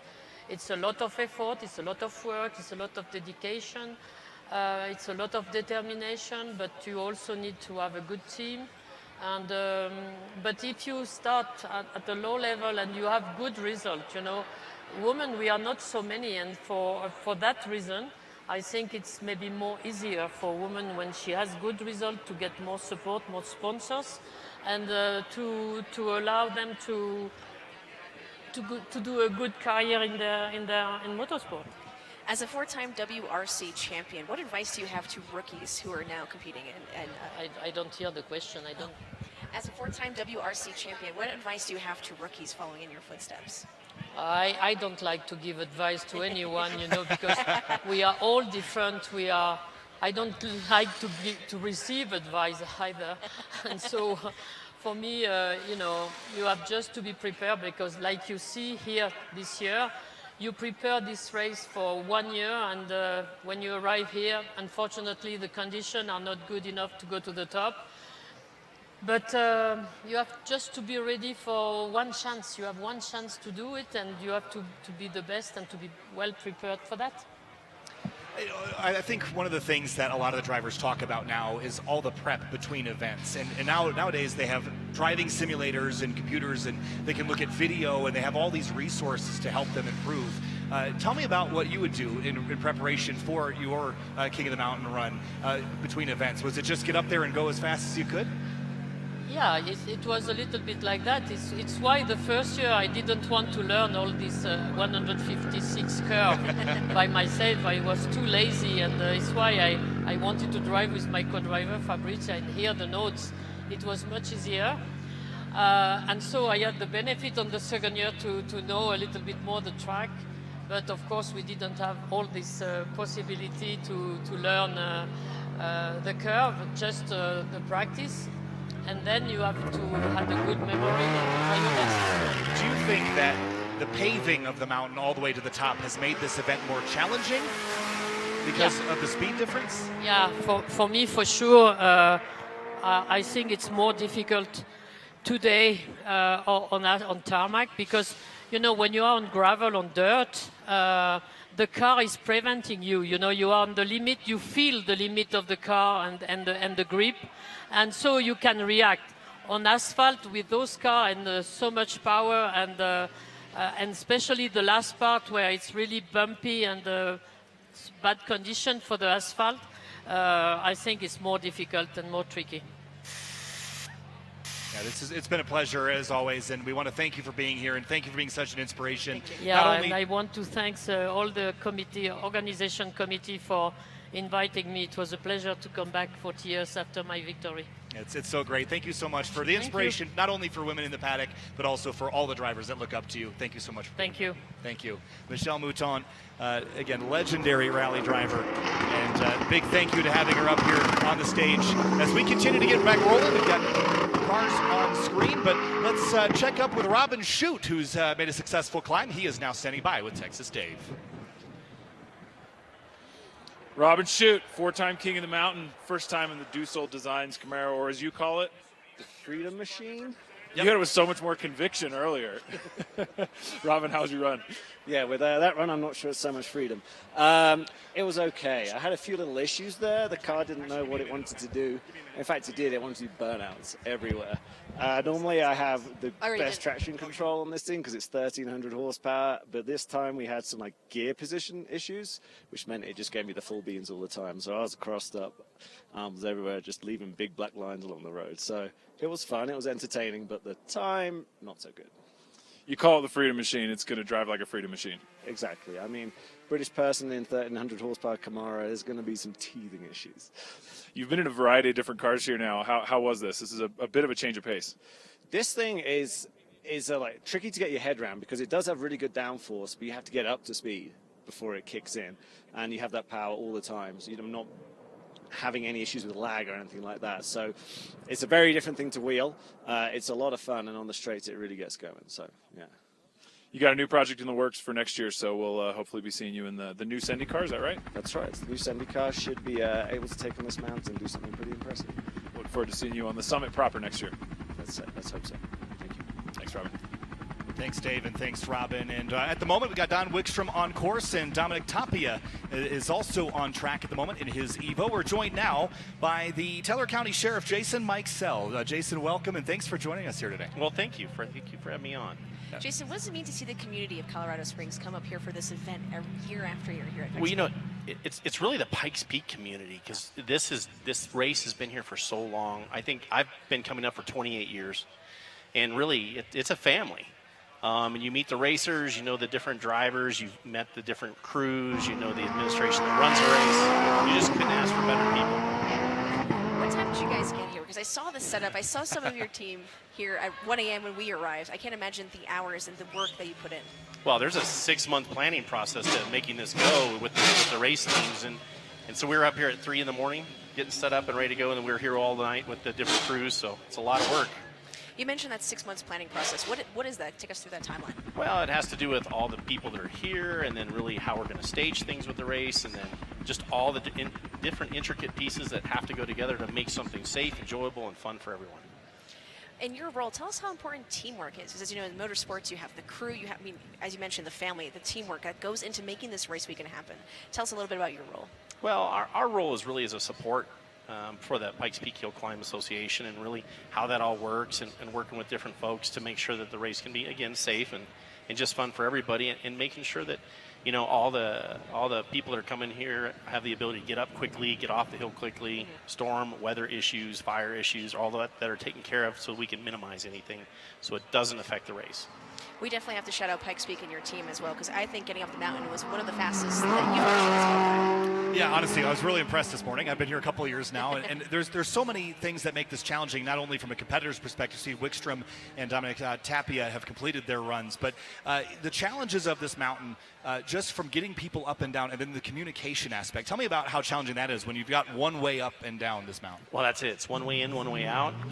Radio communications up here, like anything else at high altitude, is difficult. So we have to put up different frequencies and systems to make sure we have contact with everyone. Yeah, certainly. So it's a lot. Yeah, it's a lot. I mean, you talk about like, oh, you know, Wi-Fi and all this. It's like, okay, well, it's not exactly that easy. But I think radio, even that's a challenge here, some of the distances that you're dealing with. But you've seen this event the last couple of years and how it's changed over time. What excites you the most about the future of this international event? Well, I mean, when I started, it was dirt.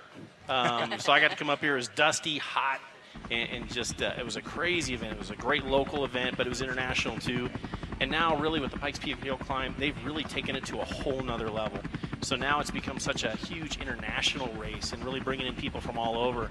It has changed the environment for this county and really how it sits as a race. So yeah, I'm very proud to see it here.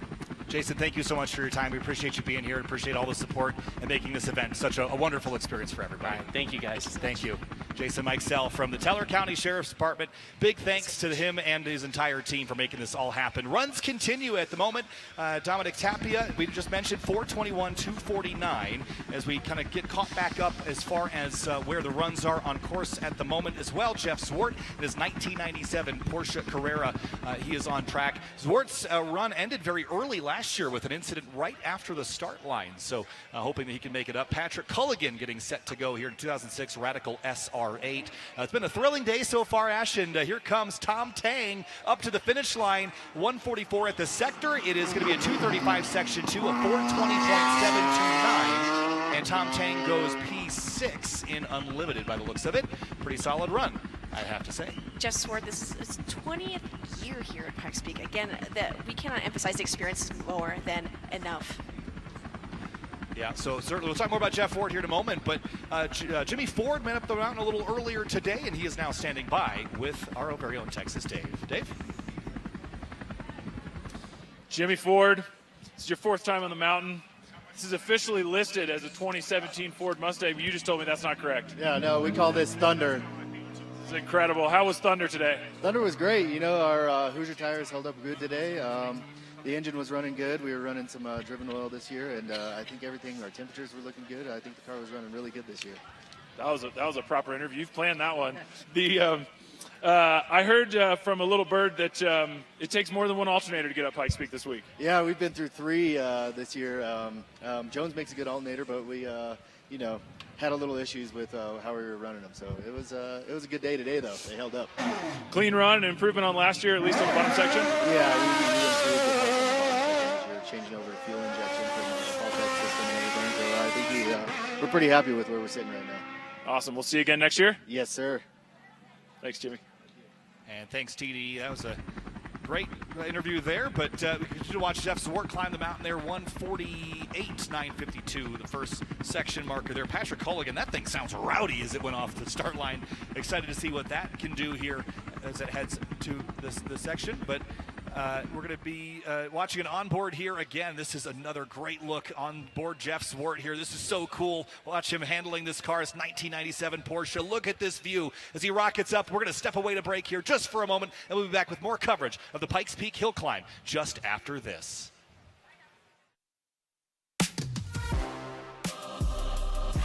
Coverage of the Broadmoor Pikes Peak International Hill Climb presented by Gran Turismo is brought to you by the Porsche Experience Center Atlanta and Los Angeles. Pikes Peak, America's mountain. Road trip to 14,115 feet above ordinary. And Yokohama Tire. Make every drive a performance.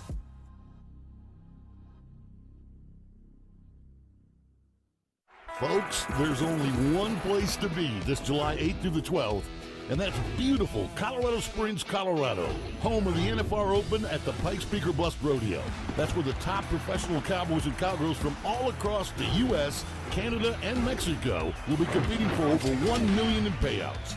Get your tickets now at pikespeakerbus.org, the official site of the NFR Open. That's July 8th through the 12th in Colorado Springs, Colorado. See you there.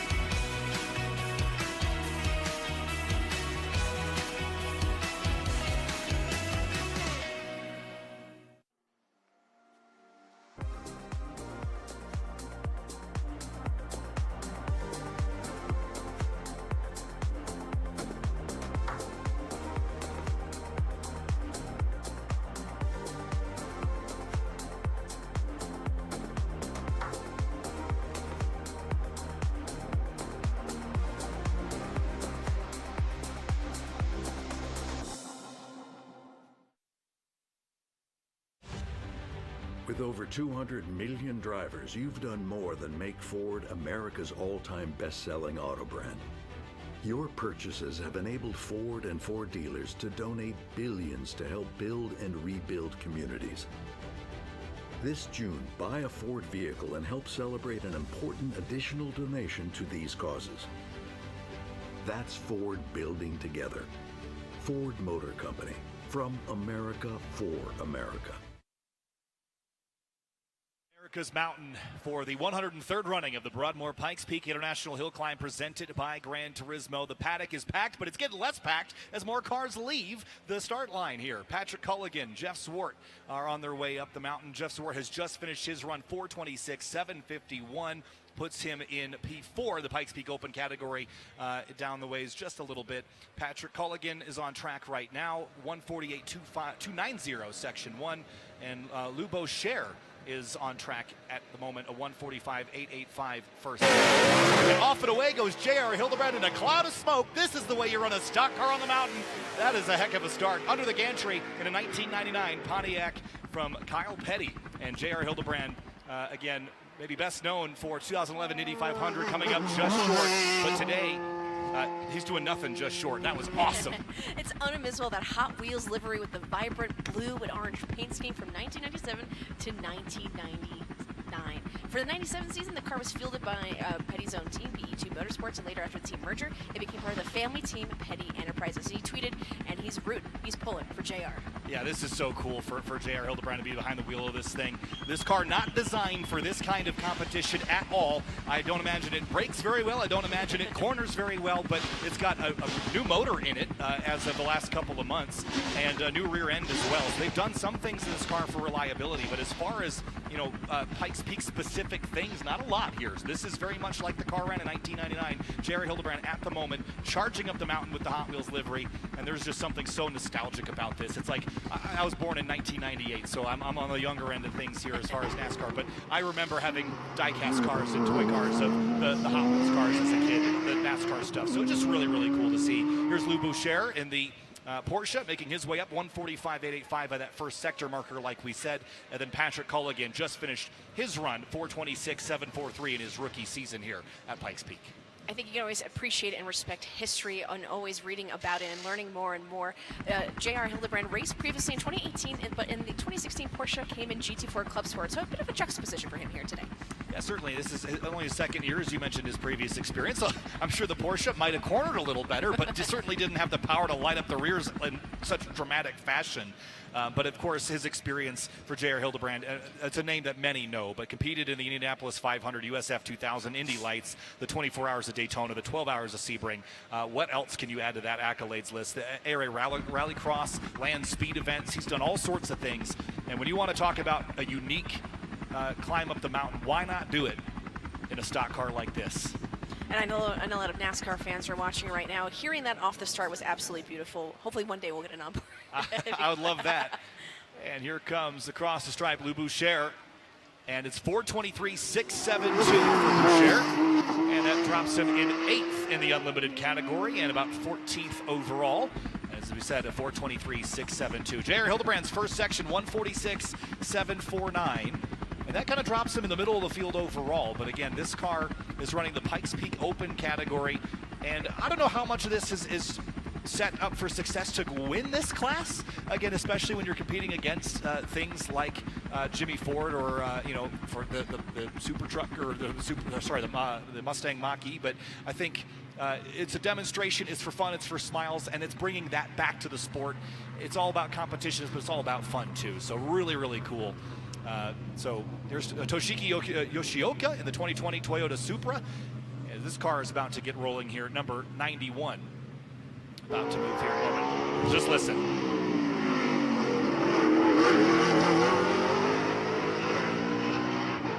Yes. I mean, you mentioned potentially now winning, and I think simply at its core, motorsports is, if I may say so, cool. And as fans of NASCAR and just racing history, this is incredible to watch right now at Pikes Peak. This is so fantastic. The photographs that'll come out of this. Do you ever think Kyle Petty ever thought in 1999 that car will be making a run up Pikes Peak? I bet not, but I bet he's smiling real big right now. And in the words of Kyle Petty, that's incredible. So JR continues his climb. Toshiki Yoshioka in Time Attack 1 begins his climb up in that Supra, as we mentioned. He's out of Ann Arbor, Michigan, in his 5th year with a turbo overhead cam set up here on this Supra.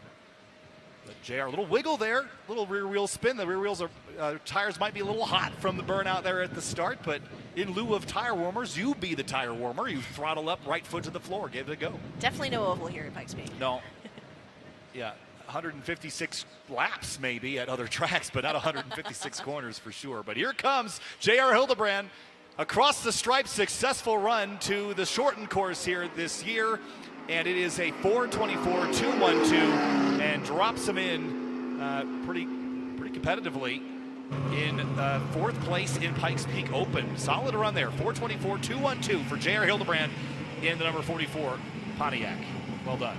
It definitely put a smile on a lot of people's faces seeing that run. And just now, here we see Ethan Hunter in his 2016 Port City Chevrolet Camaro. Yeah, that's a really neat looking car. Look at the rear wing, how it's braced to the chassis. And this is something that you'll see a lot in time attack cars in particular when you have, especially when you're starting with a more stock car, when you bolt the wing to the rear trunk effectively, there's not a lot of structurally going on in a trunk. So at high speed, I've seen cars at Circuit of the Americas, for example, actually torque the wing off the bumper. So really cool. But we'll talk more about that in a moment because we've got Cody Vaschholz up at the finish line with TD. Texas State, what you got?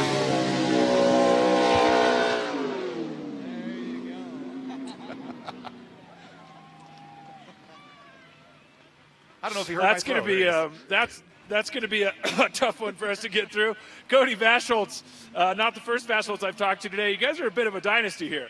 Yeah, we've been here for a few years for sure. I think our record up here is 47 wins. I don't know exactly how many years we've competed. There's been so many, I lose count. I mean, I only have 10 fingers, so. But no, it was a wild day. It was a wild day for sure. Yeah, we were talking just a second ago. You were telling me it was a bit of a loose run. Yeah. I mean, from the get-go, I went over the top of I don't know what you call that hill, but it's right off the starting line. And I slid all the way across the track over to the white line, and I just kind of knew right then and there what to expect for the rest of the run. But as far as my performance up there, man, it's as fast as this car could have been driven today in my eyes. And I got to thank my crew and Toyota Tires and Paget Brakes for making an awesome race car for me to drive today. So. Awesome, man. Well, great job. That's second in open wheel, and hopefully we'll see you back at the summit next year. Yes, sir. I'll be here. Thanks, guys. All right, thanks, Dave. And apologies, I don't think you heard my throw because J.R. Hildebrand was doing a burnout by him, so thanks, J.R., for that. He's a hooligan up there today. He's having too much fun driving up Pikes Peak. We're joined now by Sarah Woods from the Penrose Heritage Museum. Sarah, welcome back. Great to have you once again. And tell us all about the Penrose Heritage Museum. I know we chatted about it a little bit last year, but for those that aren't familiar. Yes, so Penrose Heritage Museum is owned and operated by El Pomar Foundation, which is a private grant-making foundation here in Colorado, started by Spencer Penrose and Julie Penrose. Spencer Penrose is the man who built the Pikes Peak Highway back in 1916, and he is the one that started the Pikes Peak International Hill Climb. So our museum really shares the history of the Pikes Peak region through their legacy, and a huge part of that legacy is the Pikes Peak International Hill Climb. So we have an exhibit called the Pikes Peak Hill Climb Experience, and that word experience is really important because it physically mimics the mountain itself, and as visitors to the museum traverse what would be that mountain highway, along the way they're experiencing race cars that have competed in this event and give people a sense of the types of cars that compete. A big word we've seen talking to a lot of folks in this community is the word community, actually. What have you noticed year after year coming back here? I think the thing that really blows me away is just how personable the experience is. I mean, just walking through the pits and meeting the drivers and meeting the teams, but also there's this multi-generational impact that the event has. And so we've been hearing that today, right? Competitors who have been, their families have been competing for generations, people who have volunteered for generations. And I'm really proud of the fact that we're able to tell in the museum the story of not just past and current competitors, but hopefully inspire future competitors. I think it's, we've got David Donahue on course right now, and if you look at experience he's got racing in the Rolex Sports Car Series or the 24 Hours of Daytona, American Le Mans, drivers and competitors that come from all over the country. How important is it to tell that story so that when these people are coming from all over the world, all over, whether it be from Japan or Germany or wherever else, to remind everyone that this is a truly historic event. And we've got legendary people that are just dropping in this tiny little town for a weekend. How important is that story to tell the whole picture? I think it's critical to understanding the nature of the event itself. I mean, and that is the reason Spencer Penrose created the highway and started the race, was because he recognized how beautiful this region was, and he really wanted to bring people from all over the world here so that they could partake in that beauty and that majesty. And that's why it is the Pikes Peak International Hill Climb.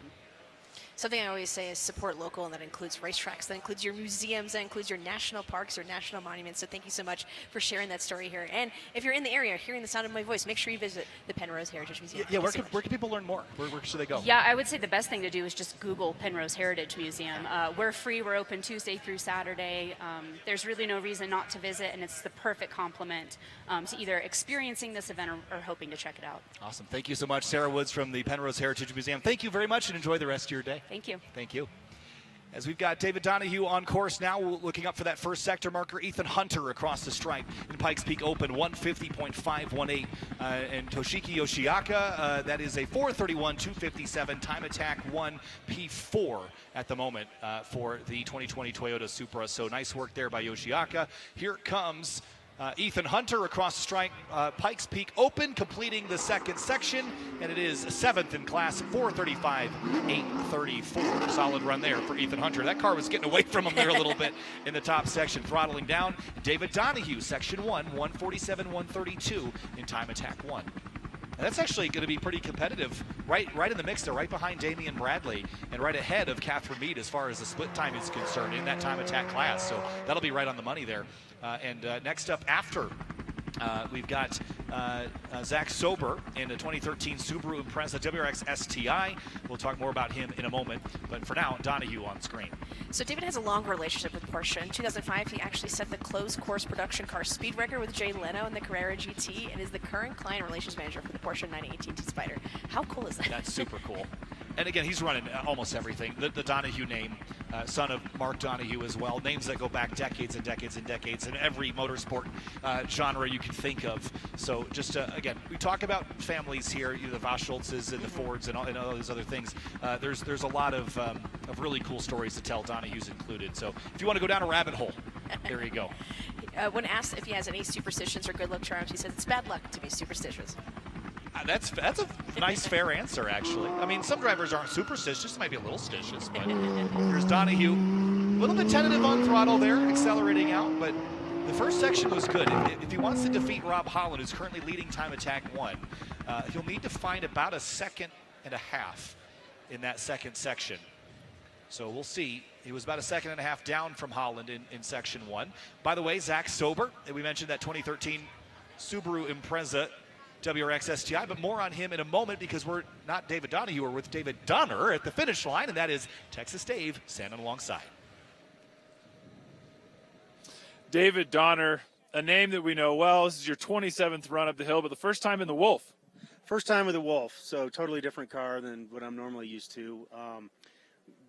New tires we were waiting for all week, which worked exceptionally well from Pirelli. We just had a little issue with the gearbox leaving the line. It started in first, was great. I went, and then it popped into neutral for whatever reason, so I had to reset the gearbox. I'd already crossed the beacon, but then I got it into first and then went, and I thought I had a good run, but my time's a little iffy. But no, I'm just happy to be here. I really wish we could have gone up to the top because the car was really excellent, but it was fun. It was good. Felt really good. Just third place, I guess. So that's good so far. When you've run this long, sometimes third place feels like a disappointment, huh? Yeah, we come here to win. I knew it would be a long shot with Fagioli. And his teammate.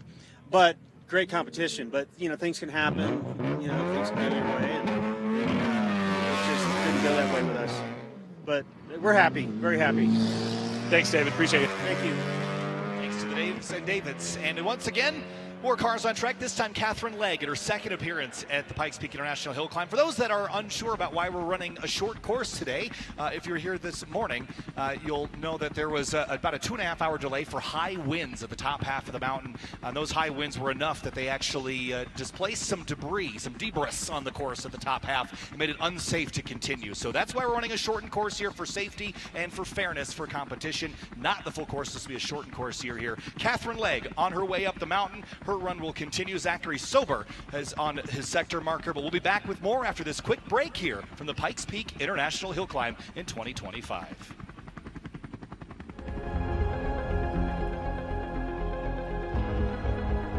Coverage of the Broadmoor Pikes Peak International Hill Climb presented by Gran Turismo is brought to you by the Porsche Experience Center Atlanta and Los Angeles.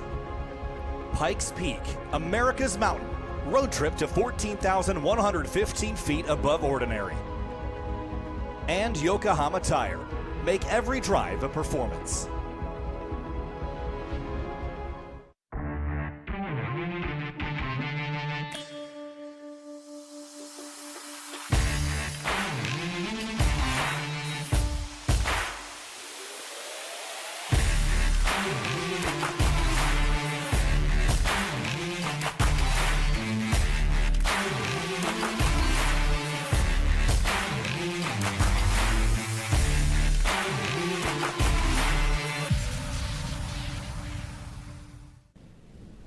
This place will devour the unprepared, leaving hopes and dreams in crumpled heaps at its feet. But once a year, the adrenaline star few reappear, ready for their feast.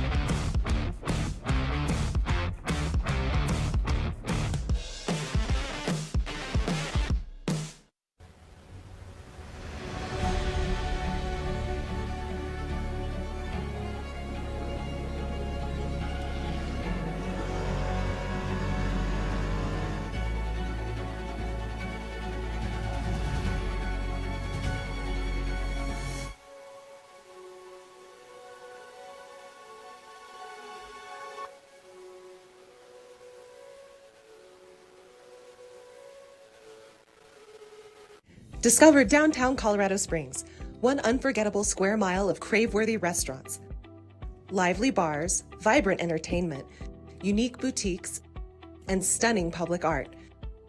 Whether you're visiting for a weekend or planning the perfect staycation, downtown Colorado Springs is the place to be. Savor patio dining with mountain views, explore galleries and public art around every corner, and meet the friendliest locals you'll find anywhere. Sun's out, fun's out, right here in downtown Colorado Springs. To tell you the truth, we could take or leave the extravagance, the attention, the celebrity, the bragging rights, the bravado, because all we've ever really wanted is for every Ford driver to feel this.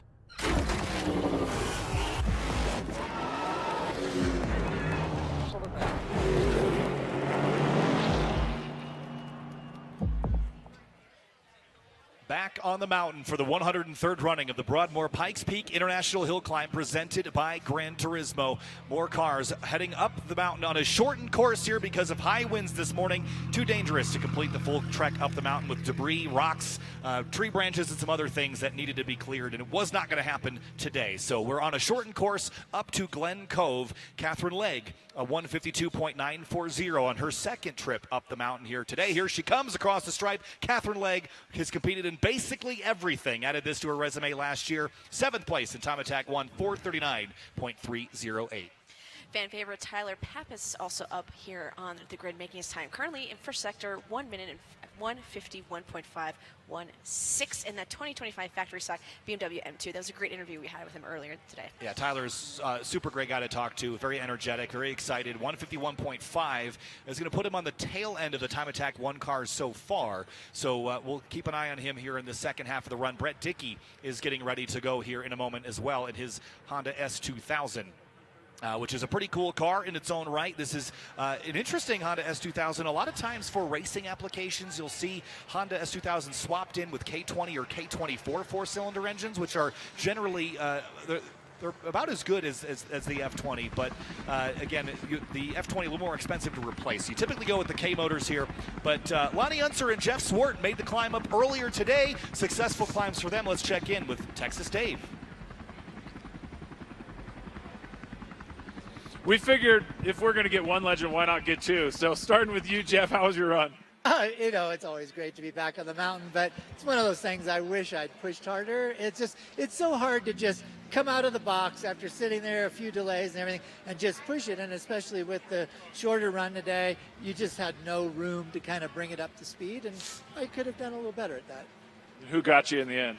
A couple people, J.R. Hildebrand, who I've also coached, got me in the end there, and I lost, I think, one position by 1/100th of a second. So that's always a little tough because there's no problem figuring out where I could have made up 100th of a second.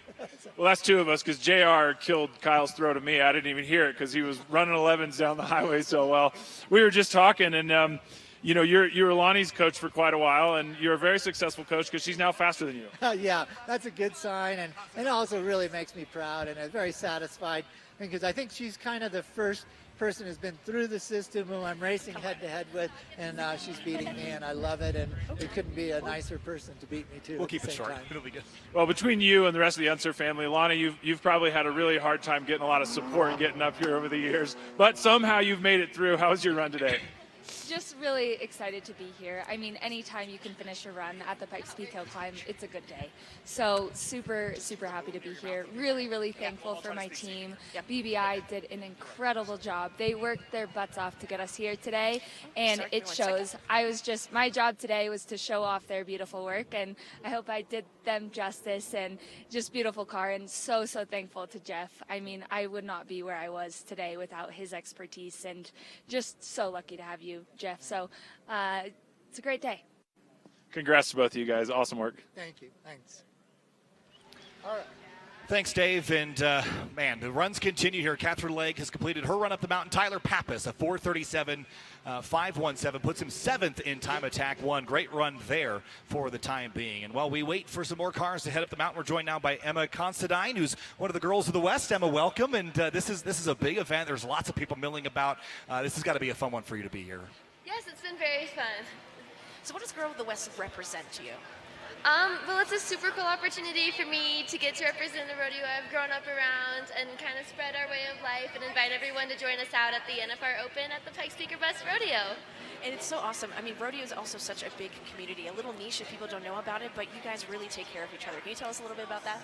Yeah, so it's a super cool community. It's kind of funny because, if you don't know, you don't know, but we'd love everyone to join us at the NFR Open at the Pikes Peak Bus Rodeo this July 8th through the 12th. It's truly a really special event. And what makes it so special? I think I see a lot of families every time I watch rodeo highlights. We see folks from all around just tuning in. Tell us a little bit more about what folks can expect if they attend the event.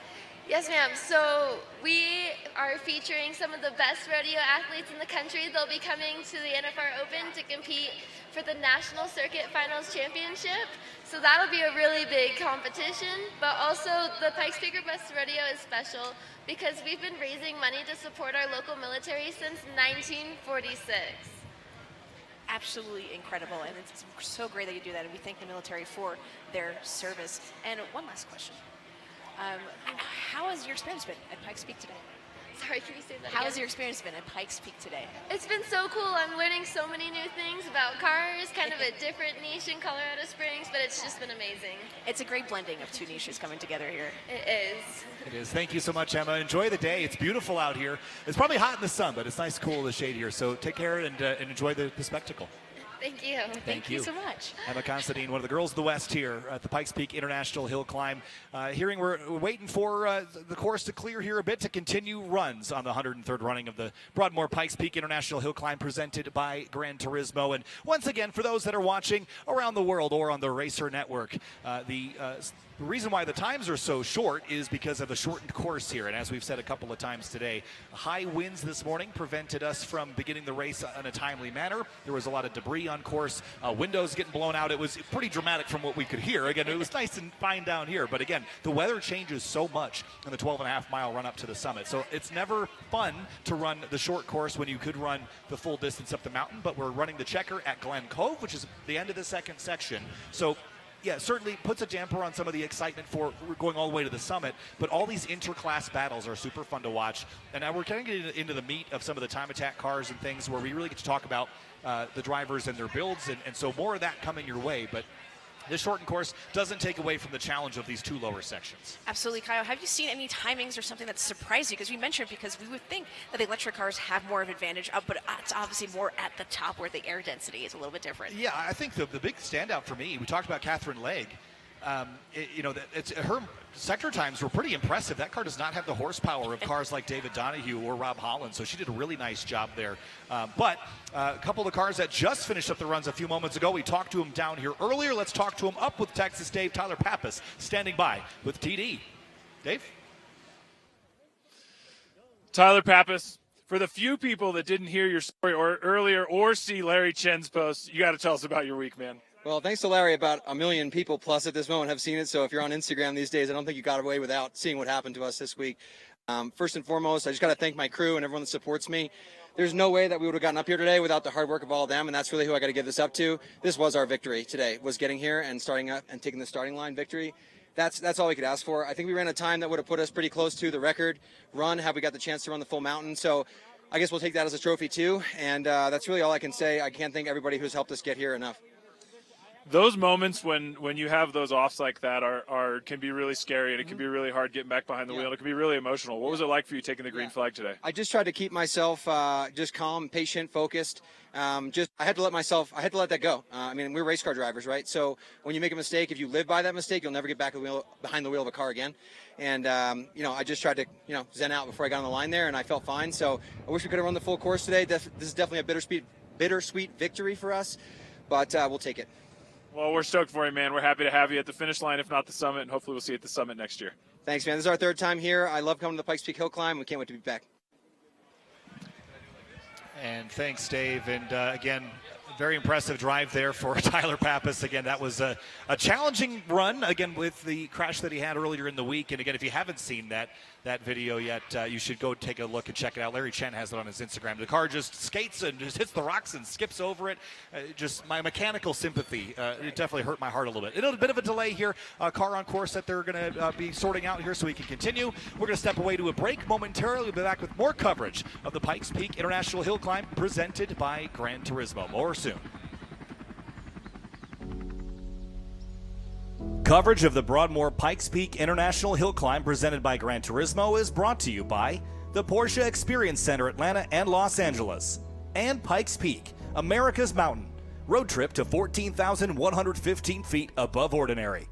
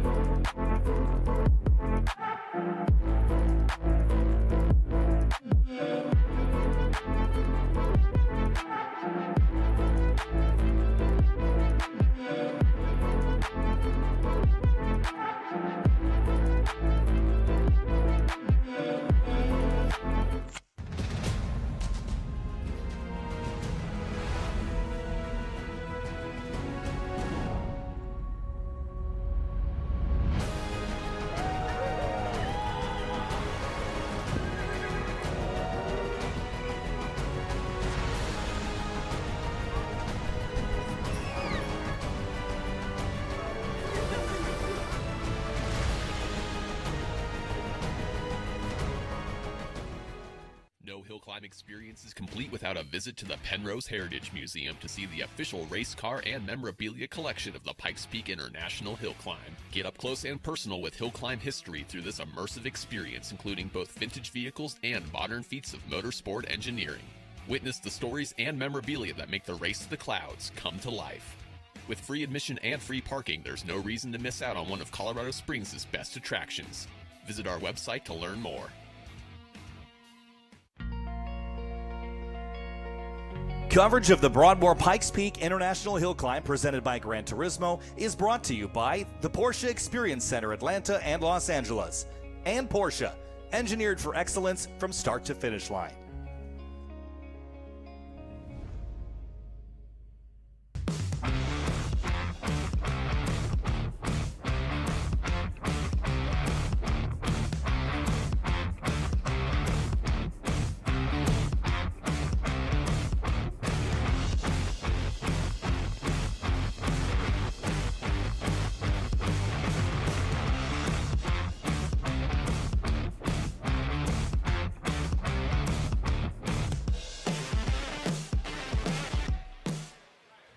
Back on a beautiful sunny Sunday from Pikes Peak, America's Mountain, the 103rd running of the Broadmoor Pikes Peak International Hill Climb presented by Gran Turismo. We've talked a little bit about how we're running a shortened course today because of some conditions at the top, wind and debris and things of the sort. Brett Dickey back on course here, making his run up the mountain, and we're joined now in the booth here by Pikes Barisha from BBI Autosports. Successfully has gotten 5 cars up the mountain today. Pikes, welcome. It's been a good day for you. Yeah, thank you so much. It's it's a roller coaster of a day. You have unfortunate weather conditions, but that is what Pikes Peak is all about. Is the being able to stand up in adversity, and adversity can come in any shape and form here. But I couldn't be more proud of our team that's right over there.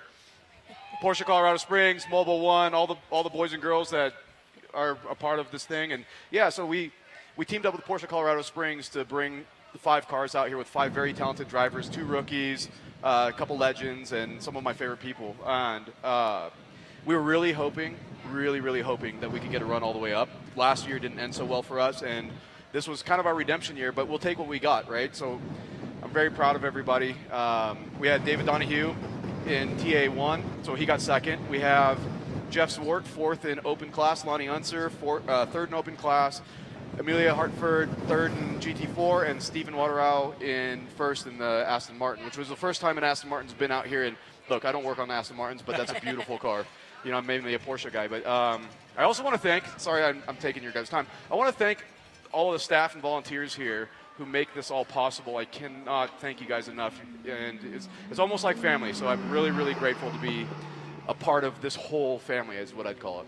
Yeah, it certainly is cool. Brett Dickey just finished his run there, 4:34.754, P9 in unlimited. But Tim, running 5 cars, that's a lot of cars, and I'm sure there's some unique characteristics in supporting all these cars. What's the biggest challenge of having so many cars under 110?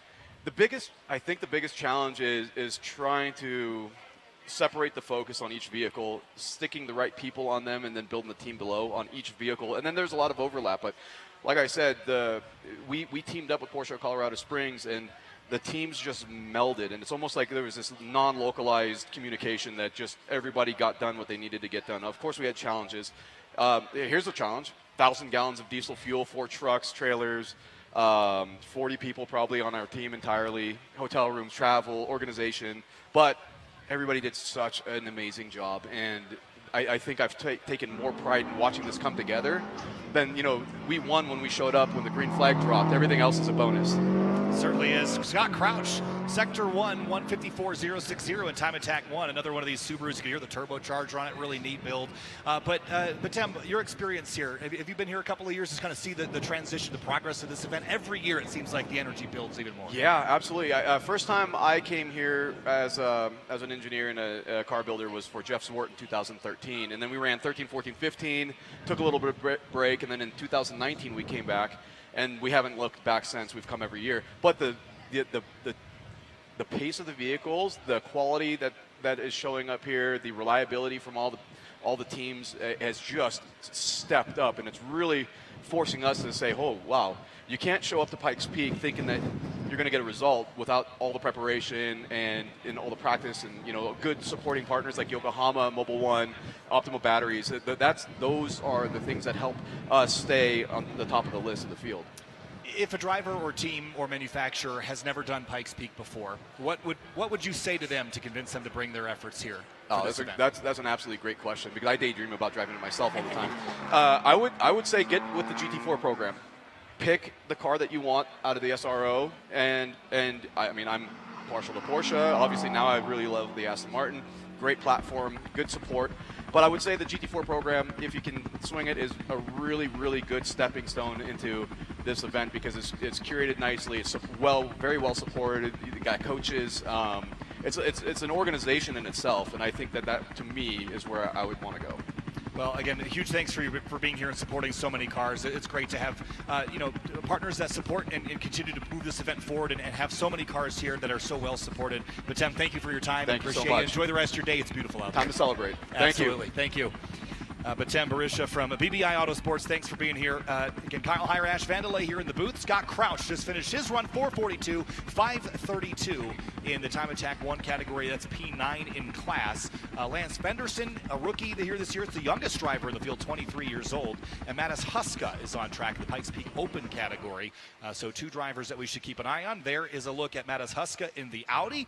Really unique car. We don't see a little puff of smoke out the tailpipes there, but this is a 2010 Audi TTS, 2-liter engine in this car, turbocharged. And again, this is not Mattis's first year. This is year number 4. Of course, his best finish was last year, P6 in class. So if he can do better than that, Ash, he's going to be have a personal best. We mentioned having benchmarks here, especially looking at this. In 2022, he had an F23, it was P7, and then 2024 is P6 in the Pikes Peak Open. So he's benchmarking and improving every single time, and that's all you can really ask for. Certainly, and then we mentioned Lance Fenderson, one of the rookies here, one of the 21 rookies in the field, running a 2020 BMW M2 CS Racing. This is a car that we've seen. We talked about, we were just talking with Patem about the SRO. This is a car that would run over what was then the TCX category, now just TC. But Lance comes from a background of running in Spec Miatas and F1600, so smaller, lighter cars than this, but doesn't seem to be holding him back. Look at that through the halfway picnic rounds, 159.964. So certainly a little tentative perhaps on the lower section in some spots, but his first year here as the youngest driver in the field. There's a lot to learn in an event like this. Here comes Huska across the stripe, Pikes Peak Open. His best finish was 6th in this class last year, and across the stripe 4:45.090, and it looks like for Huska it's going to stay P8 at the moment. You mentioned Lance Fenderson, right? 23. I mean, so much to learn and so much to constantly keep competing. Hopefully we see, we've seen a lot of folks get their 13th, 10th, double-digit years, and seeing the inspiration that we have Lance Fenderson now here at the age of 23, hopefully he becomes those double-digit numbers. Yeah, certainly. We've seen this trend in racing lately. In 23, as far as racing is concerned, we see things like Toyota GR Cup, or even in the Formula ladder ranks in Europe, where drivers have to start racing cars at 5, 6, 7 years old to really get their big break by the time they're in their 20s. And for Lance Fenderson at 23, the youngest driver in the field, that's an accomplishment in itself. This is not like any other circuit race. There's so much risk. And you talk all the time about drivers that as they get further along in their career, they take less risks, right? And so for a young driver, there's definitely a reason to really just set a benchmark this year. Get the experience of the event, because it's definitely easy to push a little too far when you haven't had the experience to learn how quickly the mountain can bite. We also have Ray Guerrero coming up right now with 2019 Porsche GT2 RS Club Sport for the time attack category. Yeah, Guerrero, we'll talk about him in a moment's time. Another one of the Porsches that we've seen, plenty of those in the field here today, but Fenderson navigating the second section here. There's Cole Powelson, that 2025 Stryker Rogue Maverick. Powelson's all about these kind of wild sort of open wheel entries the last couple of years. And, his company Sierra Alpha, or the Sierra company, that really specializes in kind of wild off-road hill climbing vehicles. This is another step. Also, the name Stryker with a Y, super cool. I'm going to vote that best name of a vehicle today. 9th year here. Last year, 2025 Sierra Echo R-Spec, which was really cool. Then a 2010 Nissan PowerStroke GTR the year before that. So definitely familiar, and this is so cool. Yeah, Ray Guerrero, by the way, 154.450 for Ray in that 2019 Porsche GT2 RS Club Sport. Looking at Fenderson once again, getting closer to the finish line here. Fenderson competing in the Time Attack 1 category, and as is Ray Guerrero. That class is very well attended this year, and so far we've had 11 cars run, but here comes Fenderson across the stripe, and in his rookie year at the Pikes Peak Hill Climb, Fenderson is going to do a 4:54.914. That puts him 10th in class, so not a bad debut, I have to say. And here is Ludwig Girardi in the 2011 Porsche 911 GT3 RS. Told you we have a lot of Porsches, don't we?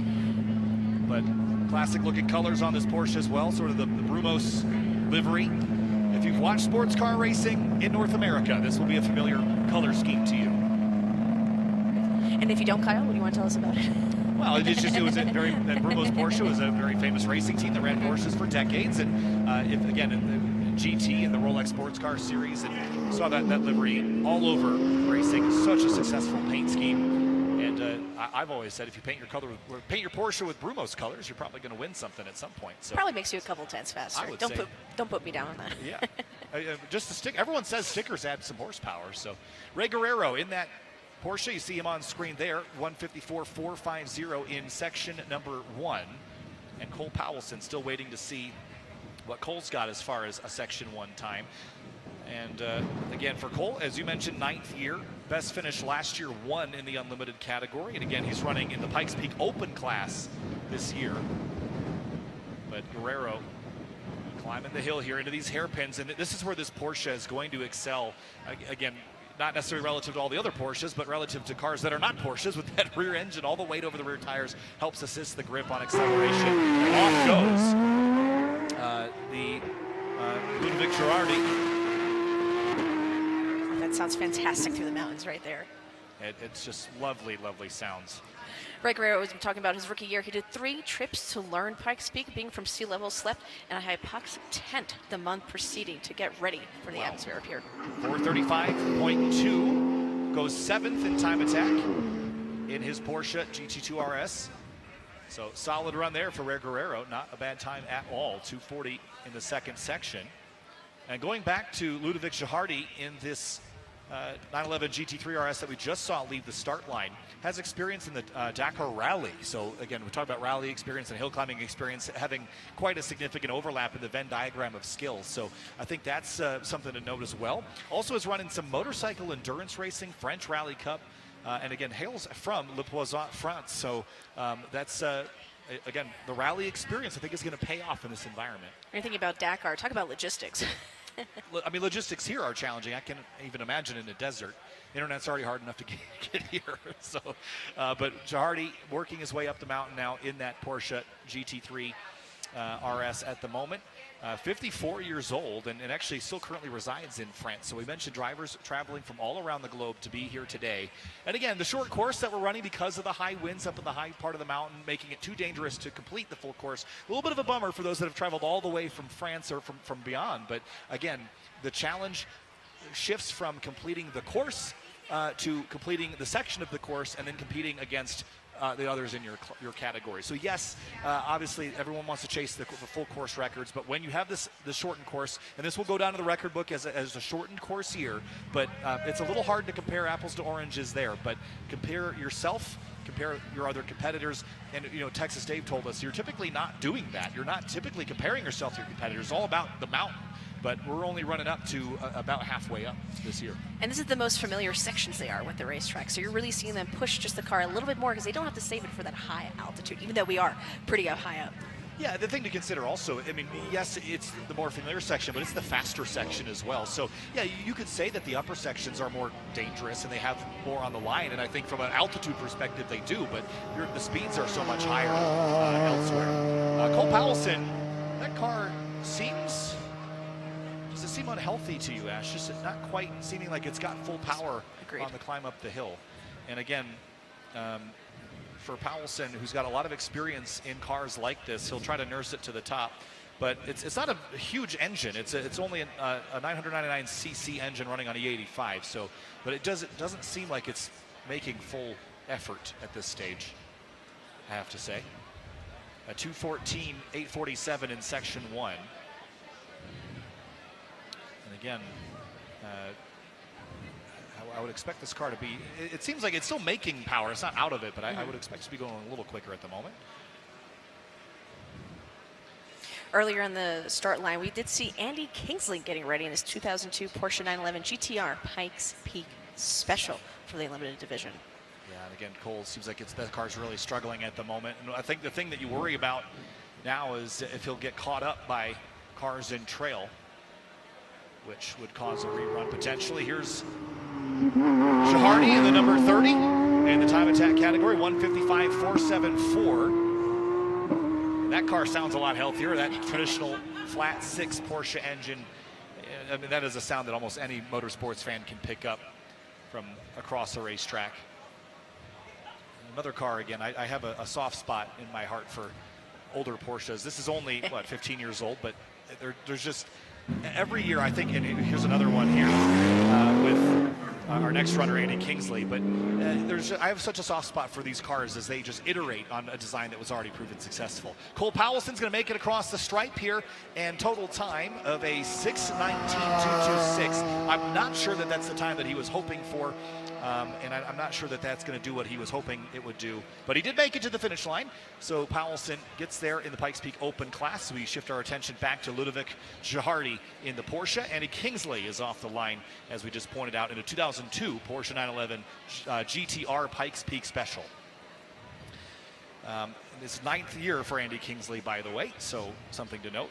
Best finish 2020, 4th in this category, time attack 1. Here comes Ludovic Jahardy in TA1, and checker flag here for the Porsche, and it is at 2:49.564, and puts him 11th in the time attack class. But more runs later for the 103rd running of the Pikes Peak International Hill Climb, presented by Gran Turismo. We'll be back with more after this break.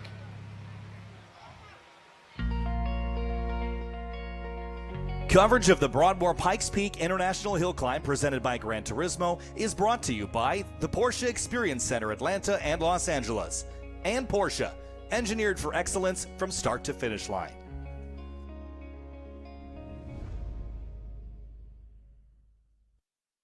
In Colorado Springs, we shoot for the moon. We train the defenders of air and space. We secure American freedom. We compete on the world stage. We launch balloons, rockets, careers. We conquer America's mountain and spend time in a garden fit for the gods. We power the future and protect the past. There is greatness within each of us and all around us. We are Colorado Springs, Olympic City, USA.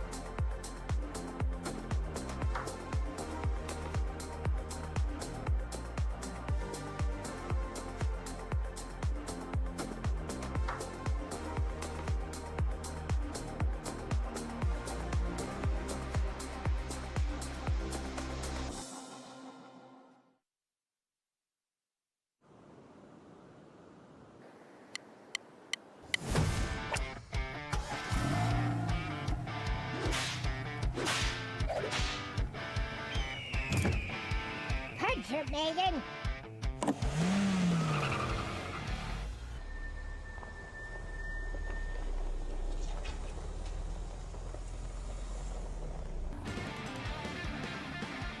Oh, wow. Here we go.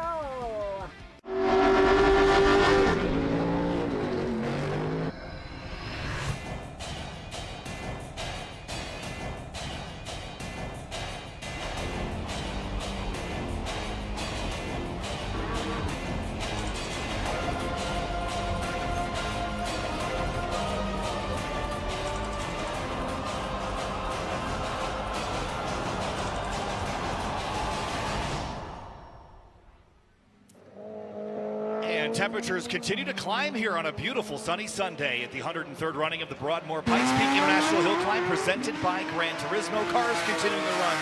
Jahardy finishes his. Andy Kingsley's up. Ernesto Ramirez is on track as well. Kyle Heyer joined by Ash Vandelay here in the booth. And now we've got Kathy Hubel from the Pikes Peak Marathon here. It's the 70th anniversary this year. Very exciting, Kathy. Welcome.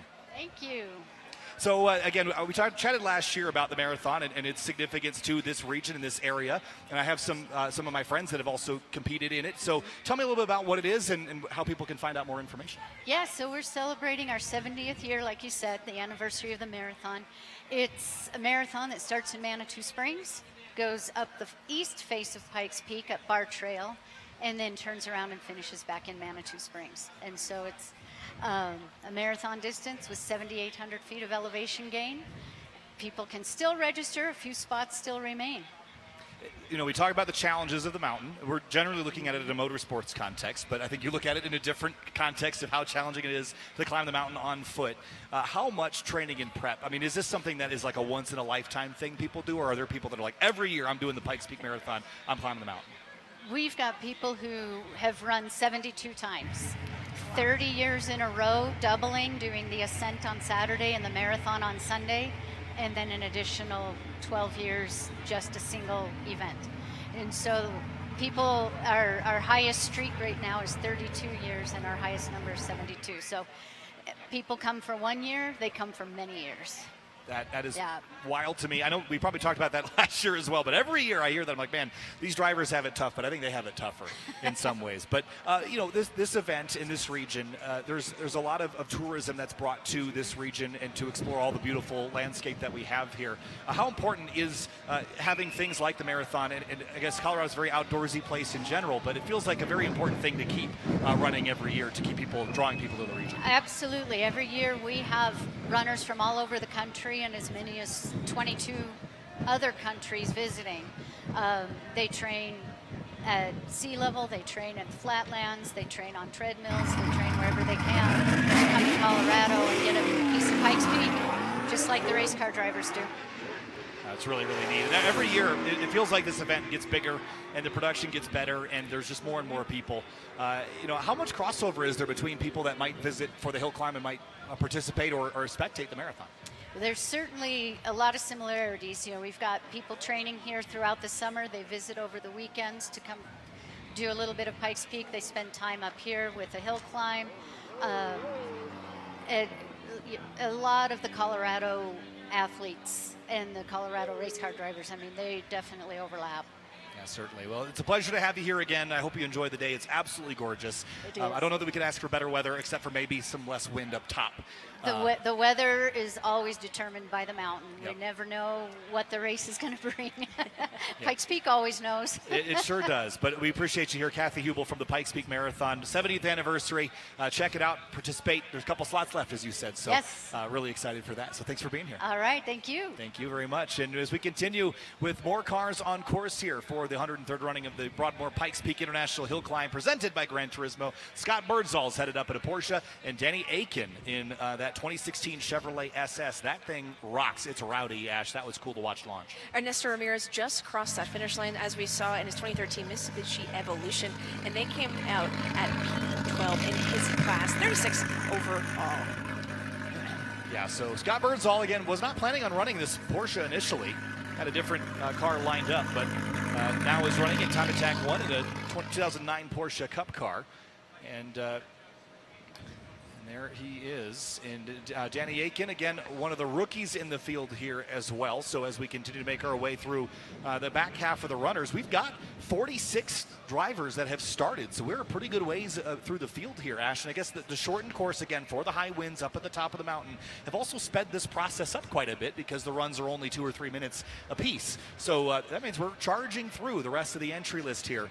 And the pace has been very, very solid today. I mean, we've been mentioning the shortened coast because of the very emphasis on safety here we have at Pikes Peak, but we're just so happy we get to race.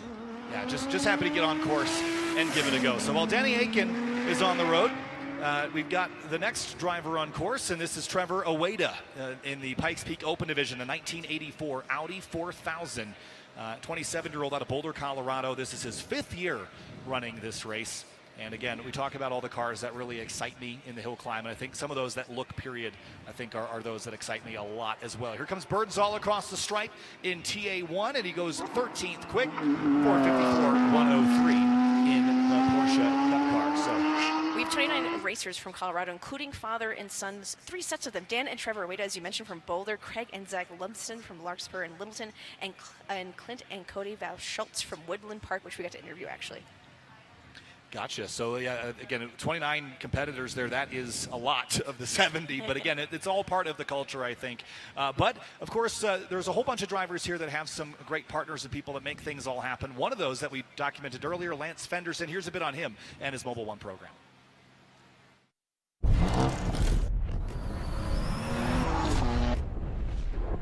Was here a year ago. when I was first introduced to this event and got to wave the green flag for Lonnie. Since that day, my heart and mind has been set on making it to the mountain and competing, and to have done that in under a year, it's really just surreal. The phrase, "you don't need muscles to be strong," is really speaking to the fact that I don't have many working muscles. I'm essentially driving with brain power, my mouth, my right pec, and my left back muscles.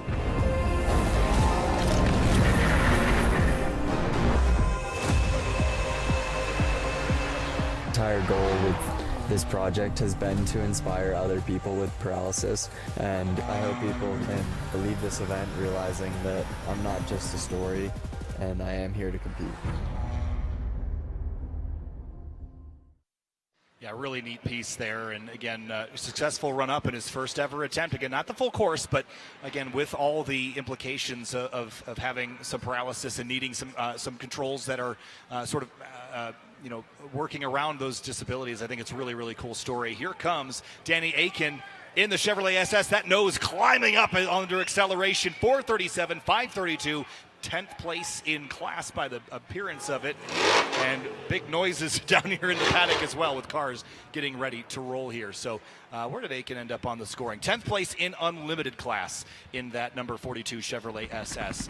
Scott Birdsall, we mentioned, a 454.103. Trevor Oweda, a 157.1 at the sector marker in that 1984 Audi 4000. Sean Bassett is also off and away in the number 269, and this is a very cool car as well. It's a 1972 Datsun 240Z. I've seen this car all over the motorsports world. We see it in Grid Life. We see it in Global Time Attack. But it's a very unique car. It's an LS swap car, 7-liter GM engine running on E85. A lot of custom framework on this car. And Sean is no stranger to this competition. It's his 4th year. 4th year, and he's raced the same exact car, well, not the same exact car, but the 1972 Datsun, the 2024, 2021, and 2020. He finished as highest as 7th in exhibition in 2020 and 2021. Yeah, so really cool story there. And of course, there's another look at Oweda. That Audi making some excellent noises past the halfway picnic grounds and making his way up towards Glen Cove, where again, we're running a shortened course because of high winds at the top of the mountain. I see another car rolling by me. It's David Hackle's number 2 Audi, another car that we'll get to talk about in a little while. So continuing to push here with more entries. The pace has continued to pick up here as we make our way through the second half of the day. After Bassett's the number 316. This is a 2024 Super Light Aero that is about to take to the course here in a moment. And that will be driven by Eli Olivas. Is a GM supercharged LT5. That's going to sound spectacular. It sure will. And again, it's a very lightweight car, 2,400-pound super light Aero. As we get another look at Sean Bassett here, 153.740 at the sector mark. Puts him about 31st overall at the moment, if he were to continue at that pace.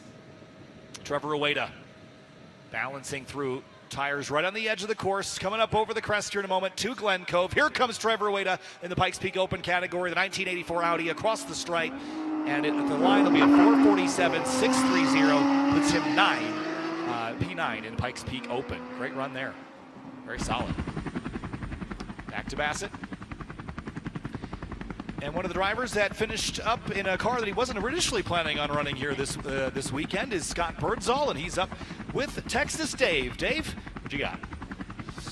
So I'm just waiting on Scott to get his heat waves on because he was getting blinded by the light. Scott, I can never keep track of what you're going to show up in. Next thing I know, you're in a Porsche. Well, sometimes your car breaks and you got to bring your Porsche. So I bought this like 3 days before I was supposed to leave for Pikes Peak, just for like a fun car to have. And the LMP car expired again, so I just brought this. So this is my 2009 GT3 Cup.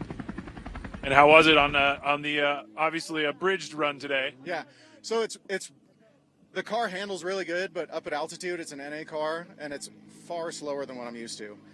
Still fun, still glad to be here, but man, needs twin turb skis on it. So we're going to call you one of the silver lining runs. It's like, all right, we made it to Glen Cove where the car did well, and maybe next year you'll either put some twin turbs on this bad boy, make it to the summit, or you'll be back in something we're a little more familiar with. Maybe Old Smoky V2. Ooh, now we're talking. All right, now you got to elaborate on that. You can't drop that out. Well, I think that's about all I'm going to tell you. Yep. All right, well, Scott, leaving us wanting more as always. Congrats, buddy. Good seeing you. Thank you. Smoky V2 maybe in the future. This is a look at Sean Bassett once again, and this car struggling a little bit, and seemed like it was a little slow. Yeah, and just getting a look at it, there's a little smoke coming from the right front, and that the suspension doesn't look like it's seated just right. Like it's a little, like the camber's off.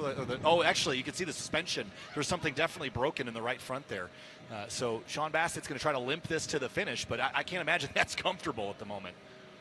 Yeah, but you don't stop. You don't give up. I think a lot of drivers in their profiles and FAQ saying just keep finishing and keep going is the number one motivation. It's not all you can do. I mean, again, at this point, you're closer to finishing than you are starting, but some kind of, and he said he broke basically everything. And he broke something else today, just sometimes how it goes. David Hackle off and away in the number 2.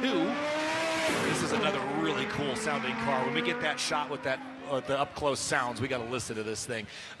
David Hackle, 1983 Audi Quattro, 54-year-old out of Arvada, Colorado. This is his 12th year running the Pikes Peak Hill Climb, and you see there, Sean Bassett, that car has now slowed up even more. And again, can't get a locator on it to know exactly how close he is to the end here, but well, it's speeding up a little bit. He's just trying to test it and see what kind of grip he has. The last thing you want to do with a right front suspension problem is drive off into a left-hand corner not knowing what it's going to do. So, but we'll see. We'll see what can happen. It could also be power related too. I thought I saw the wheel wobbling around, but maybe not. But either way, Sean Bassett is going to get to the finish. And it took him a little longer than I think he had hoped, but after all the trials and tribulations of the week, 5:31.676. He won't be stoked about that, but at least he got to the finish line, Ash. Yeah, absolutely. And should be proud for getting here, getting ready, and making it to the point. And we do have a shortened course, of course, because the high winds at the higher point of the peak, a little debris and rocks just for safety. We're running a shorter length of the card. Yep, so David Hackle on course looking for his first sector marker. We'll try to get an update on what happened to Sean Bassett there. From that top-down view, I thought I saw the wheel wobbling, but when it came across the stripe, Ash, I did not see that. So it could be power-related, could be any number of things. And here is a look at Gregoire Blanchon that we talked to earlier in this VW Fun Cup car, which basically is a category car that you'll see over in Europe a bunch, but it's got a Tesla powertrain, so all EV. And it's not light. It weighs 3,300 pounds, which is a lot for that car. So we'll see how that car does. As get a look at Olivas in his rookie year, 203.650, Section 1. And there it goes. Blanchon off and away under the start gantry for his run up the mountain. He is the current record holder for diesel fuel set in 2023 in the exhibition division, raising the Radical SR diesel in a 10-minute 25.071. But this is, of course, much different. Yeah, this is a little different. And again, we talked about alternative fuels, go from diesel to electric powertrain. I guess there is some crossover in that, they're both high torque producing, low revving engine situations, I suppose, if you could call it an engine of any kind. But Eli Olivas in that car comes up across the stripe with that big GM engine under the rear engine compartment across the stripe, and Olivas 502.858. There's that sound of that car. Kind of scraping the ground. Olivas run complete, and looks like 12 in class. And one of the drivers that climbed up the mountain a little earlier that has already completed his run, he's standing by with Texas Dave. It's Zach Sober. Dave, let's chat with Zach. Zach, on those hard days, it's good to have friends around, isn't it? Yeah, you're a good friend. Back at you, buddy. Well, I saw you coming up. There was a rope attached to the front of your car, and it was being towed by a truck. But the rope was attached after the finish line. Oh. Yeah. Well, that's better. We're good. Well, tell me about your run then. Those expensive failures are worth it as we cross the finish line. Oh, well, what are we doing over here moping around? You got to finish, man. Oh, there's a lot of work to do again, but we do have the finish. We've been talking a lot today about the silver linings of a Glen Cove finish. There's a lot of cars that just weren't quite Summit cars today, so we're gonna Clearly would have not made it to the Summit today. I'm just gonna let everyone know that it would not have made it. But you made it to Glen Cove, so we get to hang out. So congrats, buddy. How many times have you been up here now? It's the second time. Second time and 2 finishes? Yep, 2 finishes. Sounds like a good day to me, man. Yeah, you can't ask for more than that. Congrats, buddy. Thanks, Dave. Thanks, Dave. And yeah, frustrating because I think he knows how much work's got to go back into it before next season. But you know what's also stressing me out? Watching Gregoire Blachon drive the wheels off this VW Fun Cup. That thing is all over the place as he gets the Tesla powertrain, gets the power to the ground, just slipping and sliding. Short wheelbase car, which he said, we asked why this car, why here? And it's for the short wheelbase, for the ability to change direction so quickly. But what you lose with that, Ash, is stability. And it seems like with all the power that's going to the wheels right now, it looks like he's got it sorted out now, but there was some tense moments there with some wiggles. Here's Jeremy Lauder on the start line. This is a driver I know quite well from the Grid Life Time Attack scene, and this is a car that we've seen recently, even podium at Grid Life events, but saw some issues that he needed to address after a festival a couple of weeks ago. Here comes David Hackle across the stripe in Pikes Peak Open. It is a 4:46, 287, goes 9th quick for David Hackle. Strong run there in the Audi Quattro. But back to Jeremy Lauder out of Middlesex, New Jersey. And listen to that thing accelerate away. 6.2 liter LT4. And again, it's a supercharged engine, makes a ton of horsepower, has some aero to boot, weighs about 3,700 pounds. That's a big story for him last year. This is his second year running Pikes Peak. Is the fuel cell introduction. Those cars had saddle tanks that he had to remove out, so pretty challenging there. One of the other drivers that's finished up earlier in that Honda S2000 was Brett Dickey, standing by with Texas Dave. Brett Dickey, we're on a real steep grade here, buddy. Yeah, it's definitely not a Summit, but it's definitely we're not straight, are we? If we just slowly go back to normal, they won't even notice that ever happened. I'm pretty confident every time I see your S2000, it's got larger wings, bigger diffusers. Is that my imagination? Yeah, so we just went to like an aero store and bought everything they had, and we thought we'd find somewhere to put it all. Well, you've managed to put it all on there. How did it perform? Yeah, look, downside of all that aero from the aero store is, when the wind gets it from the side, it doesn't like it at all. So, yeah, 3 turns in, I thought we were going to end up in the trees there because the wind gave a big gust and pushed it probably a full lane across. So, lucky for that. So, yeah, we just wanted to get to the end. It's not the Summit, but we're happy we're here. Amazing event, and we can't wait to keep coming back. You get a little quicker every time. We hope we'll see you a little quicker next year. That's the plan. Thanks, Dave. An impressive run there by Brett Dickey. And Christian Gimbosch is about to head up the mountain in his 2012 Audi TT RS. Hails out of Magnolia, Texas, representing the country of Germany, but again, running a 2.5 liter Audi engine under the rear engine cover of that car. Here's another look at Gregoire Blachon, but let's quickly jump to break, and we'll be back with more in just a moment's time with more Pikes Peak International Hill Climb coverage in 2025. We'll be right back. Coverage of the Broadmoor Pikes Peak International Hill Climb presented by Gran Turismo is brought to you by the City of Colorado Springs, Olympic City, USA. Mobil 1, the official motor oil of the Pikes Peak International Hill Climb. And O'Reilly Auto Parts.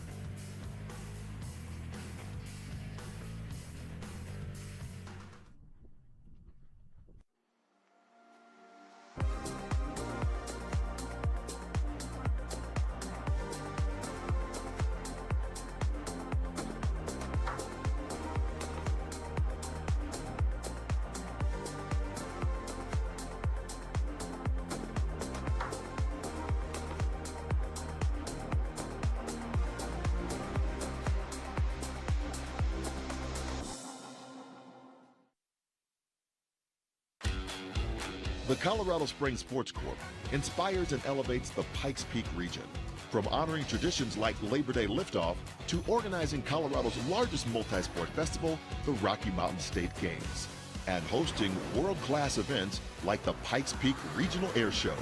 Sports Corp amplifies Colorado Springs and the Pikes Peak region through the power of sport, enriching people from all walks of life and building a stronger and more connected community.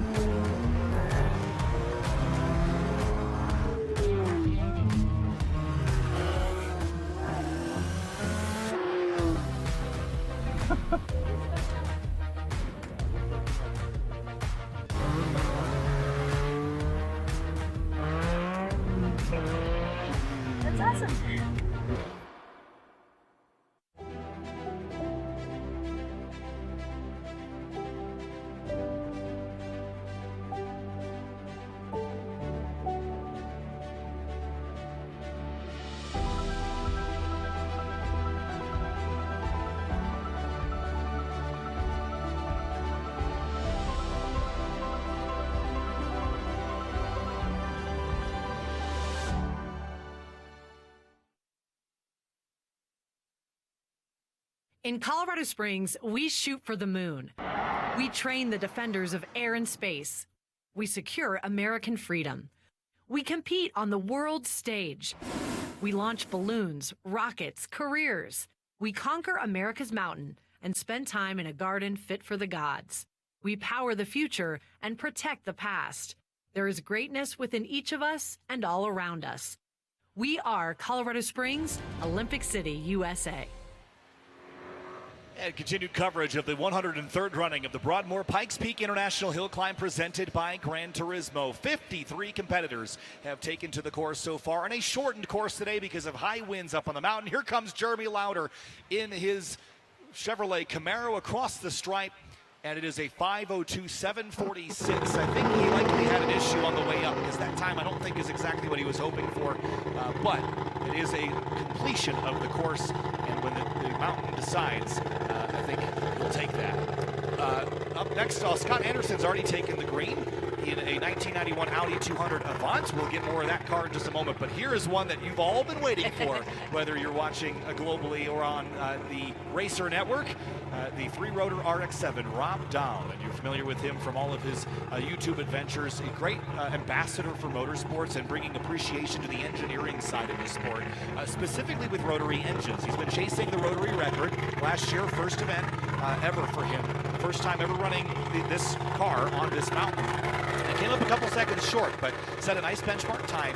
He won't get to compare relative to last year because we're not running the full course today because of the high winds. But I think where he's running in the Pikes Peak Open category, that'll be fun to watch.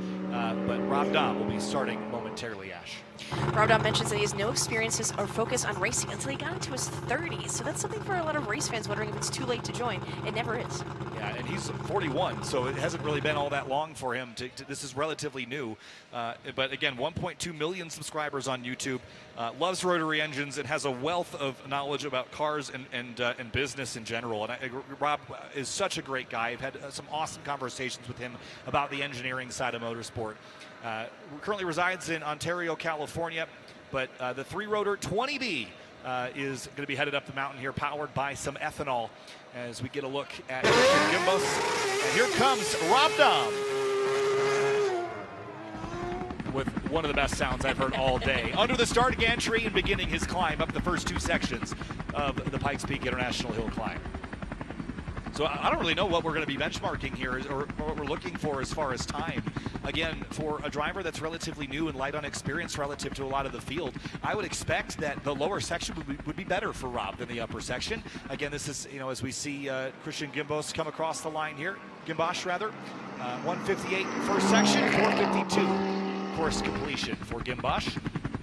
But for Rob Dahl, again, this car, while it is a turbocharged car, it's still, again, combustion engine, but rotary powered. So the whole idea here is reduce the number of moving components, and it's all about packaging. These rotaries are very, very small, and so that means you can really get a lot of power by revving them very high, by reducing, they're very simple mechanically. So you can rev these things up north of 10, 11, 12,000 RPM and turbocharge them, force some more air in.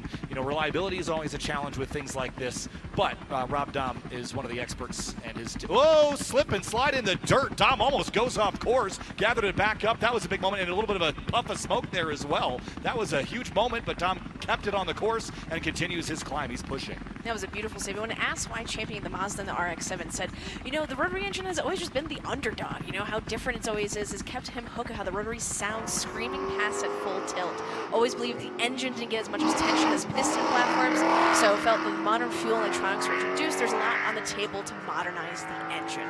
And that earned his reputation as the largest rotary YouTuber here. Yeah, that's really, really cool. And another cool thing is this 1991 Audi 200 Avant run by Scott Anderson, who's one of our 21 rookies here.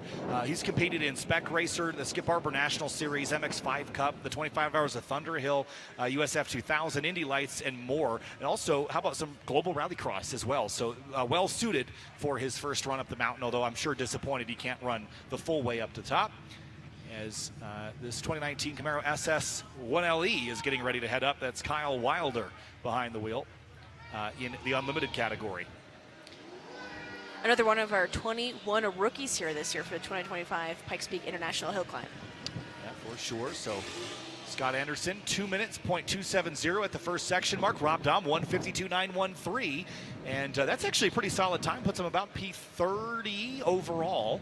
But again, in the Pikes Peak Open category. So again, we'll see where he lands. That would put him around 8th or 9th place if he could maintain that speed all the way to the top. Here comes Scott Anderson across the stripe. First run in his rookie season complete. Not all the way to the summit, but to the finish line for sure. 4:57.287. And that is going to be 12th in the Pikes Peak Open category on his rookie season. Kyle Wilder mentions that what inspired him to enter the race to the clouds. He goes, I've always loved cars and racing, but he stumbled across a video as a teenager called Climb Dance in a sprint up the mountain when it was all dirt. And that short film has stuck with him for the last 20 years. So you reach people where they are, and that includes YouTube and social media. If you've never seen Climb Dance, go watch it. You'll have a massive appreciation for not only how things are, but how things used to be here on the mountain. Kyle Wilder off and away, and did not leave a lot of margin there on driver's right, was on the attack. Here's Rob Dahm, just listen.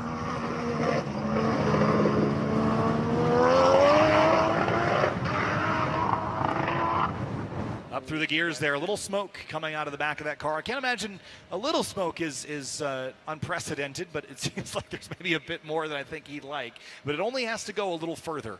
And Rob Dahm will finish Pikes Peak Hill Climb for the second time in his career, albeit on a shortened course because of the high winds at the top sections of the mountain that blew some debris on the course, made it unsafe to continue. And once again, once you start the race, you can't really change the course, and you'll be comparing apples to oranges for the rest of the day. So shortening the course for this year, every couple of years, the mountain decides that we don't get to do the full 12.5 miles and 156 turns. But regardless, we'll race to wherever we can, that being Glen Cove. And a look at Kyle Wilder here, off to a very strong start at the bottom section, but see once he hits Engineers and gets up into the halfway picnic grounds, we'll see what he's got. But Lance Fenderson completed his run successfully earlier, and standing alongside him is our very own Texas Dave. Dave, you got Lance. How is he? Lance, we're being asked how you are, and you and I just had a quick chat, and I know how you are because I've been in those shoes before, but you've been quite the sensation all weekend, and that culminated in an impressive run by any measure, but as a rookie especially, that's something special, man. Thank you so much. Yeah, it's pretty surreal. I'm just so proud of everybody involved. It's been a really long 2 weeks. We've had some really low lows and some really high highs, and this is the highest of them all. We had a wrecked race car 10 days ago, and I was the only one on the team that didn't have much hope that it was going to be back on this mountain. So I, first off, just got to give a shout out to everybody on the team. Everybody at Rooster All Racing, everybody at Winslow BMW, everybody from Yokohama, Mobile One, Insta360, High Fives Foundation. They're the reason I'm here. My family, my mom, my dad, my girlfriend, my brother, my friends, like, it took an army. I'm so proud to be up here. I immediately started crying when I crossed the finish line. I was just telling Cam and Pastor, I didn't even make it across the finish line before I started crying. So, yeah, it's just so special. I'm so proud to be here. We're all proud of you, man. We're sharing some tears with you. Speaking of an army, there's been an army of other drivers who've been walking past. We're all like, well, you got to come back next year. So sounds like you weren't maybe necessarily planning on making a return next year, making another run, but is it in the cards now? Yeah, before today, I don't think that was the call, but I think the decision was made for me. Yeah, I think we'll maybe be back in a GT4 next year. We'll see. That's what we like to hear. Well, we'll see you a few thousand feet higher next year in a GT4. Yeah, absolutely. Thank you. Thanks, buddy. Congrats. Lance Fenderson doing the job, getting to the finish line, and man, I didn't do it, guys. It's the commentator curse. Rob Dahm, that car, we're hearing potentially had mechanical of some sort, but hearing blown up, and very, very close to the finish line as well. There was some smoke coming from the back of the car, Ash, and I think, it's just after high noon here, but the foreshadowing of that, I think, that was coming at some point. Unfortunate for Rob Dahm, but he's going to learn from this, and he'll be back, I'm sure. So here's a look at it again, climbing up. There's a lot of smoke from it. Did he just pull off, or did it go up in a puff? Oh, boy, that's a puff of smoke, isn't it? That was, yes, as we're hearing in my ears from Clark, a spontaneous disassembly. Had the vented block mod on that RX-7. That's not one that you want to add mid-event. So unfortunate, the rapid unscheduled disassembly of the 3-rotor RX-7, unfortunately. So again, sorry, I probably jinxed him there. Ash said he was getting there, but that's just how it is sometimes. We were also excited to watch him, knowing him from YouTube and watching his videos.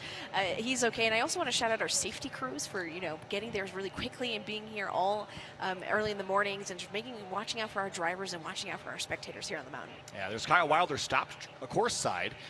Now he was behind Rob Dahm, so they're going to turn him around and send him back down the mountain and give him a rerun.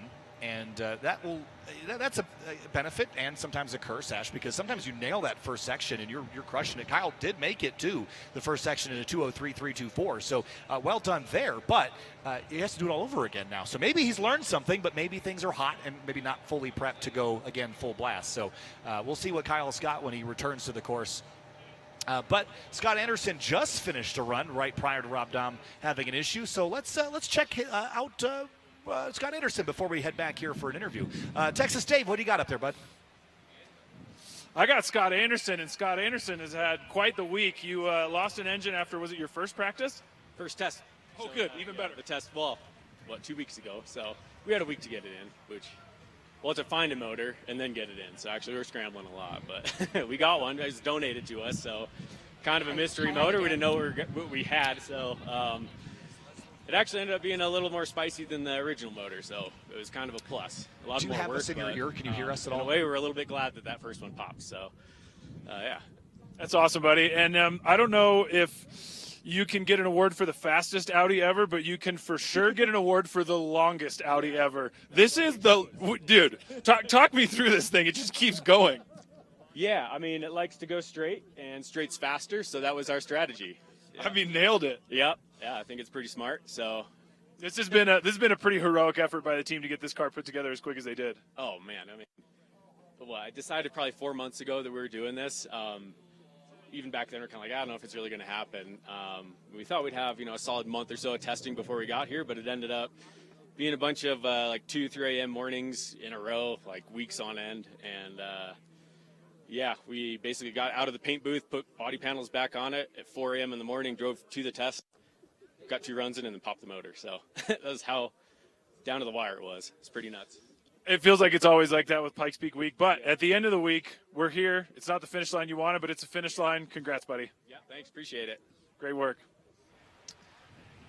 Thanks, Dave, and again, great run there. We're joined now in the booth by Leslie Hill from the Pikes Peak or Bust Rodeo. Leslie, welcome. It's a beautiful day. Unfortunately, a little too windy at the top to go all the way to the top of the mountain, so we're on a shortened course today, but welcome. How are you today? Thank you very much, and I can't tell you how excited I am to be here. I've never been to the Pikes Peak Hill Climb before, so I'm a newbie, and to have this experience is fantastic. I'm used to different kinds of horsepower, so this is something new and interesting for me. First impressions? First impression, this is an amazing venue. I mean, who wouldn't like being on top of America's mountain watching all these people? And what's really neat is to see all these international people, and they're also friendly. They want to come up and know who's in the cowboy hat, so that just makes it even better.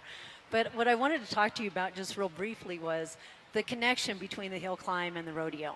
These are Spencer Penrose's visions, and he succeeded. I mean, each year it continues to grow. You guys are the oldest event. We're the second oldest event. And we have sponsors. We have people that support us year after year. And we just see it continue to grow. And I think it's just a blessing for our community. And it's not just the community. It's also people coming from all over the United States and international to support all of us. So in addition to that, we've got Michelle Mouton.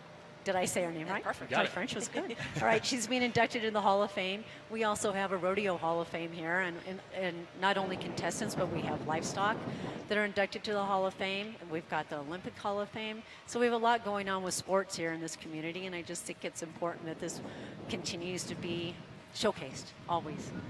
That was it. This is something that actually Ash brought up earlier, the word community, and you used it a couple of times just then.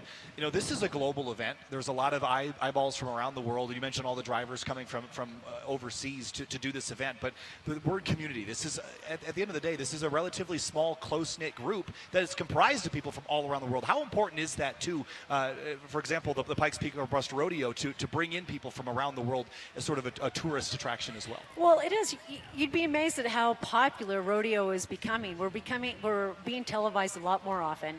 So we have people coming from all over the world, and maybe they're here in Colorado Springs for one reason. Maybe they're here to see this, but then they stay over to watch the rodeo. And so we're educating people on the sport of rodeo. And again, we're encouraged by the community support we have as far as volunteers, and the Pikes Peak or Bus Rodeo is all volunteers. And then you have all these people coming from all over that get to enjoy it through the work of the community. Yeah. So it just all intersects, and again, it's just grown in so many years, and I'm old enough to have seen it. So, it's actually, so I live in Chicago, and I have some coworkers that are media for motorsports companies, and we had a rodeo come to town, and they got media credentials. They're motorsports photographers and videographers. Right. They went to the rodeo, and it was so fun to watch them learn a new sport and take what they learned from motorsports and capturing action like that to a rodeo. It was a blast. Exactly. Again, it's just different horsepower, but it's still adrenaline, it's excitement, it's a great spectator sport. And I mean, just hear the revving of the engines here, it just gets me going too. So it's just fun. So I very much appreciate you having me. It was very nice. Thank you, Leslie. Thank you so much. Leslie Hill from Pikes Peak or Bust Rodeo. Thanks so much for your time. Enjoy the rest of the day. Thank you. Thank you. It's just lovely weather out here. We're still working on cleanup here from Rob Dom's engine coming to a very rapid expiration date on the second section right before the finish line. Unfortunately for Rob Dom, that will not be a finish this year, DNF in 2025. And of course, we saw that Kyle Wilder got turned back around, so he's headed back to the start line to begin a run again. And Ash, as we get rolling here, we're taking a look at the lineup here. We're getting close to the end of things. Again, the shortened course because of the wind we had earlier today that kept the course from being safe to run.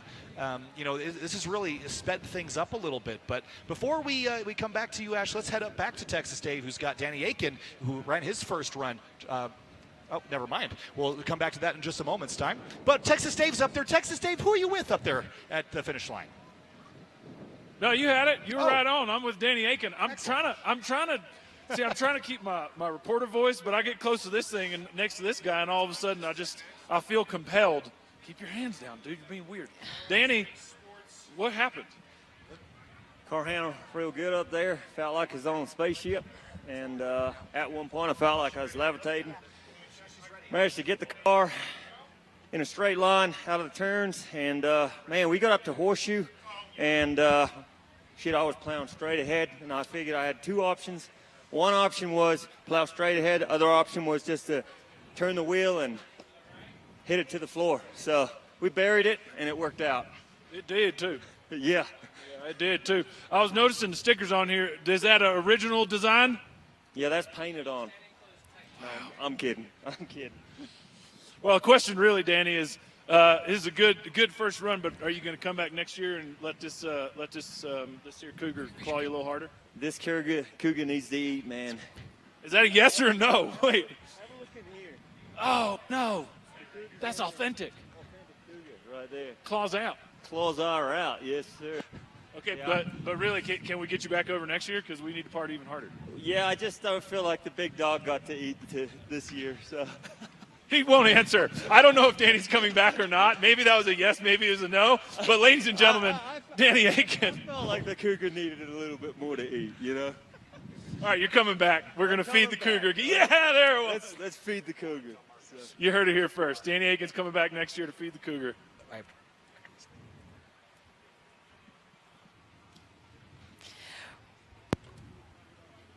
And we're here with Lauren Del Marco here from the Colorado Springs Sports Corporation. Lauren, how are you doing? We're doing great. How are you guys doing? Good. Is this your first Pikes Peak or no? Second. Second, Yes, okay. not my first rodeo. Tell us a little more about the Colorado Springs Sports Corporation. Yeah, absolutely. So we're a local nonprofit. We put on some of our own great events here in town. Labor Day Liftoff. We do the Pikes Peak Regional Air Show. And we're lucky enough to be contracted out our staff today here to help with the Pikes Peak International Hill Climb. And so our team comes out every year, and it's just so exciting to be out here on the mountain. I was saying, it's nice to see you back because it's my third year. It's like I'm starting to recognize faces and exactly. things. It's really nice. So yeah. it's exciting. But this has been fun so far. The weather's beautiful. I know that the course is shortened a little bit, but tell us all about the Sports Corporation. No, absolutely. And so it's actually pretty exciting. One of our events that we do is we do the Broadmoor Cycle to the Summit. So instead of cars, we do bikes. So we invite you guys both back if you want to come. And I'll take horsepower. Yeah, exactly. And actually, exciting enough this year, we have a new midway challenge. So instead of going all the way up, you actually will stop halfway at Glen Cove. So it kind of seems appropriate with today's circumstances. But yeah, so we do that event. And like I said, we're a small team of like 12 of us, and our team is spread out all over the mountain from the peak all the way down to parking with the buses and stuff. And we're just really excited to be here to be able to support our friends at the Hill Climb. It seems that so many community endeavors are coming together here for this Pikes Peak Hill Climb. And you mentioned the cycling. We talked earlier about, we saw a group of women who were cycling up yesterday. And it's like, you can imagine the work and the effort and just the physicality of it all is absolutely impressive. 100%. And as I'm sure many people notice here that aren't from Colorado to the altitude, you start to feel it walking around and putting in some effort and energy and stuff. It definitely takes it out of you a little bit. But yeah, we're so excited. I mean, Colorado Springs, Olympic City, USA, we're a really great community, and we love being able to bring events here and just bring people together like this, not only on a state level and a national level, but even an international level like this. It's awesome. Yeah, certainly, again, you bring up the word community. We've heard this a lot today. Yes, yeah. And I think it's great because, when you bring in Colorado Springs, there's so much tourism, there's so many things to do, right? But you bring people in and you show them a community. And it's not like it's just like, oh, look at this cool thing, see ya. It's like you're bringing people in and you're giving life experiences. And watching people bike up the mountain, I was so blown away. The prep level for that has to be crazy as well. Oh, yeah. Lots and lots of training, as I'm sure all the racers out here know. You want to acclimate and you want to, it's all in the training. And then if you're confident in your training, then race day should be easy, right? And the downhill part, probably not so bad. Yeah, right? You might burn through some brakes on your bike, but yeah, that's probably the best part people look forward to. So yeah, that's coming up Saturday, August 9th. We have that, and then we'll do the Colorado Springs Sports Hall of Fame, which one of the very own riders today is getting inducted as well, so that's super exciting for us. And yeah, it's just good to be here in second year, in the books. Again, great weather down here. Yeah. Where can people find out more? Absolutely. Go to sportscorp.org.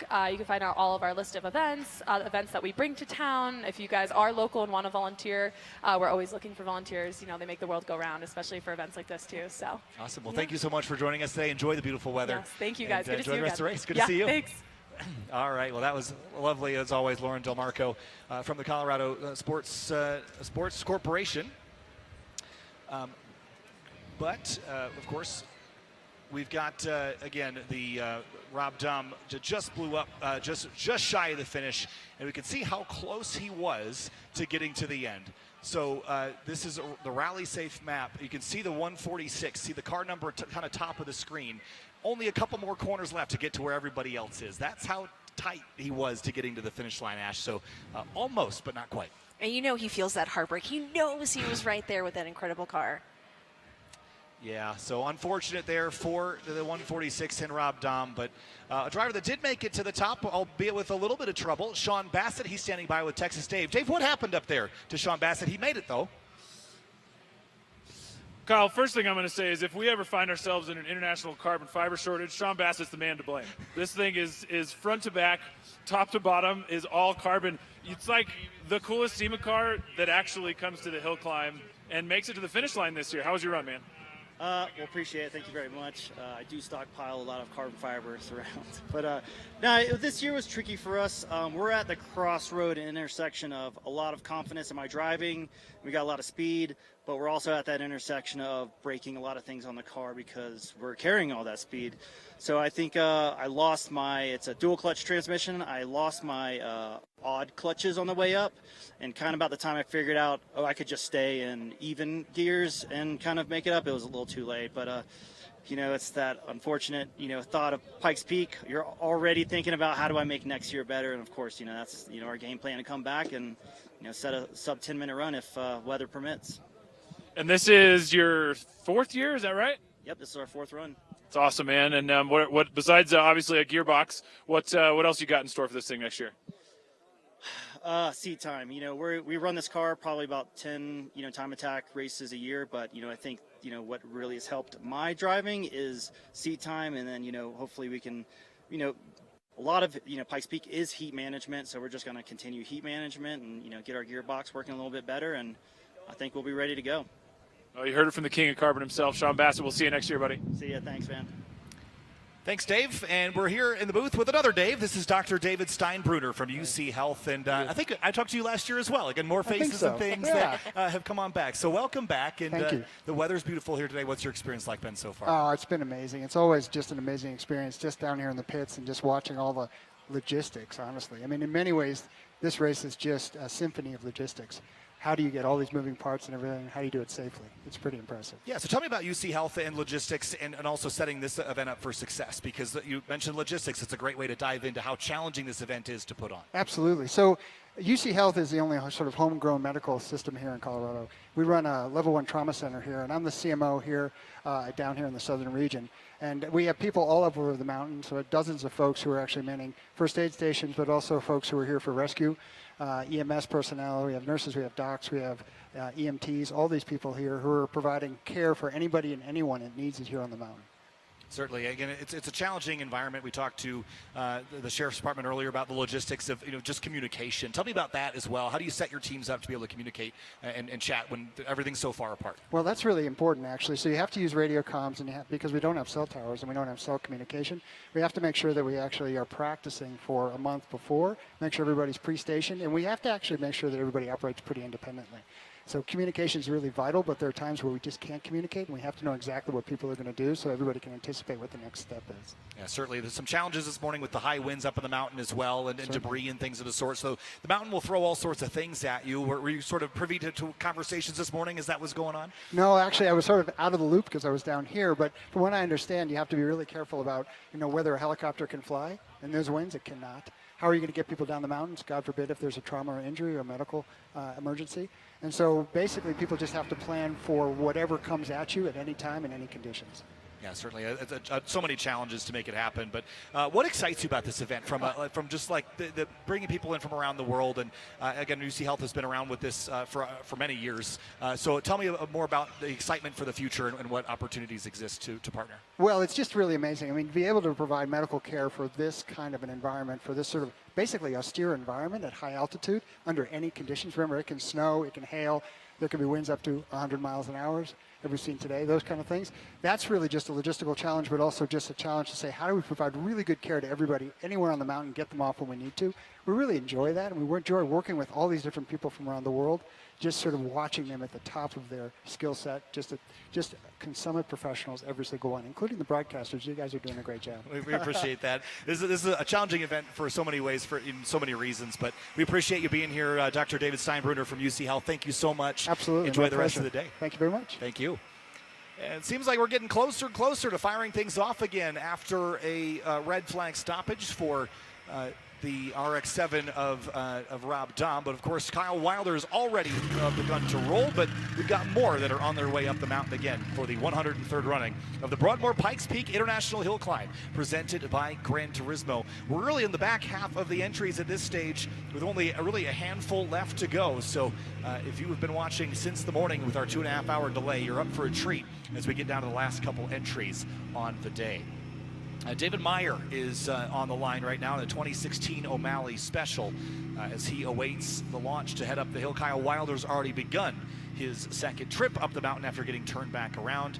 And Meyer, again, this is his 11th year, 14th if you count some motorcycle runs back when they had those categories, Ash. And if you're just joining us and wondering what's going on with the course, there are high winds, so tons of debris and rocks. And for the safety of our drivers and our crew and our staff, we wanted to make sure we shortened up the track, but we still get to go racing. So thanks so much to Pikes Peak International Hill Climb and everyone to get that together. So we're just running a shortened version of the course. Yeah, and certainly, actually, Dr. David Steinbruner brought up a really great point about the helicopter as well. You have to also make sure that not only can you race up the mountain, can you get people safely down it as Kyle Wilder rolls through halfway picnic grounds. That was a blast through there. So Kyle Wilder on his way up the mountain is David Meyer is working his way. A big wiggle right at the start gantry, almost tagged the curb on the inside. That was very close to dropping the tires in the grass, but Meyer holding back nothing after having to wait a long time for his run here today. So more runs coming your way. David Meyer in the number 24, 51-year-old out of Colorado Springs. But there's a couple more runs to come as we get into the last runners of the day here for the 103rd running of the Broadmoor Pikes Peak International Hill Climb presented by Gran Turismo. More after this short break.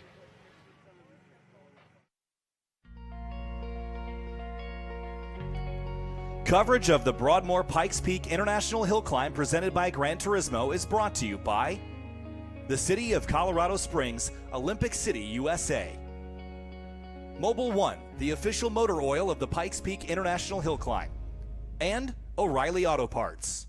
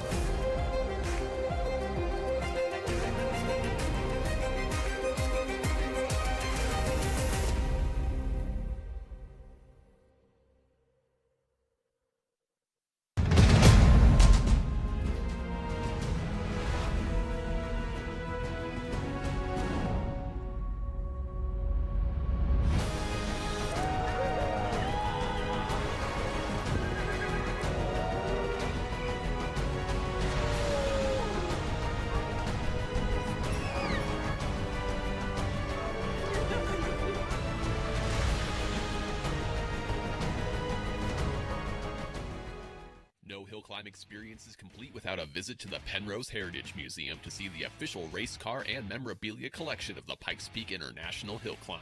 Get up close and personal with hill climb history through this immersive experience, including both vintage vehicles and modern feats of motorsport engineering. Witness the stories and memorabilia that make the race to the clouds come to life. With free admission and free parking, there's no reason to miss out on one of Colorado Springs' best attractions. Visit our website to learn more. This place will devour the unprepared, leaving hopes and dreams in crumbling heaps at its feet. But once a year, the adrenaline-starved few reappear, ready for their feast.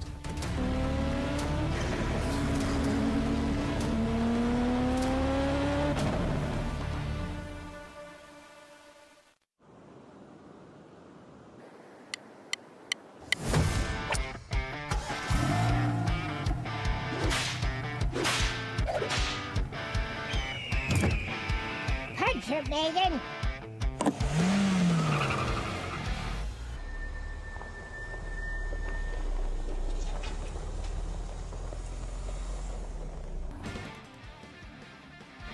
Oh, wow! Here we go! Well, the challenges of the 103rd running of the Broadmoor Pikes Peak International Hill Climb presented by Gran Turismo reared their head early on today with a 2.5-hour delay for high winds that necessitated shortening the course to just 2 of the 4 sections. We're finishing at Glen Cove now instead of the full 12.42-mile course, but cars continuing their climb up the mountain. Kyle Wilder had to turn around after a mechanical issue for Rob Dahm. He finally completes his run, 5:08.816, and comes across the line. And he completes his run in the 2025 Hill Climb. Kyle Heyer joined again by Ash Vandelay here in the booth. David Myers on his climb up, and Tracy Gadou is on his lineup in the 2008 Chevrolet Corvette Z06, number 141. So lots going on here. So Tracy's in 2008, as you mentioned, Chevrolet Corvette Z06. The engine make, a Lincoln Failure Performance Engineering Eliminator Spec R427 LS7 for those folks who are asking a lot about the cars here. Very cool. First year, another one of our 21 wins. Wow, that Evo making all sorts of racket on the start line there. Off and away goes Zach Lumsden in his 3rd year competing in the Pikes Peak Open category with his 2009 Mitsubishi Rally Art Evo 10. And there's a look at David Meyer again across the stripe, finishing out Glen Cove 4:42, 3:54, the completing time. That is fourth in the open wheel category. That's a very strong run there for David Meyer. So that'll wrap up that run here. But Tracy Gadou in the Corvette already off to a decent start, 2:04, 4:06 on the first section. Which is trending about P49, P50. Again, we're running in now qualifying order, so any position you can move up from where you were seated, this is an improvement overall.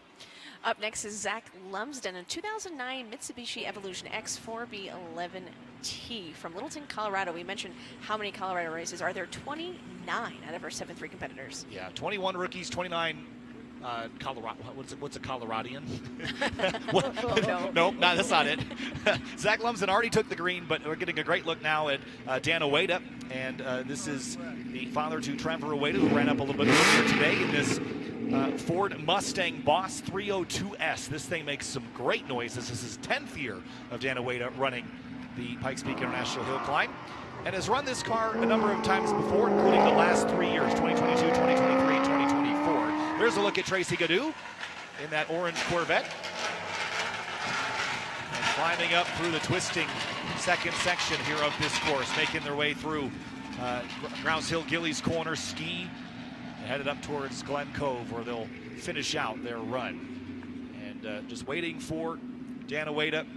Again, a lot of experience in SCCA racing, in Mustang Challenge Pro Racing, has some Grand Am experience, has run the World Racing League, WRL, and a bunch of endurance racing as well. So certainly no stranger to running Mustangs. Prior to the Ford Boss 302, ran a 2008 Ford FR 500S.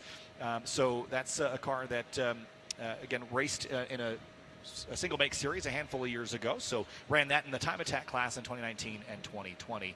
So another look at Gadou in the Pikes Peak Open category. I appreciate all the personalizations they're adding to their cars. Again, with that crypto bumper sticker there in the back. Wow, that was a smoky start. It looked a lot like J.R. Hildebrand's launch earlier, didn't That's why I it? paused for a second. I was like, oh no. I mean, it's going to turn out into a burnout competition to see who can leave the line the most dramatically. Here comes Tracy Gadou across the stripe, and in Pikes Peak Open, it will be a 4:58, 6:28. Not a bad time at all.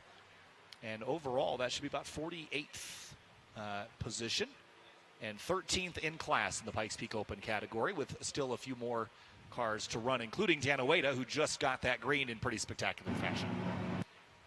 So while we wait for more on the Boss 302S to climb the mountain, we look at Rick Lind lining up in his 1967 Chevrolet C10. There's a lot more under the hood of this thing than you would expect. It looks not like a 1967 Chevrolet C10, so a very unique vehicle that we'll tell you a bit more about once he launches and heads up the hill. But looks a lot like an ash truck, so to speak. We've been seeing some comments asking about the marmots. We have unfortunately not seen any for our camera guys to kind of focus in on. But we do have one on the desk, an unofficial mascot here at Pikes Peak. I feel like you see more and more of the marmots up in the upper two sections, and because we haven't run up there a lot today, we haven't gotten a look at any of our marmot friends. But Muffles the Marmot, this is we're being told that they're looking for marmots, but they're hiding from the wind for sure. But there's Zach Lumsden. And Evo struggling a little bit. You can hear it kind of trying to make power, but again, once you're at altitude, it gets harder and harder and harder to jam enough air in the engine to make power to climb the hill. But Lumsden, 2 minutes, .561 at the sector marker. Still waiting on Dan Ueda to make it there as well. See what Dan can do in sector number 1. Rick Lind, we mentioned, on the start line out of Aiken, South Carolina, in with a Dodge 5.7 liter engine under the hood of that car. And this is only Rick's second year running in the Pikes Peak Open and in the Pikes Peak Hill Climb, and finished 13th in class last year with a time of 12:31 at the top of the mountain. So there's Rick Lind. 1967 C10 with some NASCAR bodywork on it, at least on the front bumper. Rick is off and away. 5.7 liter Dodge V8 making all sorts of horses and ponies under the hood, and green flag. How's that sound? It's like racing ASMR, isn't it? I never want to talk over the race cars. I love hearing the sound as much as everyone back home as well, watching. You got to tell me to be quiet next time, Ash. No, I think, cars like Rob Dom's 3-rotor RX-7, some of the other cars that we've seen really need that moment for sure. But across the line for Zach Lumsden, 5:02.508, run complete on this shortened course. Once again, not running the full duration, the full 12.42 miles because of high sustained and damaging winds this morning that necessitated a shortening of the course. So that's why we're not running all the way to the top today. I would also say Sasquatch is an unofficial mascot. Rick Lynn's saying that one of his crew guys bought me a Sasquatch key fob last year. So yeah, he has it hanging on his truck. Pretty cool to catch a glimpse of it going through a corner. See it hanging sideways from the G-forces. Yeah, you know, that's always fun when you watch onboards of especially stick shift vehicles, when you can watch the gear stick kind of leaning in, because it's in gear, so it can't, you know, move back and forth. But when you put all the G's on the car, anything that's not bolted down is going to move and sway with all the G's that they're pulling. And again, you're sort of limited to the road texture here. This is not a racetrack prep surface. This is a public road. You've got the camber of the, you know, the drainage and things to consider, but you can still pull pretty good G's here with some aero on the car. And the sector marker, 158.948, past the halfway picnic grounds. And that's trending fairly solid, I would say, in Pikes Peak Open. 158 first section puts him roughly 43rd overall. And this is Eric Monod in the 2019 Caterham Road Sport Championship 7S3. Yeah, this is a car, admittedly, I've seen a couple of these Caterham 7s around in my time, but every time I see one, they're still sort of rare. A 1.6 liter Ford engine running off of the E85. But the whole idea of a Caterham is lightweight. We've talked about cars today that weighed over 4,500 pounds. This car weighs just 1,190, so very, very light. Driver's cars for sure. They've got a lot of suspension travel, a lot of mechanical grip, but not a lot of aero. There's not a lot of body work on it in general.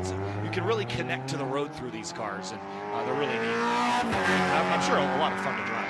We mentioned that we're running a shortened version of the course because of the high winds and the debris, but also if you think about the cars, right? I'm sure all of us have driven on the highway or on a road where it's pretty windy, and we even feel it in our daily drivers that are made to withstand these kind of things. So imagine these cars on the top of this peak. Yeah, certainly that's a factor to consider, especially with all the aero sails they have on it. Dan Ueda, 451.899, completes his run 11th in the Pikes Peak Open category this year with the Boss 302 Mustang. So well done there. Nice, tidy run. For, as far as I could tell, no issues or slowdowns for Dan Ueda. And we'll join Trevor up at the top, or I guess at the mid-marker, so to speak. Not at the summit here today for the reasons we mentioned. Rick Lind has also come across the sector marker, 204.685, the Pikes Peak Open class. And that is trending about P55, P56 overall. But let's remember, 1967 C10. So that car is not necessarily set up for success. Obviously, there's so much that has been done to it to make it a hill climb car, but you have to consider it's still, at the end of the day, a truck chassis that's got a lot of tube framework and things, but fighting an uphill battle, literally and figuratively, I think, today. So, again, only a second year, too, so the experience, gathering it every single year. It definitely gathered a lot of fans as well as we were waiting for the morning to start, and as it was driving off to get ready for the lineup, we definitely saw a lot of people taking photos, videos. It must be so cool to see how many people want to see your car and take pictures of it, because it's awesome. Well, here's another look at Rick Lind here. That truck sounds so excellent. But Rick continuing the climb up the mountain. Emmanuel Sachet is about to take the green as well in the Pikes Peak Open category in a 1986 Audi 4000. And I have to say, if you're shooting for Kyle's heart, this is the way you do it. I mean, this looks proper as far as hill climb cars are concerned. I know there's a lot of really cool cars here that have so much engineering and design in them, but there's something about the period correct look. You know, just the way that it was done back in the 80s, there's something really, really neat about this particular car. So Emmanuel Sachet running this 2,500-pound Audi 2.3 liter turbo up the mountain here shortly. He says the classic grippy Audi look, this 5-cylinder turbo sound, the Quattro AWD. Is there anything more iconic? This is the timeless classic engraved in the history of Pikes Peak. And actually, Michelle Mouton's Pikes Peak car was #1, so we just added a 0 to symbolize the cloud of dust behind her car that we'll try to follow up the mountain, hence the number 10. I love that. And again, the Audi Quattro system. I mean, you think about motorsport. Oh, hold on. That's lovely. You think about motorsports technology and pushing the limits, and things like the Quattro all-wheel drive system were game changers in the 1980s, and even now to this day. Rick Lind across the stripe, 510.120, P16 Pikes Peak Open. I bet you he wants to keep going, but the course ends at Glen Cove because of those high winds. So Rick Lind completes his run up Pikes Peak in 2025. Eric Minot, by the way, 205.598, his rookie year. Again, there's 21 rookies in the field, like we've said a couple of times today. And just gather the experience. This isn't going to be the full run you can look back on and say that you tackled the whole mountain, but the experience, the load-in process, understanding the flow of race day, these are all things that Eric can take next season as well and try to do this all over again. And I love what Emmanuel says here. After that, I'm not putting pressure on myself. I'm not here to beat a record. We're here to celebrate history with an iconic car on a unique mountain. And that's what it's all, it's kind of why we're all watching here, because this is an iconic, this is the 103rd running, and we love the sound. We love the sound of that car. Yeah, again, the 5-cylinder Audi engine compared with the Quattro all-wheel drive, you mentioned iconic. You think rally, you think hill climb, you think that car. And I think it's really, really cool that we've got a couple of those here today as well. There's another look at Minot in the Caterham, making the way up the mountain. Again, 205 in the first section, but now making the way up towards Ski, where this car will aim for some time in the open wheel category. Actually, this car, is running on unlimited, so P18 at the moment because there's no time just yet. But trending for, let's see, 205 first section could be anywhere between 48th and 56th overall. And there's a handful of unlimited cars. Think Jeremy Lauder, think Eli Olivis, Gregoire Blachon. They're all in that area where they ran 2 minutes to 2:10 in that first section. So I think Eric Minot can basically slot himself right in the midst of the 12th to 15th battle in unlimited here if he does this just right. Emmanuel also mentions that he was part of the NASA team who built this system to find lost wrenches on board the space station.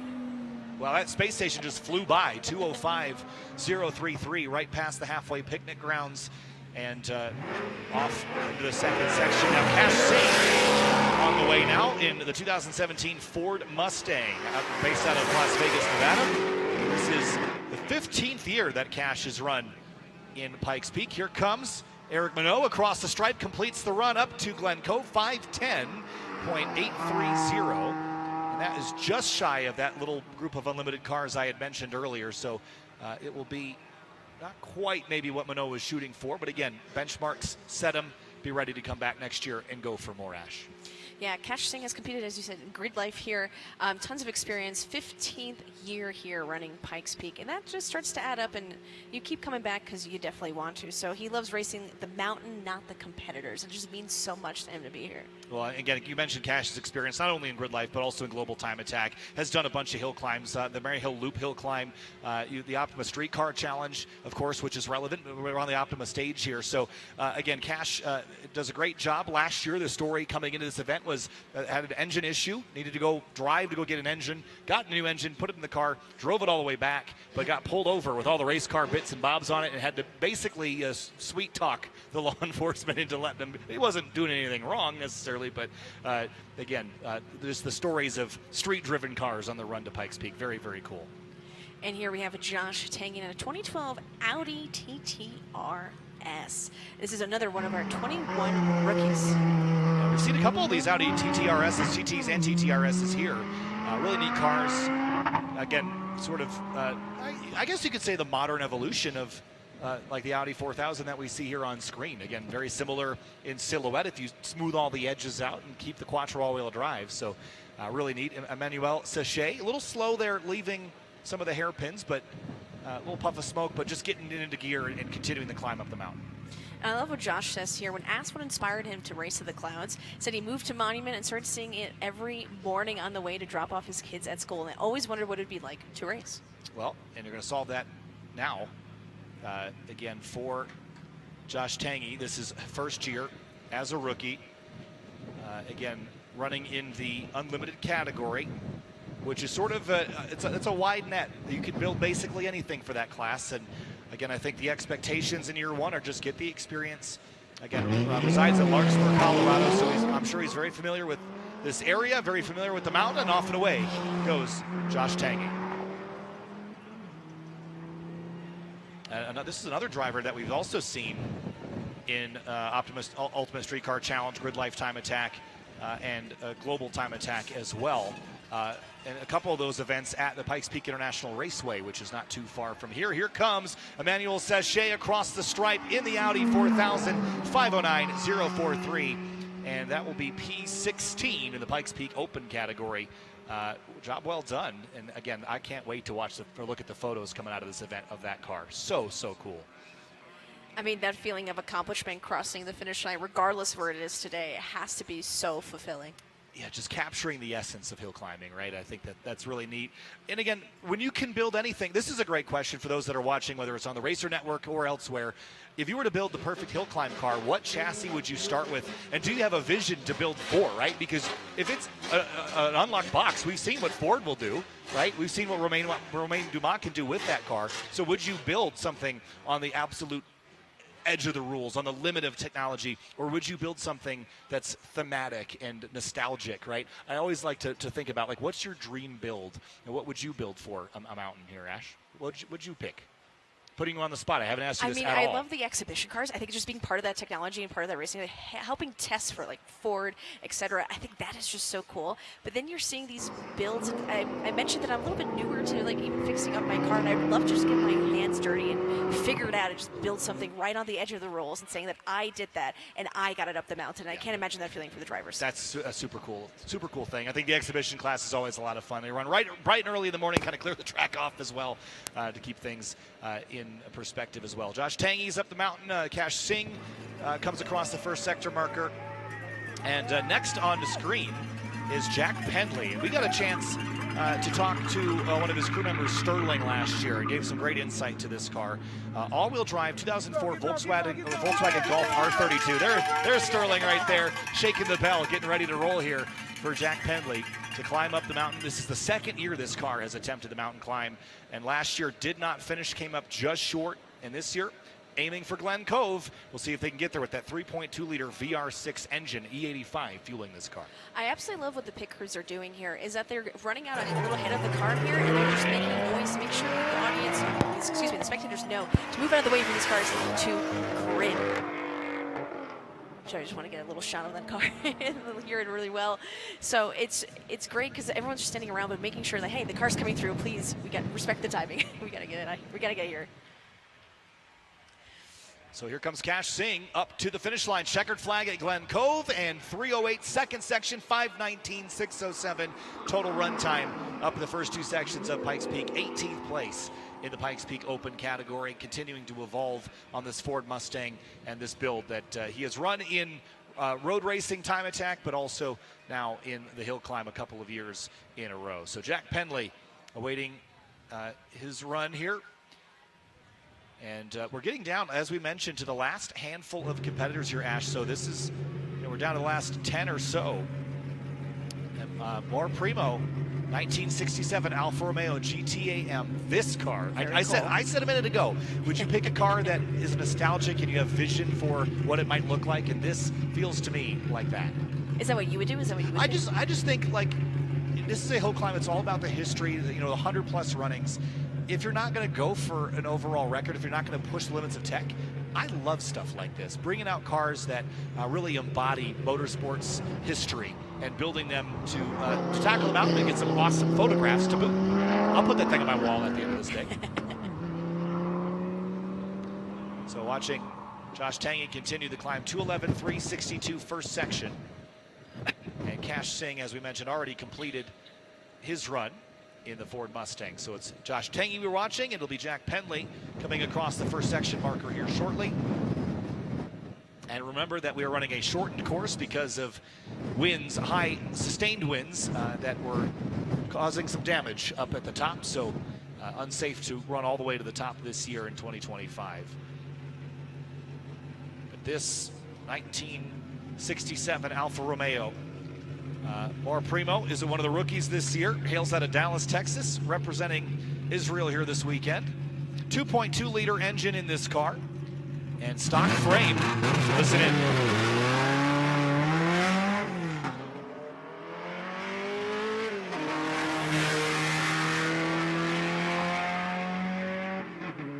That's a lovely sound.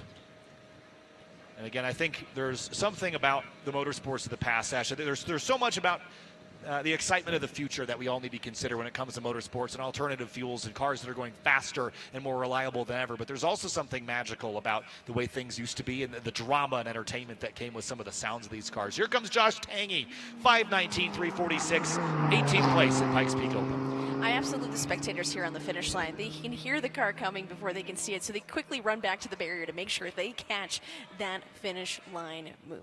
Yeah, really, really cool. And a nice run there. Nice, tidy run there for Josh Tangy. And in your rookie year, that's really all you can ask for. And when we ask some of the more experienced drivers, what are the expectations? It's just finish the race, right? You can set all your expectations for the following years. But in year one, in your rookie season, especially with a shortened course, just get the experience of the day before you start to push yourself and really go for, a class record or a personal record, right? Next year, hoping that we can get the full course next season, but apples and oranges comparison, right? So it'll be a reset mentally and for the cars, probably physically too. You mentioned this is your third year, and you keep learning and learning after each year. I'm sure this is the same for the competitors. It's definitely going to be the same for myself. So I'm excited to see next year what that even brings for 2026. And every year, again, 2023 was my first year here. Just getting a rapport with the competitors, meeting people like Sterling who work on this, the Jack Penley Volkswagen R32. You start to get a sense of this word community that everyone has mentioned up here in the interviews today. The sense that this global event from drivers, competitors, teams from around the world all assemble here for one day and become one of the tightest racing communities I think I've ever seen. It's really, truly inspirational, and I'm happy to be a part of it. Jack Penley's first section, 209.673 in Pikes Peak Open. That is going to land him currently just ahead of Josh Tangy, so that'll be a fun battle to watch between Tangy, who just finished, and Jack Penley, who's still on a charge at the moment. MR Primo as well, another rookie, as we had already documented. And then it's about a half dozen more before we wrap up the runners in the 2025 103rd running of the Broadmoor Pikes Peak International Hill Climb presented by Gran Turismo. Penley navigating the hairpins here with this Volkswagen R32. And looking again now at a 1991 Nissan Pulsar. It's a really cool car. We've seen a couple of these in the past years, I believe, but engines fired off and away. Chikara Kamiko under the start gantry. Car number 34, 63-year-old residing in Tokyo, Japan, representing Japan with this four-wheel drive Nissan Pulsar. Jack Penley navigating the second section, comes and finishes at Glen Cove, 5:16.723, goes 18th place, just beating out Josh Tangy by 3 seconds in that Volkswagen R32. So job well done there by Jack Penley, and this will be considered a course completion even with the short course this year. So first time Penley has done so. Kamiko was the 1991 Rookie of the Year, and since then he's been involved with Pikes Peak International Hill Climb in various ways, and more than 30 years have passed since their first participation, and has the desire to run all the time as a driver again and again and again. Yeah, this is cool. We've got, again, we saw Chikara Kamiko was already on the course, but next up, Craig Lumsden in the number 610, 62-year-old out of Larkspur, Colorado.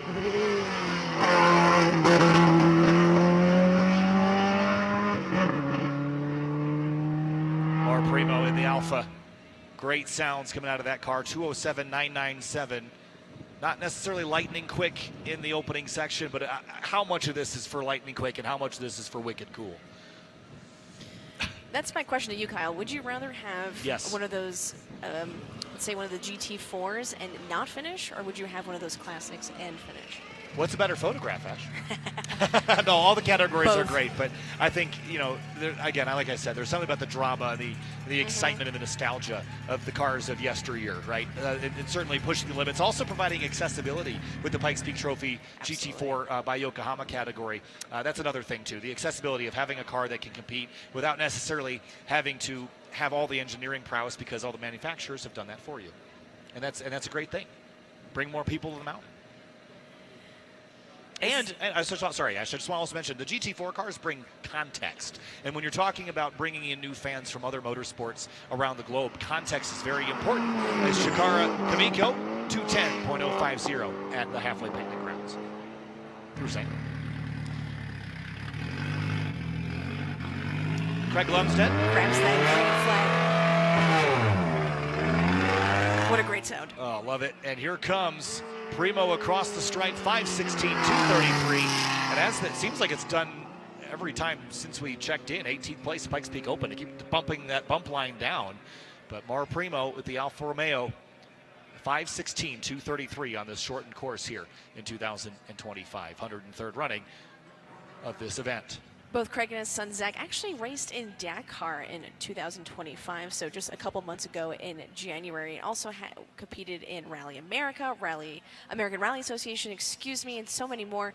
I guess, Kyle, how would someone start if they want to reach Pikes Peak? What path should they take? What's your recommendation? Well, I think first of all, you have to get involved in grassroots motorsports somewhere, right? Learn and understand and learn from the other competitors. Have a vision for a build, right? And read the rules carefully. Pick your path.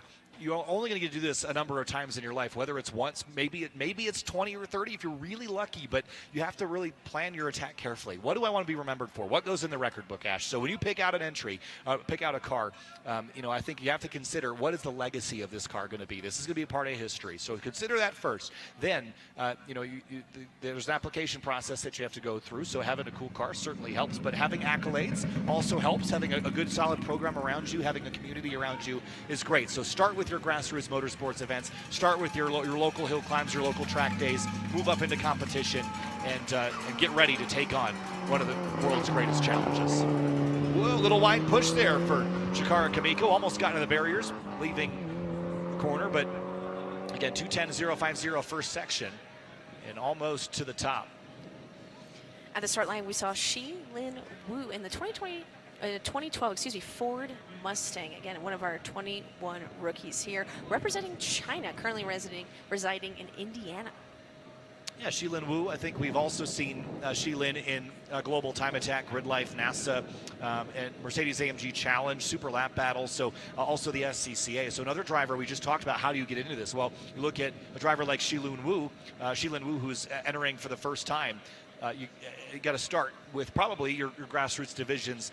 Learn, enough to be dangerous as far as mechanical aptitude comes to, or put people around you that do know how to do that, and set yourself up with, in this case, a 2012 Ford Mustang with turbo on it. Why not?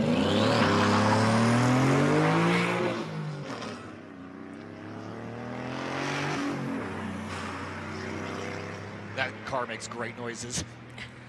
Mustang sounds and turbo sounds all in one. Shi-Lin mentions my daily driver is a Ford Taurus Police Interceptor. Everyone's pulling over for that, just in case. With a 3.5 EcoBoost AWD. It's old school with a column shifter, which I absolutely love. Chikara Kamiko across the stripe, 5:23, 8:28. And goes 22nd quick in the Pikes Peak Open category. Chikara Kamiko completes the run up this shortened mountain climb here. Again, if you've joined us just now, whether you're watching globally on the Racer Network or elsewhere, we had a shortened course because of high sustained and damaging winds that kept us from having a safe ascent all the way to the summit of 14,115 feet. So we're running effectively to the halfway point of Glen Cove. So that's where we're stopping the race here today. Craig Lumsden, 2:09, 5:68 at the halfway sector marker there. And Shi-Lin Wu also on the way up. And Alex Kim, the next up in a moment's time. This is a 1985 Audi S1E2 Tribute. 57-year-old out of Salt Lake City. And again, that classic Audi 5-cylinder all-wheel drive quattro configuration.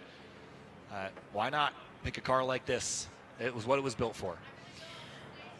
As you know, the top of Pikes Peak is 14,115 feet, and though we are shortening the course to 11,440 feet, the altitude is still a great equalizer here. It is, and you're still going to feel reduced power, but you're already at reduced power anyway, even at the start line, about 9,300 feet. So the delta between your power level at the start line and the finish line isn't going to be as significant as the full course, but it will still matter, and you still have to figure out how to jam all the air in to mix with the fuel and produce all the power you need to climb to the top. So Craig Lumsden, 2:09, as we said, at the first section marker, and into section 2 now, where things start to get a little bit windier and twistier. Here comes Shi-Lin Wu. 158.988. That actually sort of reverses the trend. We were seeing slightly slower section 1s, but 158 is about 43rd overall, which would be sort of outperforming the qualifying effort, I think, quite a bit. And off and away goes Alex Kim, another one of our 21 rookies here this year. And SCCA Rallycross and USCA experience, but first year at Pikes Peak in the 57th year of age. Alex mentions that achieving glory isn't about the trophies or the headlines, but fulfilling a goal he's had for himself for 40 years, racing and finishing Pikes Peak's International Hill Climb. And that so many drivers come here with that passion, with that drive. It's incredible to watch.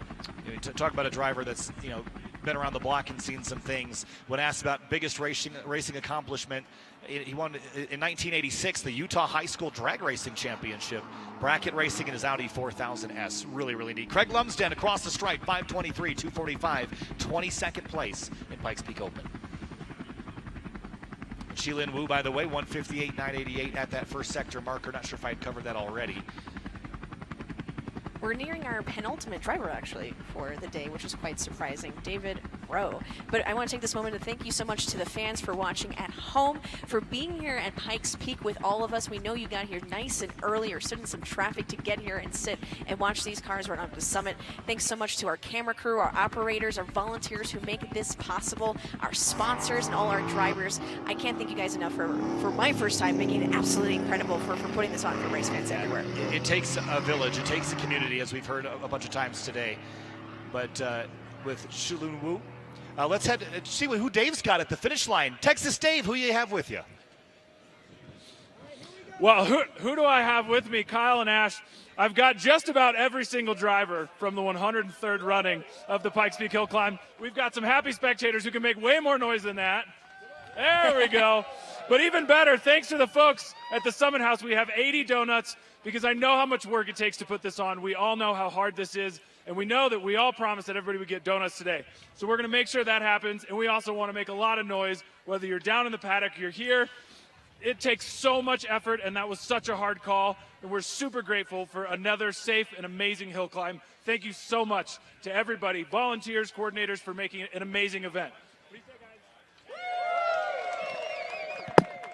Thank you, Dave. And again, all those competitors that completed their runs up the shortened course got the donuts regardless. We got some yesterday, Ash, there. A nice, pleasant little snack once you get to the top of the mountain. Yeah, a nice tasty treat for the hard work. Yes. Breathing. For sure. Alex Kim at the sector marker 217, 443. Here comes Shilin Wu in 455, 699. That's going to be a pretty solid run time there.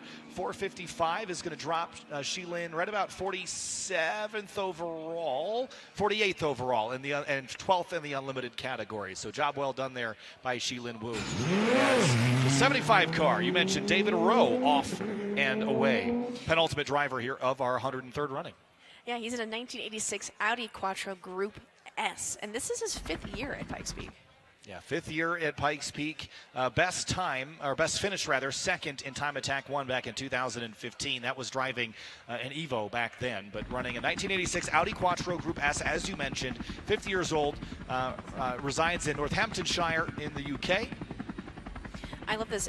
Ask what makes your car stand out from other vehicles. He says it's one of a kind. I built this from a few photos from the internet and a 1/16th model from Germany. See, that's so cool. I love that. I think having the vision and building the car that you want to build, there's not that many places to race cars in 2025 globally where you can look at a model car, look at pictures on the internet, and build whatever you want. That's the passion and dedication I'm talking about that happens here at Pikes Peak. Yeah, and here's Ryan Cheek in a 2021 American X-Kart Cross Kart. We got a chance to talk with Ryan before her run last year, and pretty exciting.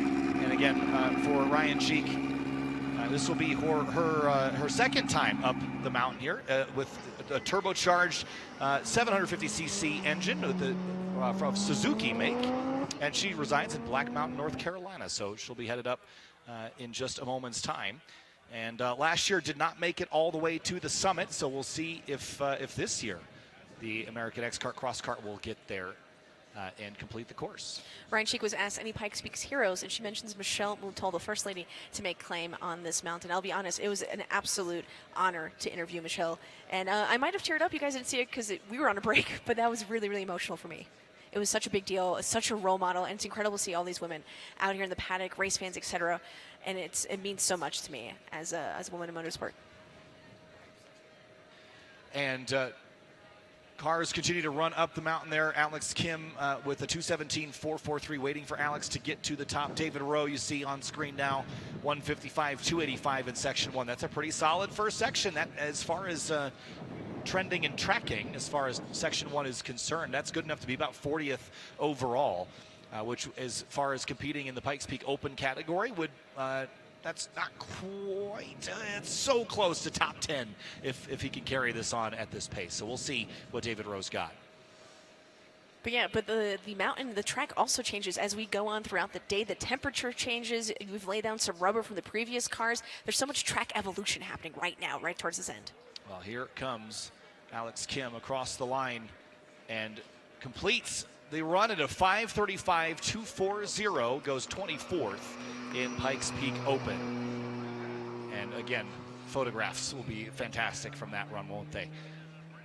So waiting for David Rowe, and then of course Ryan Cheek will be the last competitor to head up the mountain, and that will be an open wheel category car, if we haven't mentioned that already, that cross kart. And don't go anywhere after the completion of this event, because we're hoping to also capture the descent here when everyone turns back around. So looking forward to that as well. David Rowe looked a little slow there, but last competitor of the 103rd running of the Broadmoor Pikes Peak International Hill Climb, Ryan Cheek, under the start gantry and heads up the mountain. Off into the distance there. And there's a look from the helicopter view. Ryan Cheek in her second year, making the effort with this American cross kart. Little engine, little weight, only weighs 850 pounds. And again, this is only a fraction of some of the heavier cars we've seen. David Rowe trundling up the hill now. Seems like that car might be losing. I had lost a little power. Now it seems back on pace at the moment. Maybe it was a gearing issue or something. But can only speculate from a couple thousand feet above the course. Tracking Ryan Cheek through the trees. Asking Ryan Cheek, what got you hooked on Pikes Peak? I've always dreamed of running this event, but after working this summit last year with you guys, I was absolutely hooked on this race. Yeah, I think you know, everyone gets hooked in a different way. And Ryan was a great interview last year. And again, trying to celebrate first successful course completion. And it'll be the last runner, not only an open wheel, and David Rowe struggling a little bit. That car has slowed up in a big way, but it seems like it's just momentary, and then it gets back on pace. So I'm not sure if it's a braking issue or he's having to be very easy off into the hairpins, if it's a gear potentially where he has got to skip a gear, but it does seem like a little bit labored under acceleration at the moment. Ryan Cheek not using all the width of the road, but in a car this light, you might not need to. Here's David Rowe, and he will make it to the finish regardless, and here comes the Audi across the stride, 5:12.314. That was a great finish from David. You mentioned the minor struggle there, but really ended off on a high note there on his run. And now finishing up for us here at the 103rd running is Ryan Cheek. As you mentioned before, in a 2021 American X Kart Cross Kart in the open wheel division. Second time running here in Pikes Peak. And she's the last car on course and the only one on it right now. So all eyes on Ryan Cheek through the halfway picnic rounds. 2:02.358, the first section time.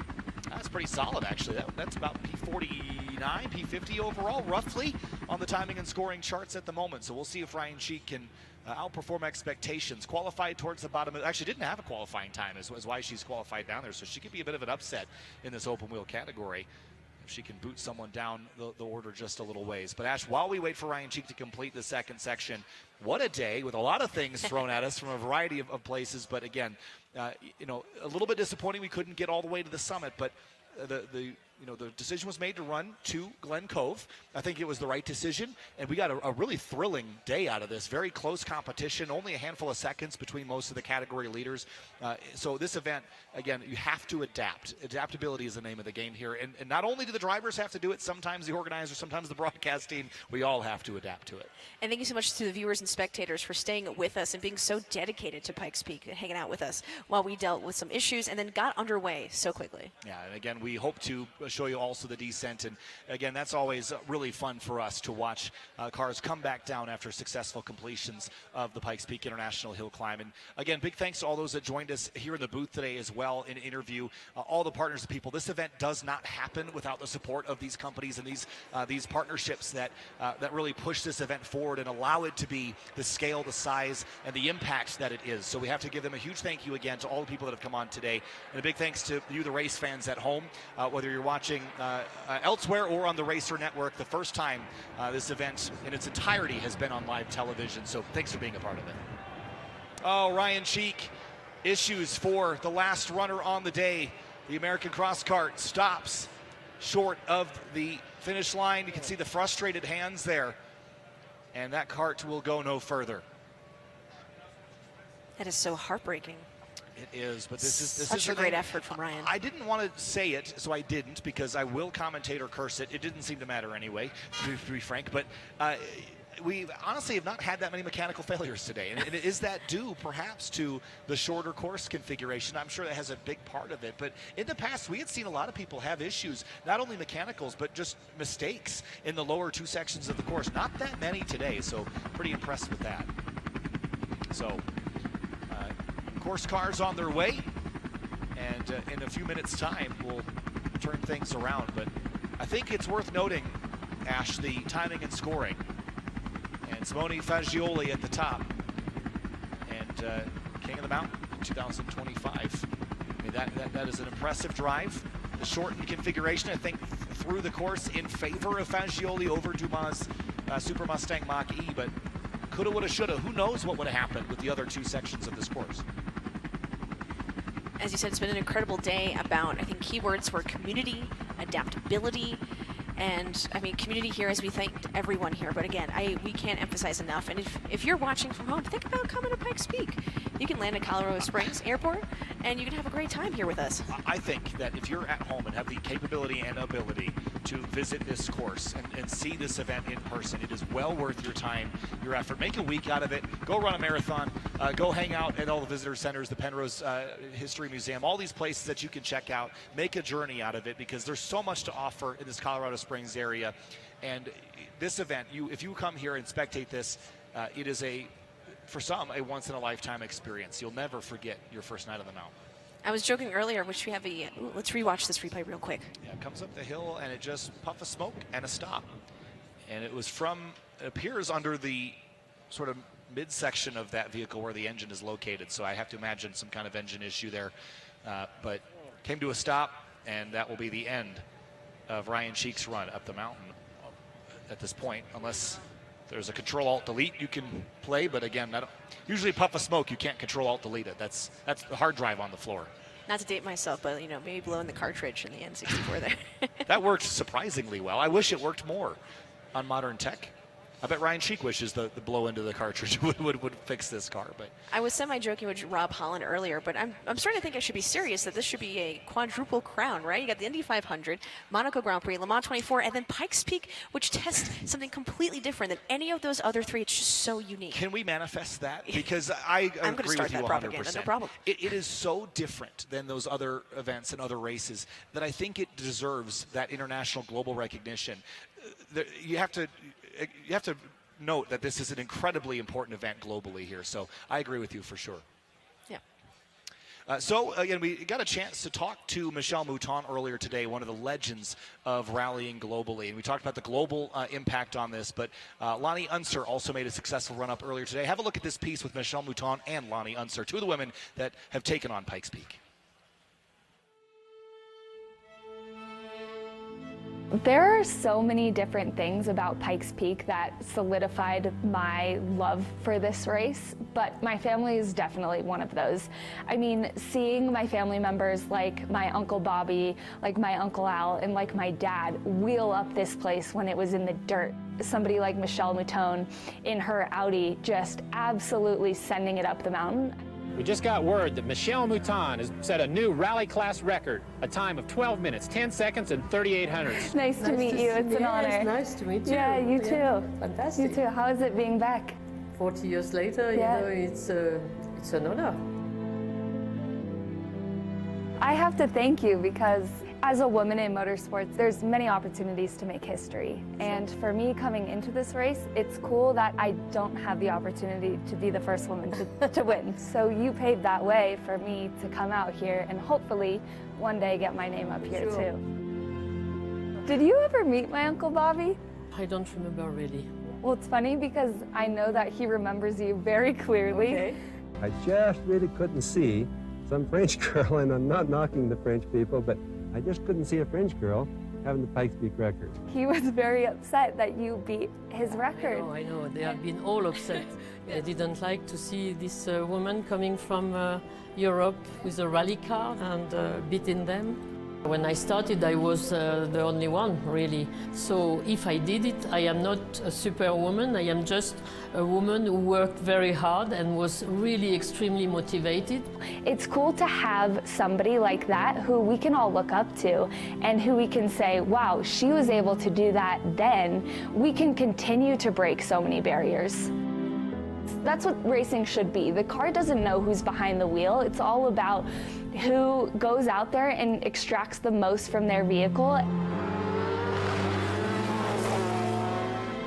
There is no gender equality barrier in motorsport. I always claim that.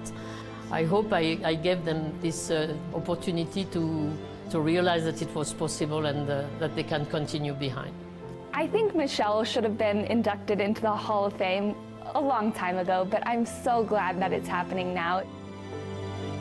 For me, it's just a clear declaration that I am part of history of this fantastic hill. I am quite proud of that, and okay, if people will remember that, I am also very pleased. I think it would be really funny if my Uncle Bobby saw us together today. Yes, I wonder what he would think. I don't know what he would say.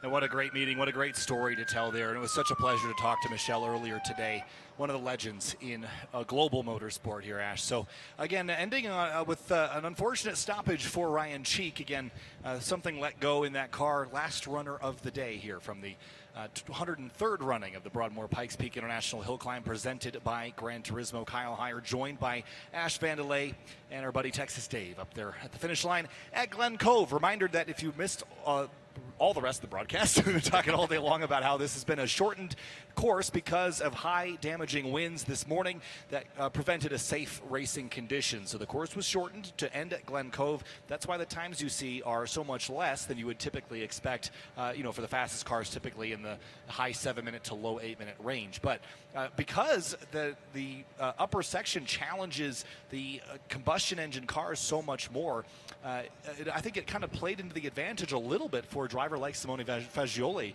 who is going to be your 2025 King of the Mountain with that time of 3:37.156. But one of the drivers that we talked about and showed you a little bit more earlier was Lance Fenderson. And here's some more on Lance Fenderson in his first drive up Pikes Peak.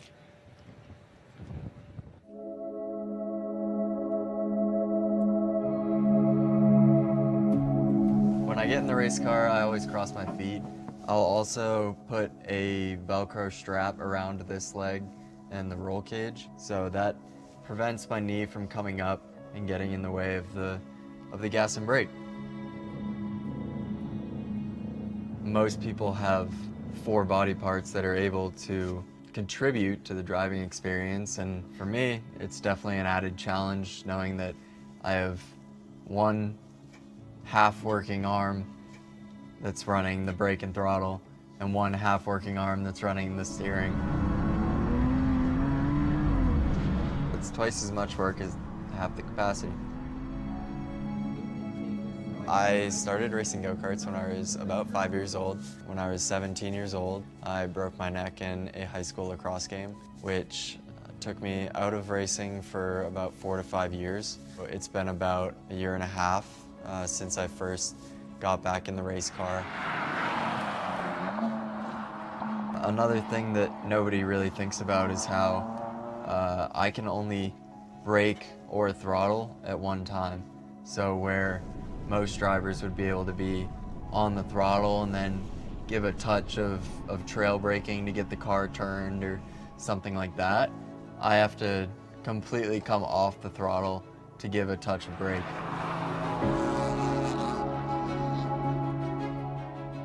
My fingers don't have enough dexterity to use paddles or buttons, so what do you use to shift the car? We decided to use my mouth. I've had to adapt and come up with new ways that I can do what needs to be done. I believe I am the highest injury to attempt this. I think anybody you asked would be crazy to tell you that there isn't an ounce of fear within them. It's a scary thing. The margin for error is almost non-existent.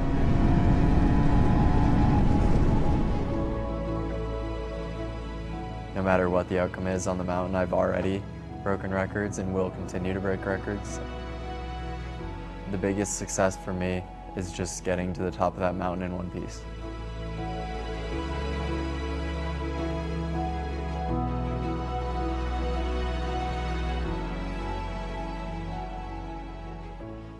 And Lance Fenderson, truly inspirational story there. Again, didn't get to go all the way to the summit this year. So as he said earlier, I think I'll have to come back next year. A decision already may be made because I think while he did complete the course, there's something to be said about getting all the way to the top and getting up there, getting the donuts at 14,115 feet. He mentioned when he crossed the finish line that he got so emotional that he had to cry because it meant so much to him. And it's an incredible feat, and I hope he does race next year again. He seems so inspired by himself. Yeah, for sure. And I think also just, knowing that he can now do it, Mhm. right? And proving to himself that, okay, well, next year, yeah, the rest of the course is a little different and there's some more hairpins and the cliff faces are a little closer, but he went through the process, right? What the fans at home don't necessarily see is all the weeks of practice and qualifying that lead up to this. So Lance Fenderson got to see and got to participate and got to drive on the upper sections of the course, just didn't get to stitch it all together on race day, neither did anybody else for that matter. So I think come back, do it again, and really truly experience the full 12.42 mile course. I think will be great for him and all the other 20 rookies that were here this weekend competing. We talked about community, we talked about adaptability, but I think resiliency is huge here at Pikes Peak. Absolutely. Resiliency, and that goes more than just the drivers, also the cars themselves. We did see some mechanical failures today in the bottom two sections. So this is an opportunity, I think, for some of those programs to say, all right, well, if we had to go to the summit, we really wouldn't have made it. So let's go back to the drawing board. Let's work on some components and come back stronger for next year. What broke? Why did it break? How can we repeat it so that we can avoid that same thing happening again? And then say, all right, well, if the lower section is faster, if the higher section beats up the car more, how can we completely redesign this whole section of the car? And I think taking this year with a short course, it's not going to be overall course records. I think you can certainly learn a lot and push forward with technology for your car and your programs. But one of the people that's been helping us out all day long is Dave Karapetyan at the top of, at the finish line. He was at the top earlier today. But Dave, it's been a lovely day. You've got a lot of drivers up there that are happy, smiling faces. How's the rest of your day going up there? Kyle, Ash, as timing would have it, right as you throw to me, I can just barely catch you as we're wrapping up. These guys all have helmet hair. I've got beanie hair. I finally have my Summit jacket off. You know, there's a lot of things in life that you really can't describe, words fail, and you can't watch a video to experience. But you guys did an amazing job all day bringing some incredible color to this race. I think folks at home have gotten to experience as much of this race as you can without being here in person. And I'm incredibly proud of everything that, again, the organization did today, that these drivers did today, that you guys did back there. It was a pleasure to work with you. And now comes one of the most fun parts of the entire week, is a bunch of very exhausted drivers make their way back down the hill, and all of these fans line the road to tell them congratulations. I'll get emotional myself, so I'm going to throw it back to you guys for an amazing, amazing day up on the hill. Thank you guys so much, and we'll see you for the 104th, hopefully. Soak it in, Dave. Thanks so much for your help today. And as always, Dave is one of my favorite people on the planet. Love that guy. So hopefully we'll have him back again next year. But now it's the trek down the hill. We've successfully made it up, and now you get to relieve the nerves. Everything's over. You get to coast back on down. You get to see all the spectators. That has to be a special experience. If you hadn't had it soak in yet, Ash, I think now on the trip down is when you really get to believe it. It's insane how much work goes into a one lap, one run, one opportunity, and then it's done. And then you go back the mountain, wave to the fans, wave to the spectators, and I think you just build it up so much that after the weekend, like on Monday, you kind of have to think about everything you've accomplished. Yeah, you certainly have to think about it and plan for next year and figure out what next year looks like, but also for the fans. I mean, think about, we talked about the dedication. There were some fans up there in those upper two sections today that either didn't get to see a car or had to move all the way down to the lower sections. I mean, the dedication of this fan base, and they understand, right? They were up there. They saw the conditions. They know how challenging it was. But, again, Dave said something very important, I think, that, I think today's broadcast is about the best you're going to see it unless you come here in person, right? I think there was really, really awesome shots. The helicopter shot, the onboard that Apex did with Rob Holland. I think seeing that was there was so much potential for the future. So there's so much that excites me about not only this year and how this has improved year over year, but also what's the future look like for this production, for this event, as we continue to bring it to more homes around the world. Think back, it wasn't too long ago that you could not watch this live and for free in many instances as well. Or you couldn't watch it on live television like on the Racer Network. So there's so many new exciting things that sometimes it's easy as a motorsports fan to take things for granted, right? I do it too sometimes, like, oh man, like this so-and-so, whatnot. But when you have an event like this, there's so many challenges. It's such a blessing to be a part of it. And I just can't wait to see what next year looks like. Let's put on boards in every car. Let's have 10 helicopters. But it's you have to be able to prove it, to continue to invest in these great partners, make it possible to put on this production. So huge thanks again. You've already pointed it out to the fans, to the event staff, to all the corner workers and course marshals and the volunteers and the merchandise folks there's some really cool merchandise. If you're here at the facility and you have not gone there yet, you need to. I want a flannel so bad. I hope there's still some left. Also, we shouldn't fail to mention the Pikes Peak Pint from North Drinkware. These are really, really cool. They've given us a couple to show off and demonstrate here, but it has the Pikes Peak Mountain in blown glass in the bottom. They're really, really cool. If you'd like to learn more, northdrinkware.com. But every year, I love these things so much. I got to take one home my first year. And again, if no one takes one of these, I'm going to sneak one away, Ash. So if one's missing, it might be me. They're really, really cool. There's a great look at them up close. Just really neat. And this is the big one. I've got the shorty, but the Pikes Peak Pint, what a cool piece of kit. So northdrinkware.com for that.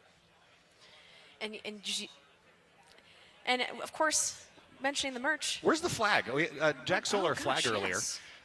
Do we have the green flag still in here? It comes with a flag. We should have a checker flag. And my only recommendation, this is a great piece of kit, and I would kind of want one of these too. So I might find myself walking away with one. I hope there's some left. I'm sure they're popular. Jack's looking for my flag. It's okay.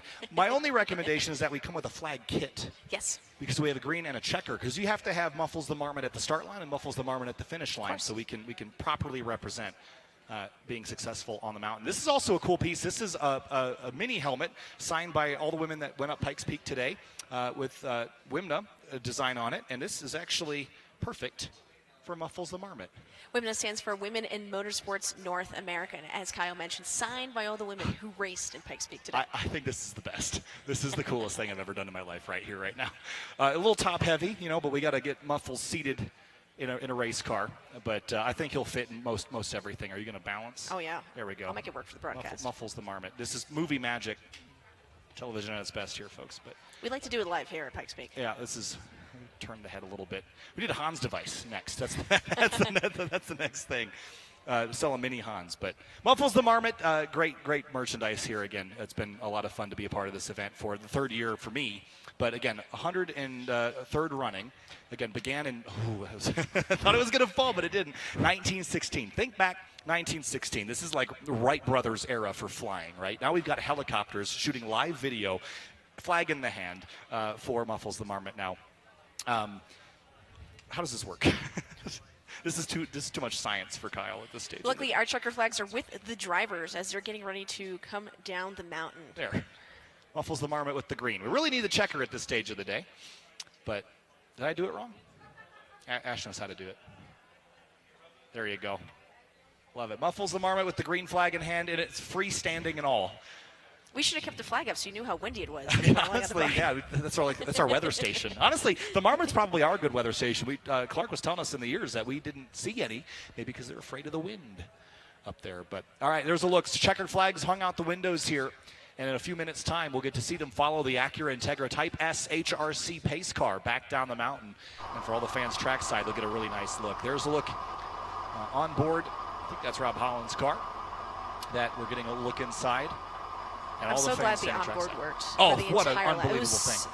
It was so fortunate for motorsport fans. I think we take onboards for granted because we see them everywhere. Yes. And realize on Pikes Peak. Can we talk about this for a second? Absolutely. So, this onboard cameras. I deal with this a lot in grassroots motorsport presentation, and Apex Broadcast that puts on this event. They are really top level when it comes to this stuff, but it is not inexpensive to do live onboards, and there's a ton of technical challenges to do it at a normal circuit, let alone on a hill, on a mountain like this. So, again, yes, onboards, when you're watching a Formula race or whether it's an NASCAR race or a IndyCar race, you're going to see dozens of them, but the scale of those compared to the scale of this as far as like the resources available, more of these next year for sure, but man, it is so hard, and we have to really appreciate the effort that got put in to put that all together and have it work so flawlessly first go. Again, so lucky to see that lap on Pikes Peak, and we had a few other onboards that we had the pleasure of viewing as well during their runs. It's just so cool, and I don't want to put it on the team to be asked for more, but we're very fortunate to have the ones that we do. I don't have to. I'm not responsible for it happening. I just had to sit up here and talk about it, Ash. So, we can ask. I just don't necessarily mean we're going to get it. But great. It's been a great weekend so far, and again, in this moment when everyone's kind of cooling down and enjoying the beautiful weather here. It's warm down here for sure, but. Again, I wish that the wind had cooperated a bit more, but this short course kind of created a pretty entertaining sort of shootout here, especially at the top. Look at the classes, or we'll just walk you through the classes between the top runners. It went unlimited, Pikes Peak Open, unlimited, open wheel, unlimited, open wheel, unlimited, Pikes Peak Open, just back and forth all the way down as the field begins their trek down from Glen Cove. And the parade of champions for the 103rd running of the Broadmoor Pikes Peak International Hill Climb presented by Gran Turismo has begun. Some of our viewers are kind of laughing how Dai Yoshihara has been there for a couple hours, hanging out, watching his fellow competitors. Yeah, usually, I mean, this is early end time, typical to what we would do if we're running the full course. We wouldn't be doing this for another hour and a half, 2 hours, so he didn't have to wait as long as he might have in the past. But, and there's a great look at it off the dashboard of Rob Holland. And this is, you're going to savor this. You're not going to rip down the mountain, slamming the brakes, apexing corners. You're going to savor this. You're going to, all the effort, energy, time, dollars, money, blood, sweat, tears, whatever you want to say you put into this program, you get to enjoy it. And waving to the spectators, waving to the fans, all the drivers are fans themselves of this series, but, thanking everyone for their time is huge. And again, for Simone Fagioli, King of the Mountain for 2025, just besting out Romain Dumas in the Ford Super Mustang Mach-E. Have to give Ford some props as well. We talked about the investment they put into that program each and every year to bring something crazy that pushes the limits of what's possible with automotive engineering. And we can't overlook their investment in this as an event and their marketing ability as well. I think that's another huge thing. Yokohama as well with the Pikes Peak GT4 trophy by Yokohama. More cars in this class than previous years, hoping for more every year. And a great demonstration of context building for cars that you would see race in SRO or IMSA or anywhere else globally to really show you, all right, you know what a GT4 car does around your favorite racetrack. Now here's what it does on Pikes Peak, and you can compare. And I love this because, yes, you go up the mountain individually, but together you all work together. You talk to each other. You exchange tips. You figure out how to work together to accomplish this. This might be, I'm going to make a bold statement here, Ash, this might be the least ego-filled racing paddock I've ever been in. Everybody here is friends. And sure, there's competition for, between them, but it's so friendly. It's so community lifting, right? Everyone together is all rooting each other on. Nobody is rooting for anyone else to lose or to not finish or anything of the sort. I don't know that you can say that about a lot of racing paddocks globally. It's cutthroat and competitive, but here it's just competitive and fun. I think that's important to note. And I'm sure the spectators felt that as well as they're walking through, taking pictures of the cars with our monetary delay here in the beginning. It was very, very small, and we got right away back to the racing, and now we see the fruits of our labor here as the cars are coming back down. Thank you again to the spectators who are here. Really, really appreciate it. Yeah, again, for those that have never driven on the Pikes Peak Highway, when you come back down the mountain, there is a brake check that you need to do to make sure that you're not overheating your brakes, and we had to stop for a little while yesterday. So just, give you an idea of how intense the elevation is and how much delta there is, above sea level. When you come back down that hill, you are roasting brakes. I'm not sure what Kyle's saying. He's the one who was Okay, driving. well, you know what? I don't know what condition rental car brakes are in, Ash. It's not my fault, probably. I was not. So what you're not supposed to do, you're not supposed to ride the brakes. You're supposed to apply them, release them, give them a chance to cool, then apply them again, but not just hold them steady. But I guess I don't know anything. So Cody Vaschholz headed down the hill there. That was just in shot Cody Powelson as well. A little bit of a stoppage there. And you can and see great to now. hear these cars again. Look at that shot. I don't think we've ever had a shot like that before. That's what it looks like when there's more than one car on it at a time. Which is most of the time, actually. But just take it in.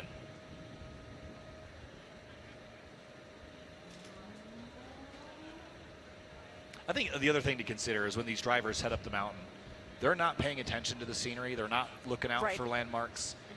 They're just focused on the task at hand, and this is the time, after all these weeks of charging up this mountain so fast and so hard, they get a chance to slow down and take it in for the natural beauty that is this Pikes Peak, Colorado region. I think I mentioned a very small waterfall, and a driver goes, "What are you talking about?" It's like, yeah, they're not looking around. They're focused on their apex, their corners, etc. So now they take a soak it all in, wave to the spectators, say hello, and thank them for being here. Diversity in cars, even within class. If you're a motorsport fan, if you're a car racing fan, it's not pack racing, it's not endurance racing, it's not everybody's cup of tea, but you have to admit that the diversity of cars from the 1960s to 2025, front engine, mid-engine, rear engine, gas power, E85, hydrogen, electric propulsion, all these things make this a truly special event, Ash. And with all the action and excitement we've seen today, let's have a quick look at the highlights from the 103rd running of the Broadmoor Pikes Peak International Hill Climb presented by Gran Turismo. It all began with a 2.5-hour delay for heavy winds early on in the day, but once we got things rolling, the Pikes Peak GT4 Trophy by Yokohama was a fierce competitive environment. Big lateral slide there by the Aston Martin on the climb up the hill. Later in the day, it was Rob Holland in the number 99 helicar that ran up the hill for the first time with a live onboard camera from Apex up through the halfway picnic grounds to the checkered flag, and Rob Holland won in the time attack category. Then we moved on to the open wheel class where Dan Novembri climbed up the mountain in his Wolf and made it across the stripe. He wins there. Then in Pikes Peak Open with the Ford Mustang, Super Mustang Mach-E, it was Romain Dumas climbing at number 310. We thought might have been the driver to beat overall, but was just a little bit shy. For the rest of the Pikes Peak GT4 Trophy by Yokohama cars, it was Cam Ingram that was up in the mix there as well. High speeds here through the halfway picnic grounds on the charge up the mountain as we worked our way through a number of other competitors in Time Attack 1, in Open Wheel, in Exhibition, and beyond. And drivers celebrating another successful trip to the top of the mountain, or at least to the Glen Cove area, about halfway up. Absolutely loved that shot of all the drivers lined up and waving and having their checkered flag. It was absolutely beautiful. The Parade of Champions continues. Well, again, in 2025, the 103rd running of the hill climb threw a little bit of everything at us from the very beginning of the day, from a 2.5-hour delay for heavy winds that necessitated the shortening of the course. It happens every few years. The mountain decides what the conditions may be. And a big thanks to all the people that make this happen. Big thanks to Texas Dave, to Ash Vandelay for jumping on board with me here this year, to Melissa and Lisa and all the people at this organization that make this all happen year over year. It's been an unbelievable experience. And though we had a shortened course and we didn't get to run all the way to the summit, we were still entertained and educated by all the drivers that took on the 103rd running of the Broadmoor Pikes Peak International Hill Climb presented by Gran Turismo. We'll see you next year. Thanks so much.